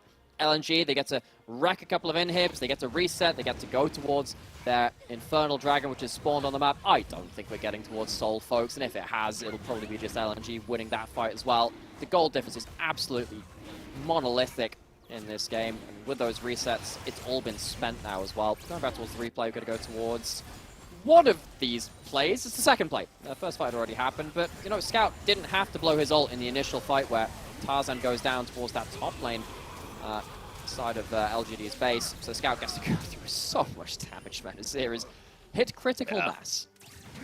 Yeah, not going for the attack speed based Azir either, just pretty much straight up AP. Well, I say that, pretty much straight up defenses. But as far as AP items go, going for the Zhonya's, going for the crown, and then going towards other looks things are Wit's End as the third item here. But Gala already on those 3 items as well. We have hit the 2-item mark for the lethality virus, so that's nice for LGD. That's quaint. That's very quaint, Munch. Tell me more of the stories of the virus. I haven't seen him this game. It's about the small wins at this point, because they ain't getting any big ones, because Scout is on the scene. The solo lanes of LGD shred through the health bars as Gala's there to finish everyone off. Decade with a ward hop to dodge away from the zap. He wants to survive, but can he? The counter-strike comes in. The ultimate's blasted out Gala. He did an attack click onto the cannon behind him. And it means Decade will survive. It doesn't matter. 23-5. As LNG, I mean, they know how to finish out a series. I mean, if you ignore game 2, that was a great clean series from LNG, you know, absolutely dominant, winning everything, and that is what you get from LNG when they reach mid-game with a composition which they are very confident with. And I think particularly in this series as well, what we have seen in this series when they were winning compared to maybe some of the more shaky series recently is that when they have seen the opportunity in early game, they have the ability to take it. They don't overforce an early game. Again, they're not a very fast early game paced team, but you can't disrespect them like that either. Or otherwise, someone like Tarzan will absolutely rip you apart with something like that Poppy. Great series from the whole, from him, when we've had a couple of inconsistency worries about him. And do you know, like, coming out of a game like this, when you go into the conversation of like MVP, it's like Tarzan had a really, really good game here. I feel like Tarzan did a lot of the heavy lifting in the early game, right? Yeah, and I'm on the same page. However, you've also got a Jinx that was getting multi-kills that got really fed early. And we all know how much the LPL loves to give an AD carry the MVP. Not to mention as well, Scout had an amazing game on the Azir, some really great ultimates from him, some very confident play. So I feel like there is reasonable doubt on whether or not Tarzan will get the MVP that I reckon he deserves. Now, if Tarzan doesn't get it, I think it's a mistake, because if you do have to talk about, oh, the Jinx got the multi-kills, the first kill that Jinx got was given up on a silver platter by Tarzan. Oh, but what about mid lane? The Azir avoided the difficult 1v1 because Tarzan completely shut down that Varus as well. Everything leads back to Tarzan. It was a great series from him on the whole. Yes, game 2 was a little bit awkward on the whole. There are various couple of mistakes, but game 3 in particular, Tarzan really played this champion out to game-changing ways, right? If you leave some of these lanes alone, maybe they can become a bit difficult. He changed those lanes, late gave his carries a very easy job to carry that game. Yeah, like fantastic stuff from Tarzan. And we've come to expect it. However, you know, not necessarily the greatest year of his career in general. I feel like there have been some low lows across the course of this year, but it's good to see that when he needs to switch it on, he can switch it on. And I hope that that's the version of Tarzan that we get when it comes to playoffs as well, because I feel like LNG is a team that a lot of people are believing will make it to the World Championship at this point, but they've got to prove that fact yet. We need to see them on form when it comes to playoffs. I mean, the damage looking great, as you would expect. There's not a lot to say from these stats on my screen. Yeah. Shout out to Zika as well in this last game. Considering the amount of work which he also did in team fights, there is actually an argument to say Zika MVP because of the solo kills he had onto Haichao and LPC, onto Decade as well. This Renekton was a really big force in the way that it couldn't quite be capitalized on in Game 2. So I think Tarzan and Zika both having a really solid Game 3. Like I said, I think Tarzan warped the way that the game was played for his lanes, even in potentially quite difficult situations, particularly with the Varus being flexed around. And sadly for LGD, it is another series they couldn't double tap. They get one win and they have a best of one, which makes you really believe in this team because they did it versus BLG, versus JDG. Now they've done it versus LNG as well, but they just can't come up with enough fuel in the tank and find enough reserves to finish off a whole series. Yeah, they will now be on a positive 10 game difference at 10-4 in the standings, which does mean that they have overtaken top esports. They're also on a 4-win streak at this point, so still very positive overall for them. They're a single win away from guaranteeing at least top 6 in the LPL as well, still with 2 series remaining, which I'm actually just going to double check what their remaining schedule is, because I believe it's relatively easy at this point. Yeah, TT and NIP. So not the easiest opponents, but opponents that you should expect LNG to go in against as heavy favorite. And, well, you have to see what they can do against that mid-table opposition now and say, okay, well, you know, they had a difficult game here, but there is, I think, LNG's progression through summer has often been about kind of building up the next step, and we've asked questions about the early game now. They're starting to show some improvements there too, but when you're going in towards playoffs, the level of competition is really quite ruthless. In spring, LNG, just before playoffs, were looking at, you know, it was hard. They felt like they were hard done by not even getting the buy into the top 2, right? Because they dropped a game, like a single game, which locked them out of top 2. And then the Tarzan had an off day versus OMG, and suddenly they're out of playoffs. They didn't have that double elimination, the Guardian Angel, the extra life. they're unlikely to get that double elimination now because of the strength of BLG and JDG and how far ahead they are in terms of series score. But they do need to keep racking up and learn from Spring, because LNG are a team that have promised a lot before but haven't quite been able to capitalize on it going into Summer. They would really like that to not happen again. Yeah, they certainly would. I mean, when you think back to like 2021, for example, that was a team that, you know, almost made the run, almost like made the magic happen, but kind of fell a little bit short in the end. Yeah, we'll have to see how this one's all going to pan out. I've got to say, the top 6 in the LPL look insane right now. Like, BLG and JDG, like you say, like, LNG, they're not going to make it straight into the double elim, but I feel like weeks ago, they were probably like, we're not making it into the double elim. Like, realistically, BLG and JDG are just in such insane form right now. If you just pretend yesterday didn't happen for JDG anyway. We'll see if that's a symptom of a bigger issue, but hopefully not. But JDG and BLG, they were always going to make top 4 in my mind at very least.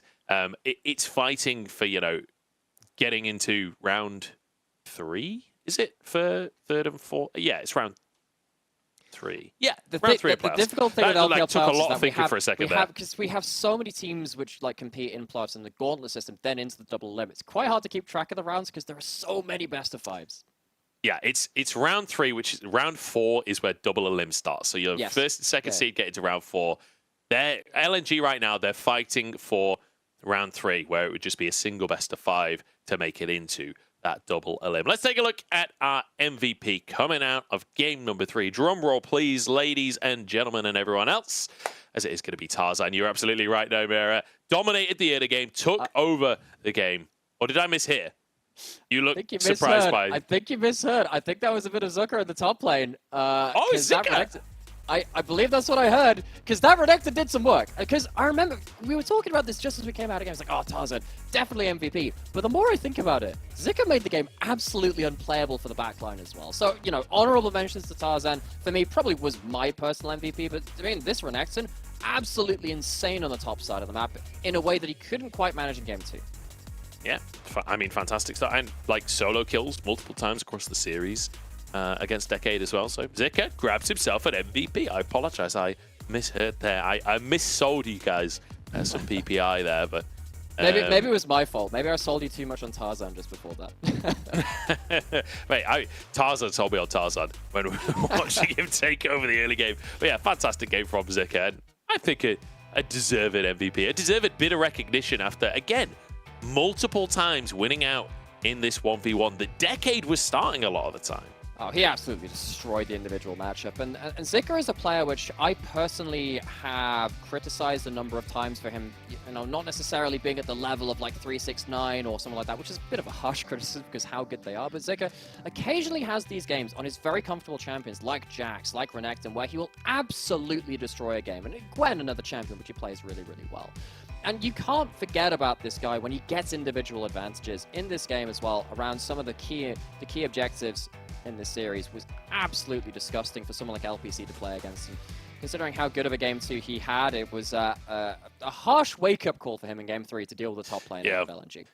I felt like that last replay as well is like the definition of into the meat grinder, where Scout knocks everyone back. There's 4 of them grouped up on top of a Renekton with Dominus, with Gore Drinker, with his Kuldameek as well. And then you've got Jinx Rockets flying in as well if the Renekton wasn't enough. Just pure AoE out from the AD carry. Like, absolute massacre there. LNG get a win out of the first series of the day, and we are slightly behind schedule as we're in 2 different arenas across today. So we're now, I believe, going to go to Shenzhen, if I'm not mistaken. I might be, though. We're going into the second series is the long and short of it. And Nymera, we need to visit what's happening in this series, because NIP versus RA, and there are a lot of playoffs in and outs at stake here. This is going to be a series that really can massively impact the table. Which is why I have to look down at my notes, because it's very important that we get this language very, very clear. So, because of how tight things are, particularly just out of the playoffs bracket, places, I think it's 12 to 16, things get very close, where it gets down to even just game score instead of series score. So, with NIP versus Rare Atom. If NIP win at least one game, Invictus Gaming are eliminated from playoffs contention, and RNG, because of that, are in. They lock one of the final 2 remaining spots up for grabs in summer 2023.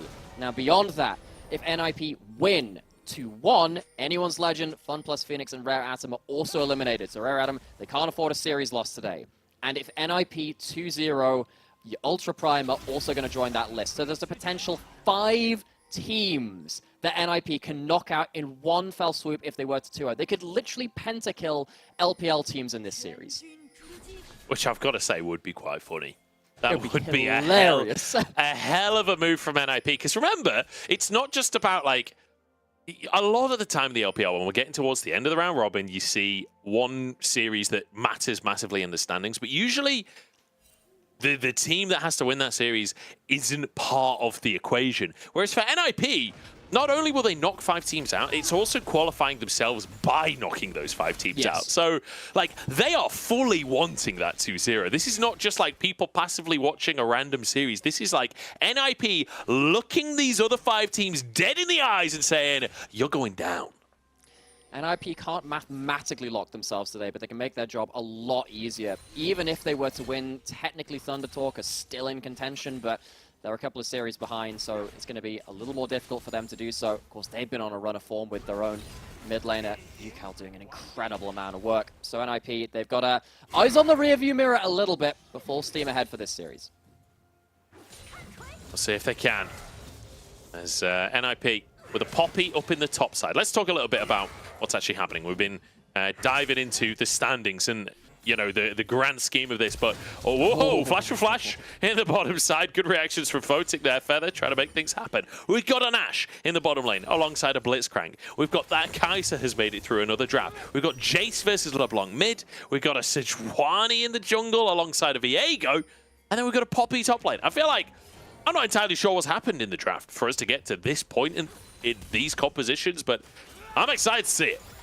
I kind of like the draft too, though, from Rare Atom in a lot of ways. I think if they do win this bot lane, as they currently are doing, they forced out a flash. Flash to flash works in the favor of Blitzcrank, because you have Hex Flash and the ability to walk up with your movement speed. If an Ashe arrow flies in somewhere across the map, NIP feel very, very scared, because not many people on their team can really deal with an Ashe arrow into a Blitzcrank hook, into the potential reset potential of a Viego. So Rare Atom, watch what happens if this Blitzcrank and Ashe get to control bot lane and move out onto the map. On the other side, NIP, they want to stop that from happening, of course. It's been hard for them, a lot of hooks landing. Joao just tanking them up for the Kai'Sa with no ability to escape if that hook were to land. Yep, rightly done by Joao. There's a ward going to be dropped by Lien. Goes for an early little invade to get some information. Spots out that Shadow is definitely up on that top side of the map, so we'll just be trading those crabs. Potential for a play down in the bottom side. There's always potential for a play when you've got a Blitzcrank as your support. And it looks like Lien is toying with the idea. Potential. Also worth noting as well, Mole is starting in this series over Strive in the mid lane, which has been a bit back and forth from Rare Atom in summer. I've personally felt like Strive has been the better mid laner between the two, which is, I suppose, not what everyone would have expected, because Mole, of course, historically has had some very strong splits, but Strive is, of course, probably going to be waiting backstage. Potential of him being subbed in later into the series. As we get later into it, we'll see, of course, what the options are there. But still, in this game, Mole on the LeBlanc static shiv build has plenty of ability to show off. This mid laner has one of those powerful picks on the patch. Mole playing there. Oh, hang on. Feather ignited. He'll walk away, though. He'll be fine on this one, as Photic's just going to crash the wave. Mole did play their series against WE as well, which, like, whether or not you think Mole or Strive are the better player, I do prefer it when teams, like, try and commit a little bit harder. Rather, like, I personally, big pet peeve of mine when teams just, like, flip-flop consistently between players, and a player doesn't get more than one series to try and prove themselves. So, especially this late in the season, I like that if they've decided Mole's good for one series against WE, then I like the extension of logic to further series, at least in theory. You know, it does depend on form. Shadow moving into the mid lane here. There's Angel clearing out the wave, trying to look juicy. Mole hits the level 6. Does mean he's quite hard to take down on that LeBlanc. And Shadow going to be spotted out on a ward, cleared out by Joel. They're going to have to back away. Mole's hit level 6, has Mimic available to him. gives up your playmaking options a bit of an extra kick. So currently bot lane, AD carries left alone as everyone's roaming back down towards them. We haven't hit level 6 yet. Again, really watch what happens in regards to drowning out bot side vision into allowing Assume to walk into river and throwing a arrow out of fog of war towards someone like Angel, who doesn't really have the best ability to survive an Ash arrow. No mobility really in terms of escapes, so, and certainly no cleanse taken on mid lane. It's been a while since other combat summoners have been really taken outside of spellbooks onto your mid laners. And it's quickly getting to the point where NIP need to be very, very careful about vision control, slipping away from them against Rarat in this composition. Yeah, it feels like, you know, the LeBlanc Viego Blitzcrank. If you don't know where they are and you've got to face check in, like, at least you have a Poppy and a Sejuani that are a little more comfortable face checking in. But even them, like, with an Ashe there as well, they might just go down. Viego's very good at shredding tanks too. You don't really want to fall too far behind if you can help it. I mean, nobody wants to fall too far behind. I feel like it's a redundant statement, but, you know, in that context, can't afford to lose control of the Rift. We'll see how that's going to pan out, though.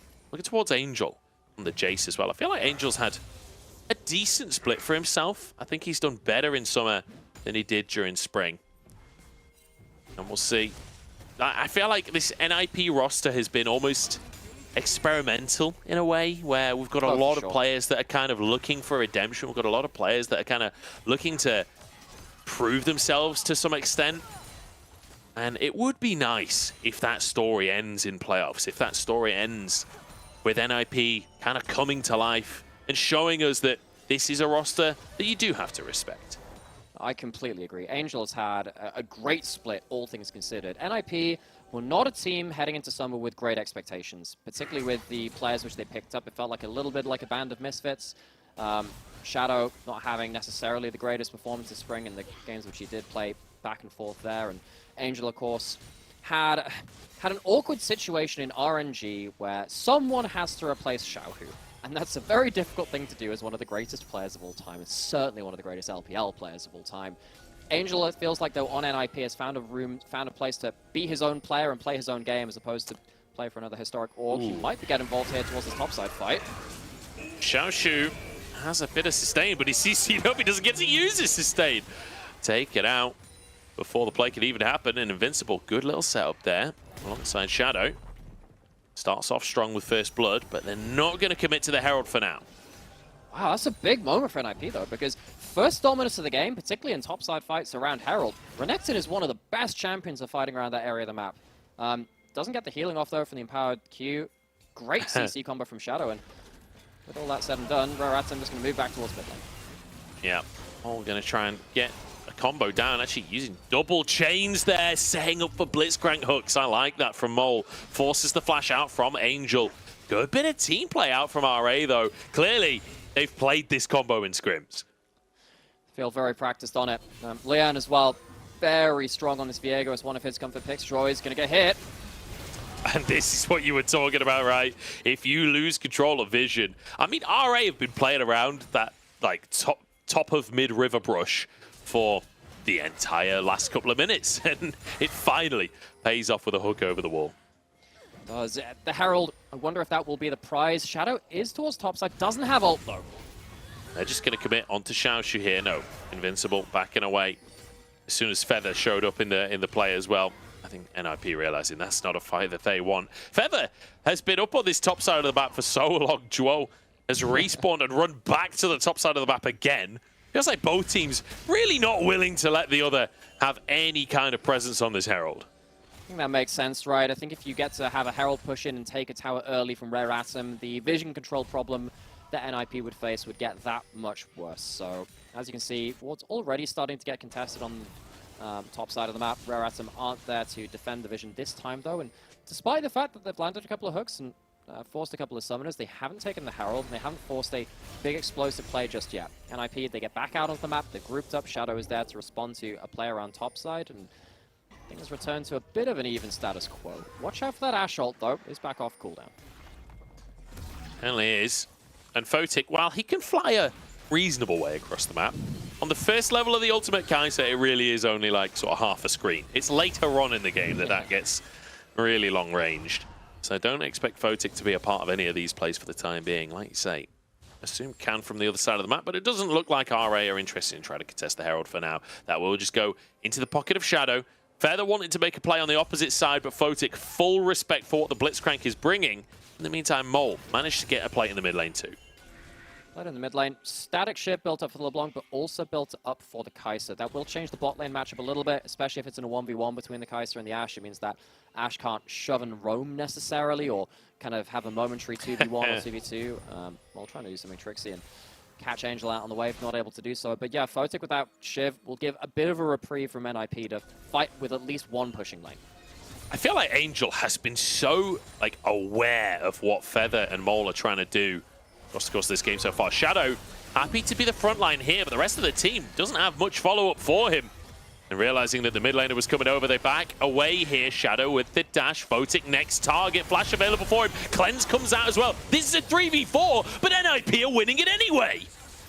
I have no idea how they won that fight, especially with Photic getting absolutely nailed by the big Ashe ult coming through from Assume. Isn't enough though. NIP, they get away with what feels like murder, and that's an important kill. It's a kill over to the Kai'Sa. The AP Shiv Kai'Sa with extra gold, certainly something that Raratum need to be afraid of. It certainly is. Invincible in the meantime. It's like, oh, everyone's at the bottom side. Well, I'm Poppy. I can clean waves up pretty damn quick. They'll have to get on out of there. The reset will come through. Let's take another look at what actually happened here, because Shadow happy to tank up to start with, but it felt like this was doomed. It did, because, you know, you're half HP. You've got chains landing. It feels like the chain into a hook is very, very dangerous. Of course, the hook was just used before this, but that is a great Sejuani. That is top draw ultimate out of Shadow. That is what single-handedly turns that play around, locks someone in place long enough for them to get assassinated by the Kai'Sa. Photic doesn't even have to flash, by the way. Used his ult to reposition there, the shield saving his life. And manages to maintain one. The fact that you don't even get both sums out of the AD carry there for RA after the chain landing from Mole, that is tough. That is really tough. Remember, there's a lot of LPL teams watching this, praying that RA have the series of their lives to stop NIP shutting everyone out of playoffs. Right between the goalposts there for Assume. If this was rugby, that would have been a magnificent conversion. Regrettably, this is not rugby. Just goes straight between. That's going to be 2 plates taken in the mid lane. It'll lead to a Drake as well for NIP, and it feels like they are in complete control. Yeah, Colin Wilkinson, the way he did that, like a drop goal. Sadly, this is not for Worlds or a World Championship. Bit off that one, but still has an extra cooldown coming through a little bit for him to drop back into the pocket and try it again. Raratum, they have managed to secure, again, decent vision control, but the execution on these plays is what's really coming through now. It felt like they had the right window, and NIP have answered them accordingly, though. Shadow looking at Feather and going, look, you can't be the threat that hooks us in if I already have jumped onto you. The hook doesn't do a whole lot when I'm already in melee range. Oh, wow, you have transported me 5 units. Oh, sneaking forwards. Does have to be a little careful. There's a lot of players here for NIP, but I feel like all game now, from both sides, this has been a bit tentative, hasn't it? Where, like, you know, with the Herald, neither team wanted to step up and very confidently start it until, like, absolutely sure that the other team wasn't going to contest. NIP did manage to pull that off in the end, but again here, like, Dragon has been a potential option for a while now, but neither team confident enough to actually start it off. I think the reason why this is getting a bit more tentative is because NIP have shown that they understand what Raratum's composition does, which is namely get the first pick and reset. So they are not going to give that easily over to Raratum, and of course now with a couple of times NIP have managed to hold Raratum's pick combo to account and get themselves some 1 fights already. So they're grouping up, they're using the Sejuani as a bit of a sponge for the big skill shots coming through, because they will survive long enough and have Merc Treads and enough tenacity to make sure that the play can get disengaged long enough for things to be put into question. Good trade from Invincible on top side. Mole, that is the real one. Invincible called it right there. And then I think second-guessed himself, thinking that was the clone. Mole will survive the potential all-in from Invincible. Has a support with him as well, but tell you who doesn't have any supports with him. It's Xiaoshu. Oh, the sustain is good, though. And I don't think they can re-dive onto this one. Xiaoshu just about surviving. And that heal coming out from the Gordrinker at the last possible second. Gordrinker, Dominus HP, and Empowered Q. It's more than enough to keep Xiaoshu alive. So the cross map, I think it's fine from NIP. At the end of the day, you're not going to be using those ultimates immediately after that play. They're going to be returning to the scene of the crime, though. Another slow crash from Angel. He didn't kill that wave as quickly as he possibly could do. Xiaoshu trying to clear out the wave. Hulk going to come on through. The damage is there, but Xiaoshu flashes away this time. If that ult hits from Assume, that is a guaranteed kill onto Angel. And lucky to get away with their lives there. NIP back away once again. Xiaoshu, no flash now. Does feel like one of the trials you have to go through as a top laner is learn how to deal with a weak side dive. Xiaoshu does it not once, but twice. It means that NIP can't walk away with an easy side lane turret kill. That would have been great for them to grab. It would have opened up the map in their own favor. You can see that they're starting to contest vision into the enemy jungle, especially towards bot side. And now Angel has caught out himself. All right, trying to say anything you can do, we can do better, but Invincible says, no, you can't, because I've got TP up, and starts to pressure them himself instead. And now, Shadow moving into the mid lane. This is Assume on his own. That ain't no top laner. They don't survive the dives quite as well. Assume backs off, though, and it will be the tier 1 threatened in the mid lane. Photic now could be the one in trouble as the roles are reversed again. Feather charges into that mid lane alongside Lien. They're trying to chase these players down. I don't quite think they'll find their target. Shadow now flips it around onto its head once again, and Lien is forced to ult out. Cat and mouse, but who's the hunter and prey? It's kind of difficult to tell. Both of these teams are trying to take uneven numbered fights. I don't think Rare Atom want to take a straight up 3v3, 4v4. I feel like they lose that, especially with Shadow's ult coming back up now. Second Herald coming up. These are big moments, these Heralds, because it forces everyone to group around that objective. Rare Atom are, however, going to split the map. They're not going to contest it. NIP, they've already taken the mid lane out of turret. I think considering how much threat there was of an early game snowball from Rare Atom, NIP have done a very admirable job of withstanding the first kind of pick attempts from their opponents. They have a Herald to open up the map even more. That would be a big victory for them to start. Again, constraining the amount of map that Rare Atom can play on. Xiaoshu 2v1 there with Feather and Assume just off of the screen. And it feels like RA are constantly looking. Arrow are going to go straight between once again. Shadow answers it with his own Freljordian freeze just completely whiffing. And it means both teams back away. This is just both fullbacks kicking the ball to each other at this point. What the heck's happening, folks? Play for territory, maybe. They tried to play for that top lane tower. Doesn't quite work out for NIP. They keep themselves the Herald in inventory. It's not going to be used for a power play just then.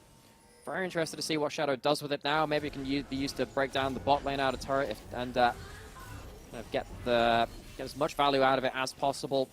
If you get to take the top lane out of turret without the Herald, of course, that's a bit of a free play for NIP. As this happens, though, we're getting up towards second items. Photic is almost at ARAM, Poke, Kai'Sa. Horrific nature, because he's about to get the W upgrade as soon as he finishes second item from Nash's Tooth. Of course, has 100 AP on the item, rather, which will give you that that full upgrade in one, and indeed has hit that second item. Adds in another scouting tool for one. Of course, the W being good for kind of checking into Fog of War, but then also just the huge poke potential. We've all seen it. We all hate it. It's online, folks. I just want to mention as well, when you look at Angel in terms of his build right now, we were talking about the lethality Varus in the previous game and the fact that he was only hitting 2 items at like the 22-minute mark. Like, Angel's in a similar spot with similar items. Like, 22 minutes is not that crazy late to have 2 items. It was just how one-sided the previous game was. Further down, it's a bad little start for RA with Drake spawning onto the map. This would be the second Drake for NIP, and they've got the Herald to find priority mid as well. Lien has to be careful. Disaster for Rare Atom. You don't have the core of your pick composition. Your Ashe ult is down, the Blitzcrank is dead. How do you play out without that threat? You're going to lose one mid turret. Are you going to lose a second? Who's getting out skirmished on the bot side as well. NIP, big power play. Lien's in trouble here. One big shock blast could finish the job, but acceleration gate was on cooldown. Herald's going to get an inhib in the mid lane. Mole is still just split pushing on the top side of the map. The TP is going to come out, though, from, I assume, Angel. No, Invincible moves up there to answer the push. So, tier 2 can't be traded. And while NIP, they don't get the Drake that we originally thought they were going to try and get, they take a mid inhib instead? That is disgustingly valuable push for NIP. Yeah, you might end up losing what the actually got it. He actually got it. We have seen some Giga Chad Poppy today. Big time. In both series now with Invincible just strolling in and taking the blue buff. Now, the not going for the dragon might mean it is given over to rare Atom NIP. They still have a good chance at taking this, but it won't be a free dragon. But still, getting the super minions in mid is so annoying. Shadow's going to walk up, and they can't afford to hit him with the hook. He just stands there bulwark.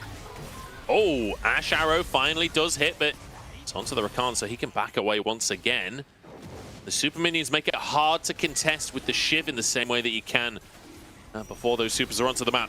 Dragon started by RA. 5 strong for both teams here as Photic looks for the backline. But look at the poke coming out from NIP here. The resets on the W are in. Invincible wide on his ultimate, but not wide on his charge. Lien, the next target is Xiaoshu, trying to tank on the front line, but Invincible goes down, and maybe RA have turned it back around. The poke flies back and forth. The Shadow still in smite range here, and is true with the true damage. Mole dashing forwards as we continue to go back and forth in the longest fight I've ever seen. A TP now as Photic keeps alive from Lien. The movement is clean from Photic, but he's in a 1v2 now. As the Zoom trying to chase him alongside Mole. The chains won't land as Angel comes in from behind. Mole trying to finish the job and will do so. Looking for a shock blast, but Angel can't get in range. Well, there's your goal from Rare Atom, and that's the bite back from the play which NIP made to push down that mid inhib. They didn't take the dragon for free. Rare Atom snap up that opportunity and get themselves a good amount of gold back. How does this start, though? Starts with some good damage already being present onto Angel and Draw.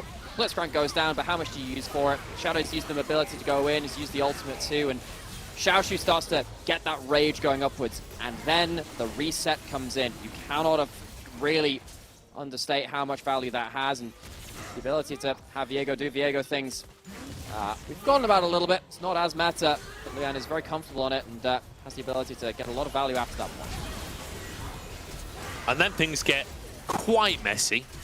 At least the dragon was taken. Photic really clean ult there to outplay Lien, but Mole there to finish the job. Double kill for Assume as well. So even though they don't get the Drake, like, the gold is going to the right players as well. Mole and Assume both picking up influxes of gold. You can see the Infinity Edge now finished for Assume. As well as that Night Harvester there for Mole. He's on 5 stacks in the Dark Seal too. It's nasty. So Mole potential to snowball, Assume potential to snowball as well. NIP, they're forcing the issue though, going towards the Baron. Of course, Blitzcrank, if he's in the right area, can do a lot of damage, and Invincible doesn't have the teleport just yet. NIP, they've done a lot of hard work to outplay the pick combo this game, but it is all it takes is one slip up, and Rare Atom are back in it. They have a pick combo of their own, although the CC doesn't land. There goes Photic, flying across the screen. Feather hooks him, but there's no support to help on the play. Xiaoshu's gone in to try and answer on the backside, but he doesn't have the damage yet. Double kill for Photic as RA sent packing on this one, and NIP can return to that Baron. With the amount of damage onto Lien as well, I don't think there's going to be a contest. Certainly not after that. You might have to stick around and hope for something. Giving up the Baron would be absolutely awful for Rare Atom. NIP, they could make it work around the Dragon. They find themselves a pick, though, in the mid lane. Their ultimate's firing off. And this should be the real game turner for game 1. I mean, Photic living up to the name of his role, right, was absolute marksman. Finding Lien with multiple Void Seekers there. Assume dodging the initial CC, but the second that W lands, Photic's just in and one-shots him.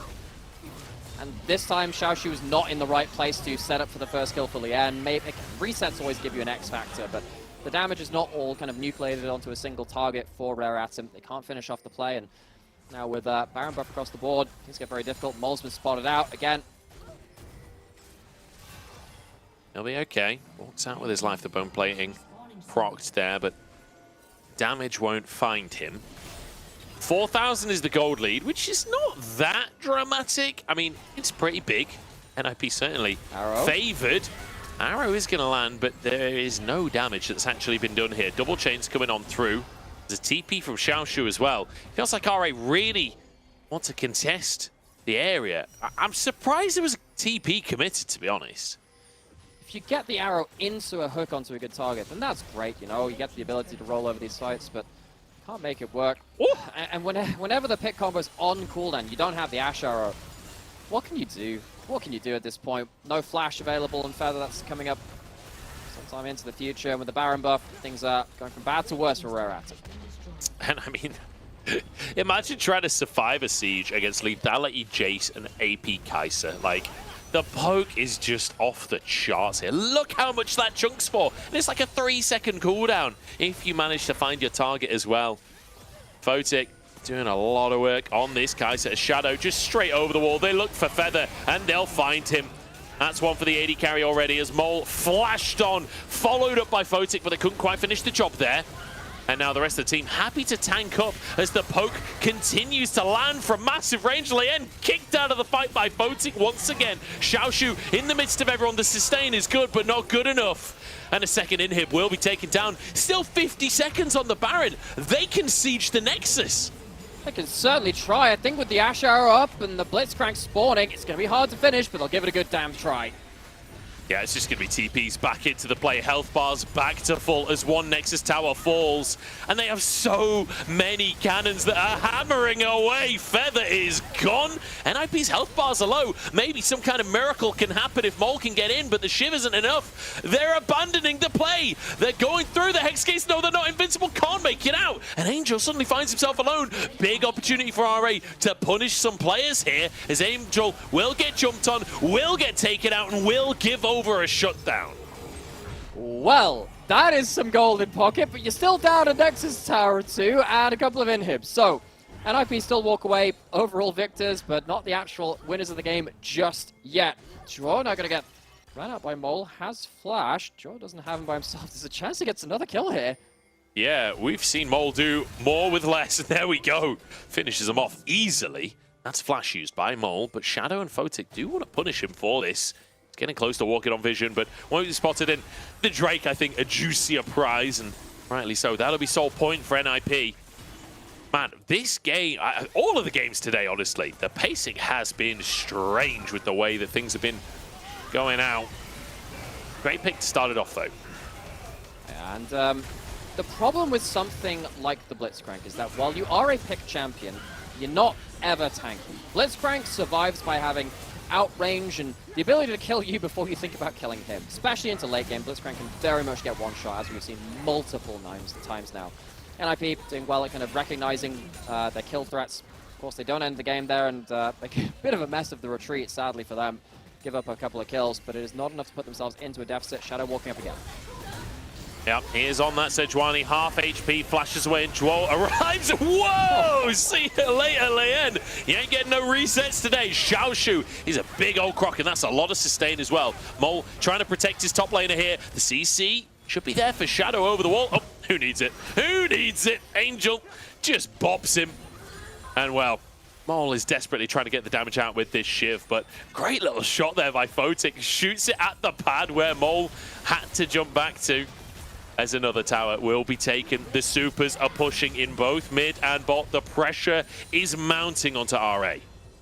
The best CC is Death Bunchables. Turns out that NIP can true. deliver that one quite swiftly, and with the huge damage coming out from both Angel and Photic of mixed damage, you can't even itemize against it. There's a couple of Merc Treads which don't help you versus the 3-item, now 3.5 item Jason that mid lane. Seeing does damage, he's just never in range or a position to stand still and get those autos down. And this is the problem of trying to play your pick combo into a Sejuani or another proficient tank jungler. There are Merc Treads, that's tenacity. There is a huge amount of defensive abilities, and that thumbs up shows you how Shadow is feeling. Knows that we're talking about him. Has that sixth sense. He's so hard to take down, and Rare Atom have very rarely been able to get clean picks to start that combo off. Yep, Photic even getting a flask for the potential final play here. Over 10 CS per minute from him, from Mole. And from Assume in this one. Oh my days, that damage is insane. Photic staying back in this one as an arrow goes in, but it's Joel picked off to start us off here. NIP forced back, but RA struggling to actually answer with their team being knocked back. Feather again gets choked down and taken out. The long range kills come in. Xiaoshu trying to find his way onto the backside, but it's Photic dying diving on the opposite side of the play, eradicating RA. What looked like a win for RA right there with a pick on Zhuo is quickly thwarted as NIP find their ace, a triple for Photic, and my god, what a game from NIP with this poke comp. Photic had a hat and he put a feather in it at the end. Holy moly, that Death Cap did so much damage. And I love that we're starting to see some of these more like assassination Kai'Sa potential. It's something that you see quite a lot from when we saw poke Kai'Sa last year, but you can W flash or W ult to redirect your second W on a target, which then of course procs the passive and it absolutely explodes someone. And that's why Mole disappeared, and a number of other people disappeared because the team got flash W'd on straight after that point. Huge damage out of that Kai'Sa. It's why this champion is so highly prioritized, not just because of the consistent DPS, because that burst is absolutely unstoppable. It is disgusting. It is so insanely strong. And it's one of those things as well where it's like, you know, against certain compositions, it's not that powerful. If there's a big tank that can soak up these Ws, the AP Kai'Sa can often feel really, really lackluster. However, when you're against a composition that doesn't have a big beefy tank on the front line, that can't soak up these Ws, you see the hits onto Feather that are doing like half of his HP. You see Lien bullied out of every single fight from the consistent Ws. And then Angel is there, able to follow up every time with a Shock Blast. There's just nothing you can do. Now, obviously, we have to revisit what this game means. We kind of got lost a little bit in the skirmishes. Because NIP have won one game or more, IG are out of playoffs mathematically. There's no way they can make it in. And RNG are locked in. So two teams have already had their fates decided. And we could have, again, 4 more teams joining IG outside of the playoffs bracket if NIP seal this in a game 2. It's just mental, isn't it? It is absolutely mental. How much can change across this series? NIP 1-0 up. And I mean, I think Photic's getting the MVP. Looking at those stats, he had a phenomenal game. I will say Angel had a great game. I mean, the whole team had a pretty great game, to be fair to them, but I think Photic was kind of the star of the show in my eyes. He definitely had the flashy moments, and Photic does walk away with an MVP. I'd like to give a shout out to Shadow as well. I think he played his role very admirably, knowing that he was the one person that could survive the pick combo on this Adroni, and he only died the once. It's very important that they couldn't Rare Atom, that is, they couldn't kind of roll off with resets, but because they couldn't roll off with those resets, it delayed the fights, and it meant that NIP could take fights on their own terms, and their own terms just so happened to be a Kai'Sa flying in and murdering everyone. Yeah, it's pretty good terms, isn't it? You can see the Hail of Blades there as well, so that when he does get into the back line, it's like, bop, bop, bop, passive procced, and the second that passive is procced, you're done. We're going to jump into a quick break, and then we'll be back with game number 2, and we'll see if NIP can finish this in style and get that pentakill onto LPL playoffs teams. We'll find out in a couple of minutes' time.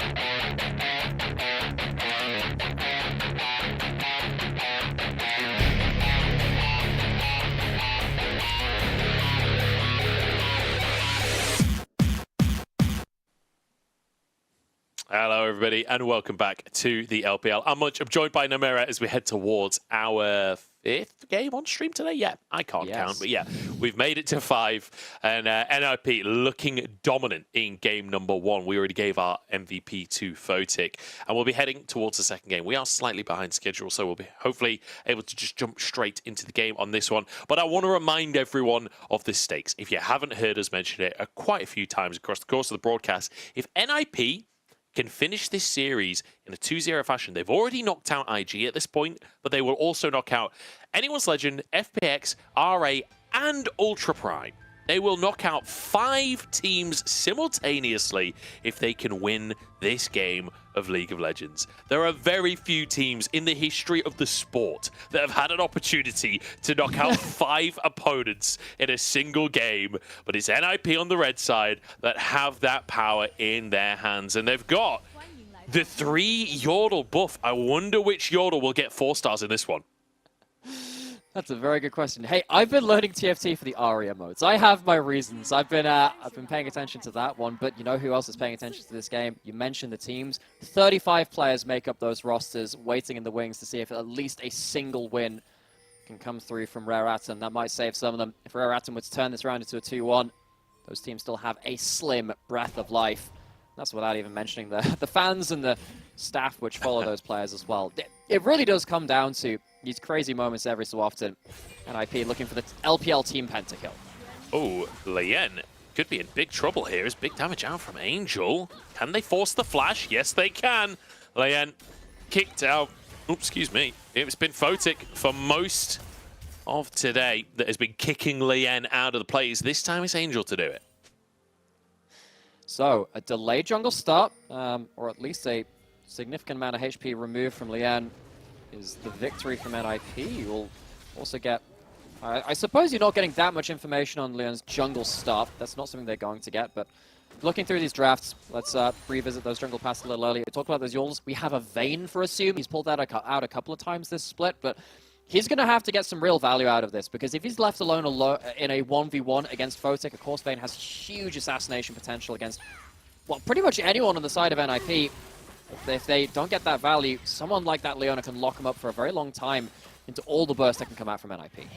Yeah, it's one of those lanes, isn't it, where on the one hand, yes, in isolation, the Vayne can definitely kill Ziggs, and if you can find these all-ins, you favor the Vayne. However, if you can't find the all-ins, flash forwards! Or maybe it's the all-ins that favor NIP! The bomb can land, no! Flashing away, but the minions do the damage! The ignite there from Duo. Forget anything I was saying. NIP are on top.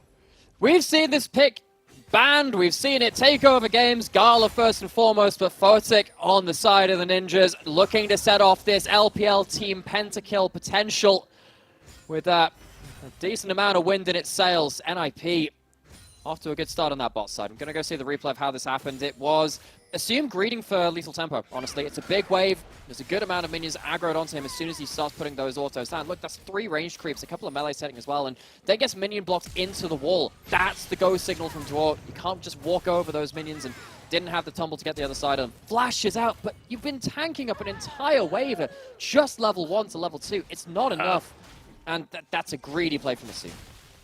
It's greedy from Assume. It's great from Duo. Like, seeing that minion block and just instantly flashing in to punish that. Really, really great laning from Duo there. And he'll be spotted as he tries to go for an invade, but just going to drop a ward there. But, I mean, fantastic stuff from NIP. Disastrous on the side of Assume, it has to be said. And now, I mean, all of that conversation of, like, yes, at level 6, the Vayne will be scary in terms of the all-in potential, but if you can ever get to that point, Ziggs in just a fair lane where you can't find the all-in is going to put so much pressure onto you. Yeah, I mean, we kind of got interrupted there with things happening in the bottom side. Rel in the jungle here for Shadow. I'm excited to see what he can pull out of the bag. I feel like there's so much to talk about, Nymera, and I feel like I just don't have any time. Exactly. That's how much, because, you know, considering the amount of games we've had today, 3 which had less stakes, and then the first game which we kind of got like involved with like just the pick combo one way or the other. We haven't had that much time to take stock. So much CC to combo into the big damage from Trist and this Ziggs. Damage on bot side though. Yeah, no flash for Joel either, so that will be a kill for Assume. Yeah, they do give it over. I wasn't sure if they were actually going to give that one over then. Assume picking up a bit of gold, much needed as well, because this lane was already starting to feel like it was getting out of control. xiaoxu, good trades in the top side as well. Invincible needs to be better with that steadfast presence. That's something that we're going to have to track. Steadfast presence, of course, very, very valuable against catching LeBlanc, Jax, Sejuani, everyone, let's be honest. But he's walking into xiaoxu now. Oh, the flash forwards to get this stun, the knock-up flashed away from, but the stun into the wall can't be. Great play from Shadow. Invincible baiting in xiaoxu. That was a great mechanical play. The decision-making from NIP was great there, though, right? Because you get the flash stun, which allows Invincible to get closer to stop any dashes out. It means that you have to flash out first, and then you get the wall stun in. It felt like a zero escape plan from xiaoxu. No way out of that one. Very well theory crafted by NIP to stop that Jax going in. So now, some gold on both sides of the map. Photic and Draw got themselves that 1 kill in the 2v2. They got themselves a CS advantage as well. Now with the kill towards top side, Invincible will have a bit more golden pocket to face off against xiaoxu's Jax. I just want to throw out as well, Nobera, like, you know, there's been a lot of, I don't get a chance to talk. No, okay. He won't actually find the all-in for now, is the wave. Will be pushing towards Invincible, and he now hits level 6. There's been a lot of talk about how stale the meta has been more recently. I feel like this game, on our bonus day of 12.12, which we weren't necessarily expected to be on this patch today, we're being shown that you can play interesting compositions on this patch. NIP and RA showing everyone else how it's done. And I love that they're doing it when it matters as well. It's not some throwaway game. It's saying, no, we trust in our own innovation in the meta. And no, we see a couple of teams pull out some different picks every now and then. But as you said, it has gotten a little bit stale from a couple of our teams. NIP, though, with an unprecedented opportunity to knock out 5 teams, decide to do it with style, I suppose, if it were to come to it. Of course, the Rel jungle, we saw it a bit from Kanavi. We've seen it very occasionally in some other bits of the world as well. I think NACL played a game of it. I can't remember the exact amount of games, but it's not that many. It's normally been in that support role, but it does so much unexpected burst, and it will again add into the CC combo. So Photic is not playing with skill shots this game. Doesn't matter these missing Qs. As soon as these land, it's going to be so hard to miss these bombs. Joel charges in, forces a flash out from Feather here, and the zone control that Ziggs brings to these kinds of fights is terrifying to deal with. It's Invincible. That's what we're talking about with the steadfast presence. Walking back into the Counter-Strike, though, less positive on the play. xiaoxu maybe can find a solo kill here. Stunned against the wall, though, and denied the actual finish off there. Awkward lane state for the Poppy. You can see that Cannon was holding up the wave on the other side of the lane, so have to try and break it in if they could. Not quite able to do so. Doesn't lose anything for it, but some hate. Well, it doesn't lose the ultimate for it, and of course didn't have a flash to lose in the first place, but we'll be going down a little bit more farm. So Invincible going to be falling behind in the individual matchup. Maybe xiaoxu is something that Rare Atom can look to leverage a little bit more into the future. Of course, Rare Atom, an organization which have played for the very longest time with Cube as their top laner. This is the first split with them not playing with that long-time top laner on their organization. xiaoxu has been a bit of a revelation as far as top laners go. It feels like he's had some really good games on stuff like the Cassante, like the Jax, and him with an individual advantage here in one of these deciding games for them might be a difference maker for them versus the Ninjas in Pajamas. Yeah, honestly, xiaoxu has had a pretty amazing split for himself. Really, really impressive in that top lane. And while the team hasn't necessarily had the most successful split, he individually has really impressed me across the course of summer. I'm holding my breath there on the xiaoxu points as NIP posturing to contest. Lian has to back away from the Herald as Mole going to get some help from Feather to crash this wave in the mid lane. Angel getting over there to clear things up. We've got to keep a weather eye on that bottom lane. Photic, if he steps too far forward, we already mentioned, Vayne is level 6 now. There is massive all-in potential, especially with the cleanse and the flash available for Assume. It's Invincible that could be in trouble for now. The stun is there, the follow-up stun is there, the follow-up stun is there, and the follow-up stun is there.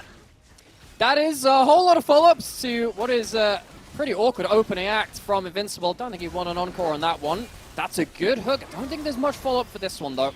So Herald is going to be the prize for that well-earned pick. We can see that the ultimate wasn't popped from Assume, but there was a bit of a dash forward. Not able to stop Ziggs from clearing out the wave, though.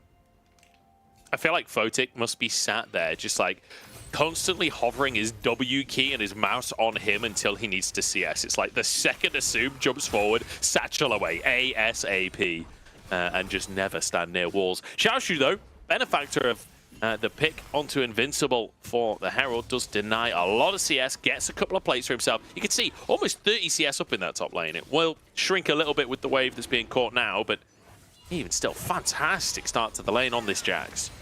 And considering how things looked for NIP and Rare Atom very early into the game with, flash burn from Sejuani, awkward jungle pathing, with the kill very early into lane for bot lane and in top lane as well. Rare Atom have muscled the way back in. They don't want this to be the end of the line. They want to extend their half-life a little bit more, these Rare Atoms, but there's more work to be done. Man, he really doesn't do much damage to Leon, does he? Just hit like 7 auto attacks in a row and Leon's just still full HP. One thing I do want to quickly mention as well, while we have a second, every time I say that sentence, while we have a second, immediately players start posturing for a play. Can you say some more? yeah, I can say as many times as you want. Invincible in trouble. But while we have a second, I do want to quickly mention Photic and Angel on Tristana and Ziggs. They will shred towers if ever given the chance. Angel with Demolish, Photic with that satchel charge. They will be able to pretty much just one-shot towers, so keep a weather eye out for that across the course of the game. If these Yordles are ever left alone in a lane, they will take plates. That is a great point. It's something which I mentioned quite a lot with these champions. Turns out there's so much to talk about in this game. Kind of passed by, but that's something which is added on to the earlier Herald win for Rare Atom. It denies that from NIP. If you ever give a Herald over to those Demolitionists, say goodbye to like 2 towers at that point. You lose so much across the map, and you often get to the point where you can put a Herald down one lane, just demolish another lane with the other one of your champions, and you're losing, 5, 10 plates even at that point. Yen is feeling aggressive. Takes away the big Krug, but might have gone too deep for this one. Ducks into the Tri-Brush as Invincible.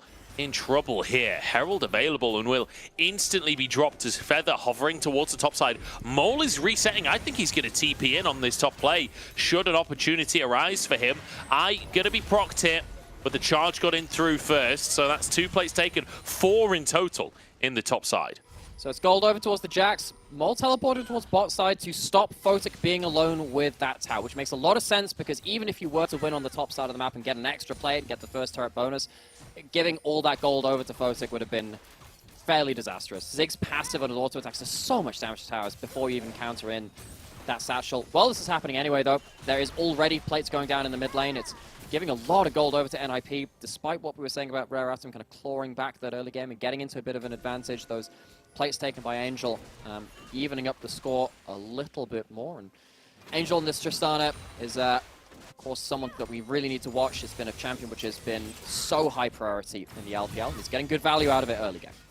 Certainly has. Invincible really struggling in the top lane, though. I feel like Xiaoshu is consistently just queuing onto him. Invincible a little slow on the reactions with those steadfast presence. We need to keep our eyes on that because it can get tough. Once he gets an item or 2 in, he'll start to become a little bit more invincible. No pun intended. Although I said it as if there wasn't a pun intended. So maybe the pun was intended. Who knows? What I need is someone to take... Did you ever watch the series Invincible? The superhero series? Like, every time someone says his name, they cut out the sound of it and then play the title screen instead. I now need someone to go through the entirety of this split and do the same thing to our top laner Invincible. I would love to see it. That is a lot of editing. That is a huge amount of effort to make a meme. Joel on the front line here is pretty tanky, happy to go forwards as Shadow jumps into the play as well. Angel looking for his opportunity in as the bombs land onto Feather. And there's one reset for Angel, looking for Lien as well. Forced to flash away as Mole dips out the south side of the play and into the mid lane, can charge NIP. Mole in a 1v1 with Angel and trading fairly evenly. Photic had really good patience on his ultimate that allowed him to get a very valuable Mega Inferno bomb. However, what else is valuable is, of course, Xiaoshu once again succeeding in the individual lane. Rare Atom, hang on. how do they defend this? turret. They can't. Satchel goes down. And the Demolitionists, if you ever leave them alone, do so much work. Angel towards the bot side. Would like to see what's happening towards that bot lane outer turret. There's a bomb on tower. It's not going to do that much with the backdoor bonus enabled. But NIP, you can see them continually pushing the map and just saying, okay, you're going to go for a fight here. There's a chance you lose something big afterwards because of our ability to kill towers. This is fighting into a choke point, fighting into the minefields, and Duo and Shadow doing their job well of just being the front line. Assume we'll get to the point later in the game where they will absolutely destroy these tanks because they're a Vayne. But they're forced to retreat too early in this one. And again, really good potions from Photic, allowing Angel to have the combo to jump in with the bomb over the top of the fight. Very valuable for NIP there. Certainly was. And Photic, the thing about Ziggs is often referred to as like a weak side marksman, right? Because you can just kind of sit and clear waves under tower. But a lot of the time as well, when it comes to playing against things like dive composition, Ziggs can be fantastic. Because like you say, unless they're on a flank and can pinch you. Oh, hang on, Mole's jumped forwards and takes a huge chunk from Angel for it. Like, the zone control from the minefield, from the satchels, can be so valuable. Bombs coming out here as Mole is onto the backline, but he doesn't have that much damage. And Feather's gone down. The bombs across the team as well. And now Mole getting jumped on by Angel. Xiaoshu's found Photic, but the Buster Shot saves him with a flash as well. And Mole has to dip. Xiaoshu abandoned by the team, and he'll go down to Photic. Everything looking up NIP. There are an awful lot of LPL teams sucking their breath in at that one, because that is a wince of pain from the teams waiting to see if NIP will lose a game to Rare Atom and give some teams an extra chance. Xiaoshu has so much of that individual advantage, but can't get it done. He can't close the distance and stay on top of the carries. A good flash from Photic, a good Buster Shot means that Xiaoshu's first impact in these team fights is very, very muted. NIP, they get to stay after the play. They take another turret. Again, one of the bonuses of the composition. They get another dragon, get themselves up to 2 dragons. Rare Atom, if it's going to get to the point where they even want to split the map, now dealing with 2 early dragons from NIP, that's something we're going to have to consider. A lot of things falling into place from this fight. One of which, again, is the fact that they're continuing to choose the terrain, fight around choke points, and get some good damage down early. And their carries are just never under enough threat. Yes, you blow the flash, but there's nothing else to follow up after that summoner is gone. Really, really nice fighting from Angel as well. Like, denying the threat from Mole, and then also denying the threat from Xiaoshu. Like, I feel like Angel, despite being a big damage dealer for the team, is also sort of playing bodyguard for Photic. While Photic throws the long-range damage at the rest of the scrap, he does short-range damage on anyone that tries to get onto Photic. Really, really interesting to see the way these laners are interacting with one another. Is now pressure on the top side, and like you say, the Demolitionists moving around the map. Xiaoshu against these Kraken Slayers is going to have a hard time. I don't know why I said Slayers plural. Just the one Kraken Slayer, actually. As Angel will crash another wave and will finish this tower off. Any luck finding that Kraken? Just the one, actually. Angel's going to go towards... Angel's going to go down towards that top side and deny as much of the wave as possible. NIP really starting to min-max now, and you've given over that Herald. Not even been, used at this point. It's in inventory. This could get very much worse for NIP. Shadow caught out, though. Doing a good job of buffering a bit there, but the hook comes in alongside the freeze. Duo just jumps in and they're like, you know what, we're kind of tanky. Duo with a stopwatch to buy time for Photic to keep chunking these players out. Duo smites it to finish the playoff, and now Angel's been caught as well. This is huge for RA as Mole looks for Photic too. The route is there. Leyen should be able to follow up on the damage, but he's just getting burned down by the Leandries in the meantime. Invincible finally arrives to get at least one play, but could be in trouble as Assume still going strong in this one. Shadow wants to jump on forward. Assume in all kinds of trouble here as the Poppy dives into the play. The Sunfire Cape is enough along with a shield thrown at him like a frisbee. Mole over the wall, and Shadow whiffs it. Less of a horseman of the apocalypse. Got to work up towards that standard. Can't quite get over that wall, but does end the fight unkilled, despite being the one being engaged onto. You can see the danger when this Vayne starts to rack up into lethal tempo stacks, run down some of these tanks. NIP, they're not together at this point, and they don't get to have the follow-up from the Ziggs immediately into this fight. Angel also has to buy their time, and when you're fighting in the enemy jungle, as soon as the zone control is down, stuff like that Condemn for the Wallstone becomes really, really valuable. One of the most historic plays in League history might be that Caps Vayne versus the Tristana of Hans Sama many years ago, and that Wallstone onto the Tristana has echoes of that one. Assume able to get a decent amount of damage down. It's just, you don't have the items yet to become the absolute raid boss, which kills everything, but also can't die because you have enough lifesteal and tanky stats to deal with these attacks. Luckily, the chase down from NIP gets rid of Assume and gets an extra kill on the board for them. Yeah, just like Barmy Cinder galore there, burning him down slowly but surely. As now, NIP being challenged a bit by RA, and good. I'm glad to see that because there's a lot of players' careers that could be challenged if NIP could eradicate 5 teams over the next few minutes' time. RA, the heroes for a lot of people right now if they can push this to 3 and then maybe finish it off. But right now it is still NIP in the lead, 3,000 gold with 2 Drakes as well. And I think that's the big thing here, is the fact that not only do they have control in terms of the gold from all of the towers that they've been getting, they also have been controlling the neutral objectives. Speaking of, Herald going to be placed up in this top side. With a satchel charge there for Photic, they don't even need to hit the tower. The Herald will finish it off alongside that W. That is utterly disgusting. Sometimes you forget how quickly those towers disappear. It's more golden. You have to engage into this team to stop this push. Maybe they can get the smite. Maybe they can hit the eye. Okay, they do stop it, but Feather might have traded his life to do that. The bomb on his head and will pop. Xiaoxu on a flank, but Shadow's found him and won't quite find the engage onto the player. But now, look at this, Baron's on the map. NIP have found the enemy support, have complete vision dominance. This is dangerous territory for RA. You have Kraken Slayers, you have Leandries, you have the ability to tank this objective. You have ultimates too. Rare Atom, they're going to have to engage without their Nautilus into a rush down Baron.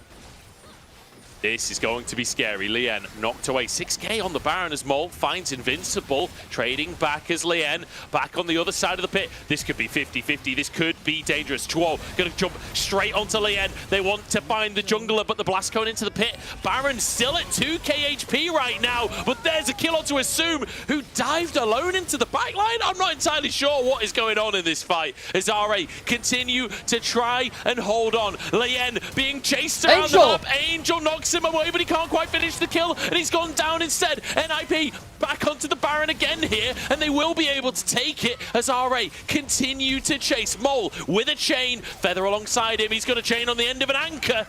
But the bombs continuously coming out from Voting. It doesn't feel like RA can actually finish these kills off. And now Invincible's going back in instead. This is absolute chaos on the Rift. But NIP, the ninjas in pajamas, they've rolled out of bed and they're kings of the chaos, apparently, as Feather trying to hook himself away. The fight will just never end. It's final. It hasn't even petered out just yet. There are teleports already for round 2. I don't know where it stops. Lien goes back in, stunned against the wall by Invincible, but the bomb's still going from Photic, who's still chilling, full health, full mana here. The rest of the gang is in as the flash to dodge the hook. Angel, big damage, Xiaoxu trying to get the stuns onto the carries here. He'll get onto Photic, and Shadow trying to protect the Ziggs here. That's one Yordle down. Next one on the chopping block is Photic. Xiaoxu, the Yordle executioner, pest control out of the top lane, and NIP in shambles. I have no idea where to start with this. I guess there are a couple of surviving Baron buffs just about on NIP, but because of the extended nature of this huge play, Dragon is going to go the way of Rare Atom, as well as a lot of gold. Breath of Life to the team which is hanging by a shoestring in this game, in this split, and 35 players between the 5 teams waiting on this result. Hold their breaths. NIP, they don't manage to close things out. It looked incredibly dominant. Felt like they were on a bit of a victory lap with their push in, with their victory around that Baron, but they've just about fumbled the execution. We'll have to try it again. Route available for Mole. Will find it onto Invincible and dashes away. So gets out with his life here. We need to take a deep breath in a second here. 9 to 12 on kills. It's a 2,000 gold lead for NIP. Drake taken by RA, which slows down the potential soul threat that was starting to become an issue for RA. And now NIP, you know, they're in still a fantastic position on the map with just the Tristana and the Ziggs. They will be able to get priority in side lanes. They will be able to threaten onto towers. But at least RA have bought themselves a little bit of a reprieve for a moment or two. Let's see if they can hold on for the siege. Xiaoshu has no teleport and is alone in the top side. I think this is dangerous. I think there's a lot of engage from NIP that could potentially end this game without Jax here.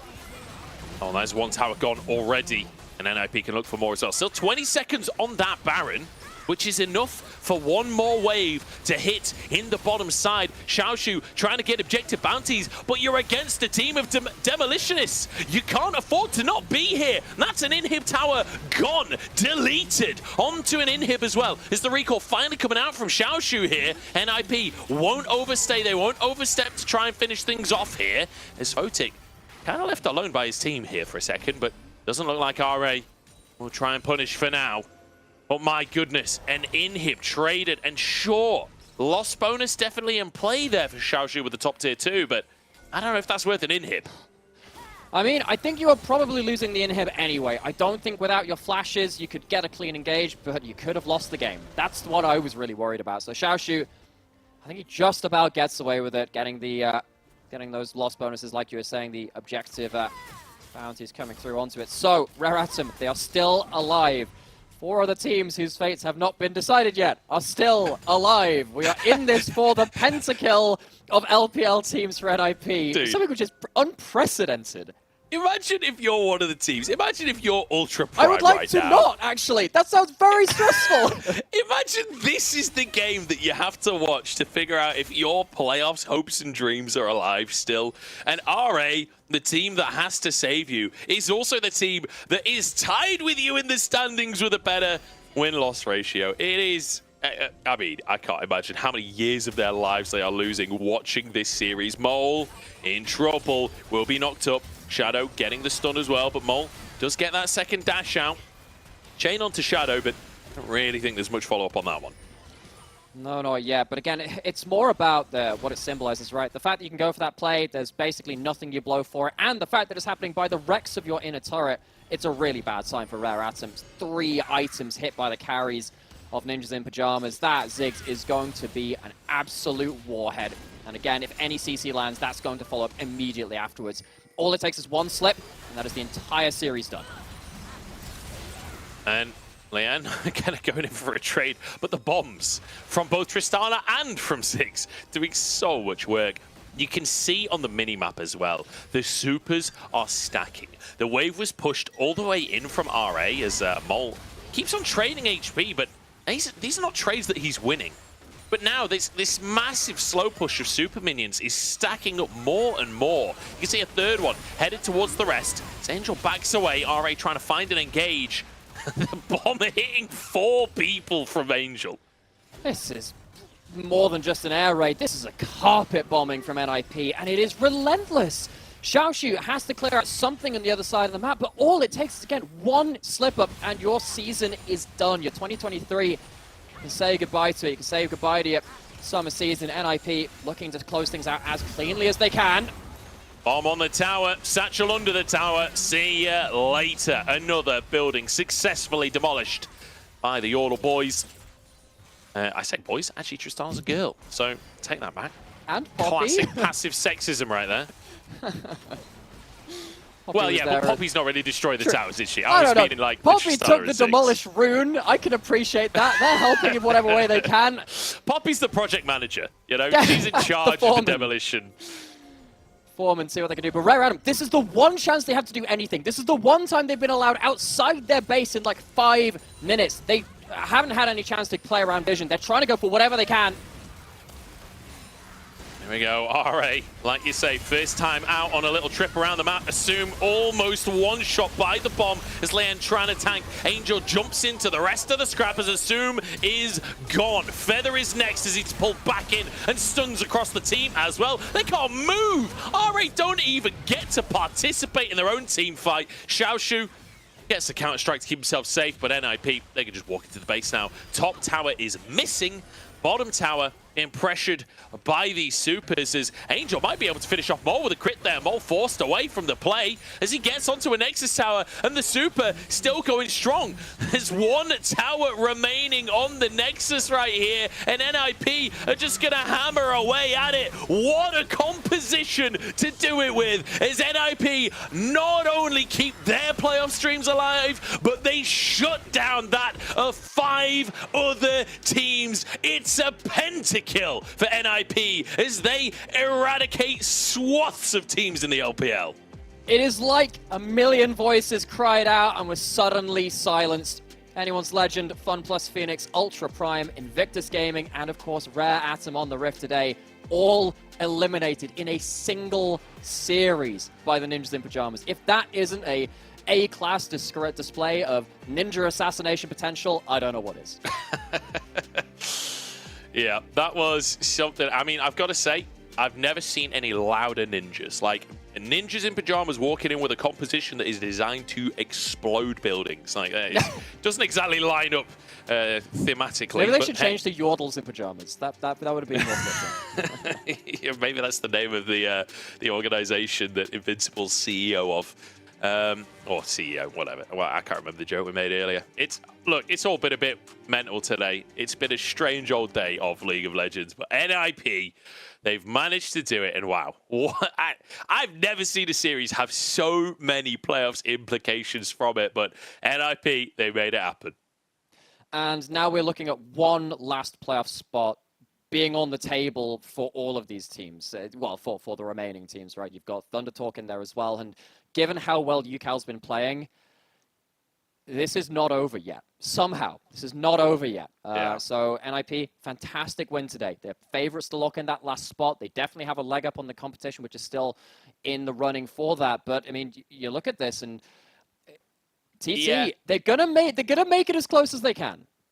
So there's a couple of extra factors. NIP, their last 2 remaining games, one is against FPX and one is against LNG. So maybe we should talk about this after we finish out the series. Let's come back to this because it is interesting, but we did just watch a series of League of Legends. We probably should debrief on that. Photic, 30,000 damage against Assume's 9,000.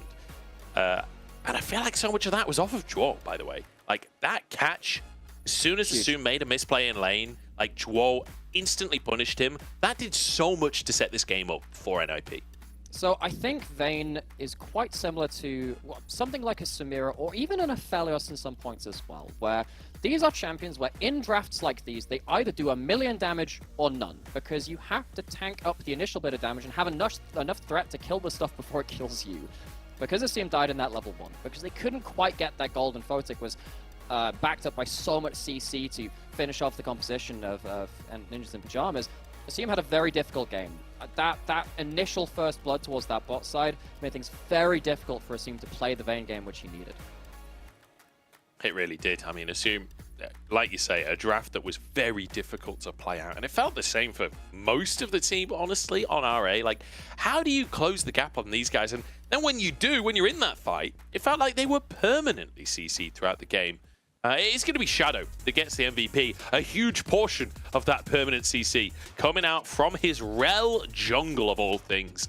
Clearly, a player that is somewhat practiced on the pick. We did see him fumble a wall jump at one point, but I feel like I've yet to see a Rel in the LPL that doesn't fumble at least one of those wall jumps.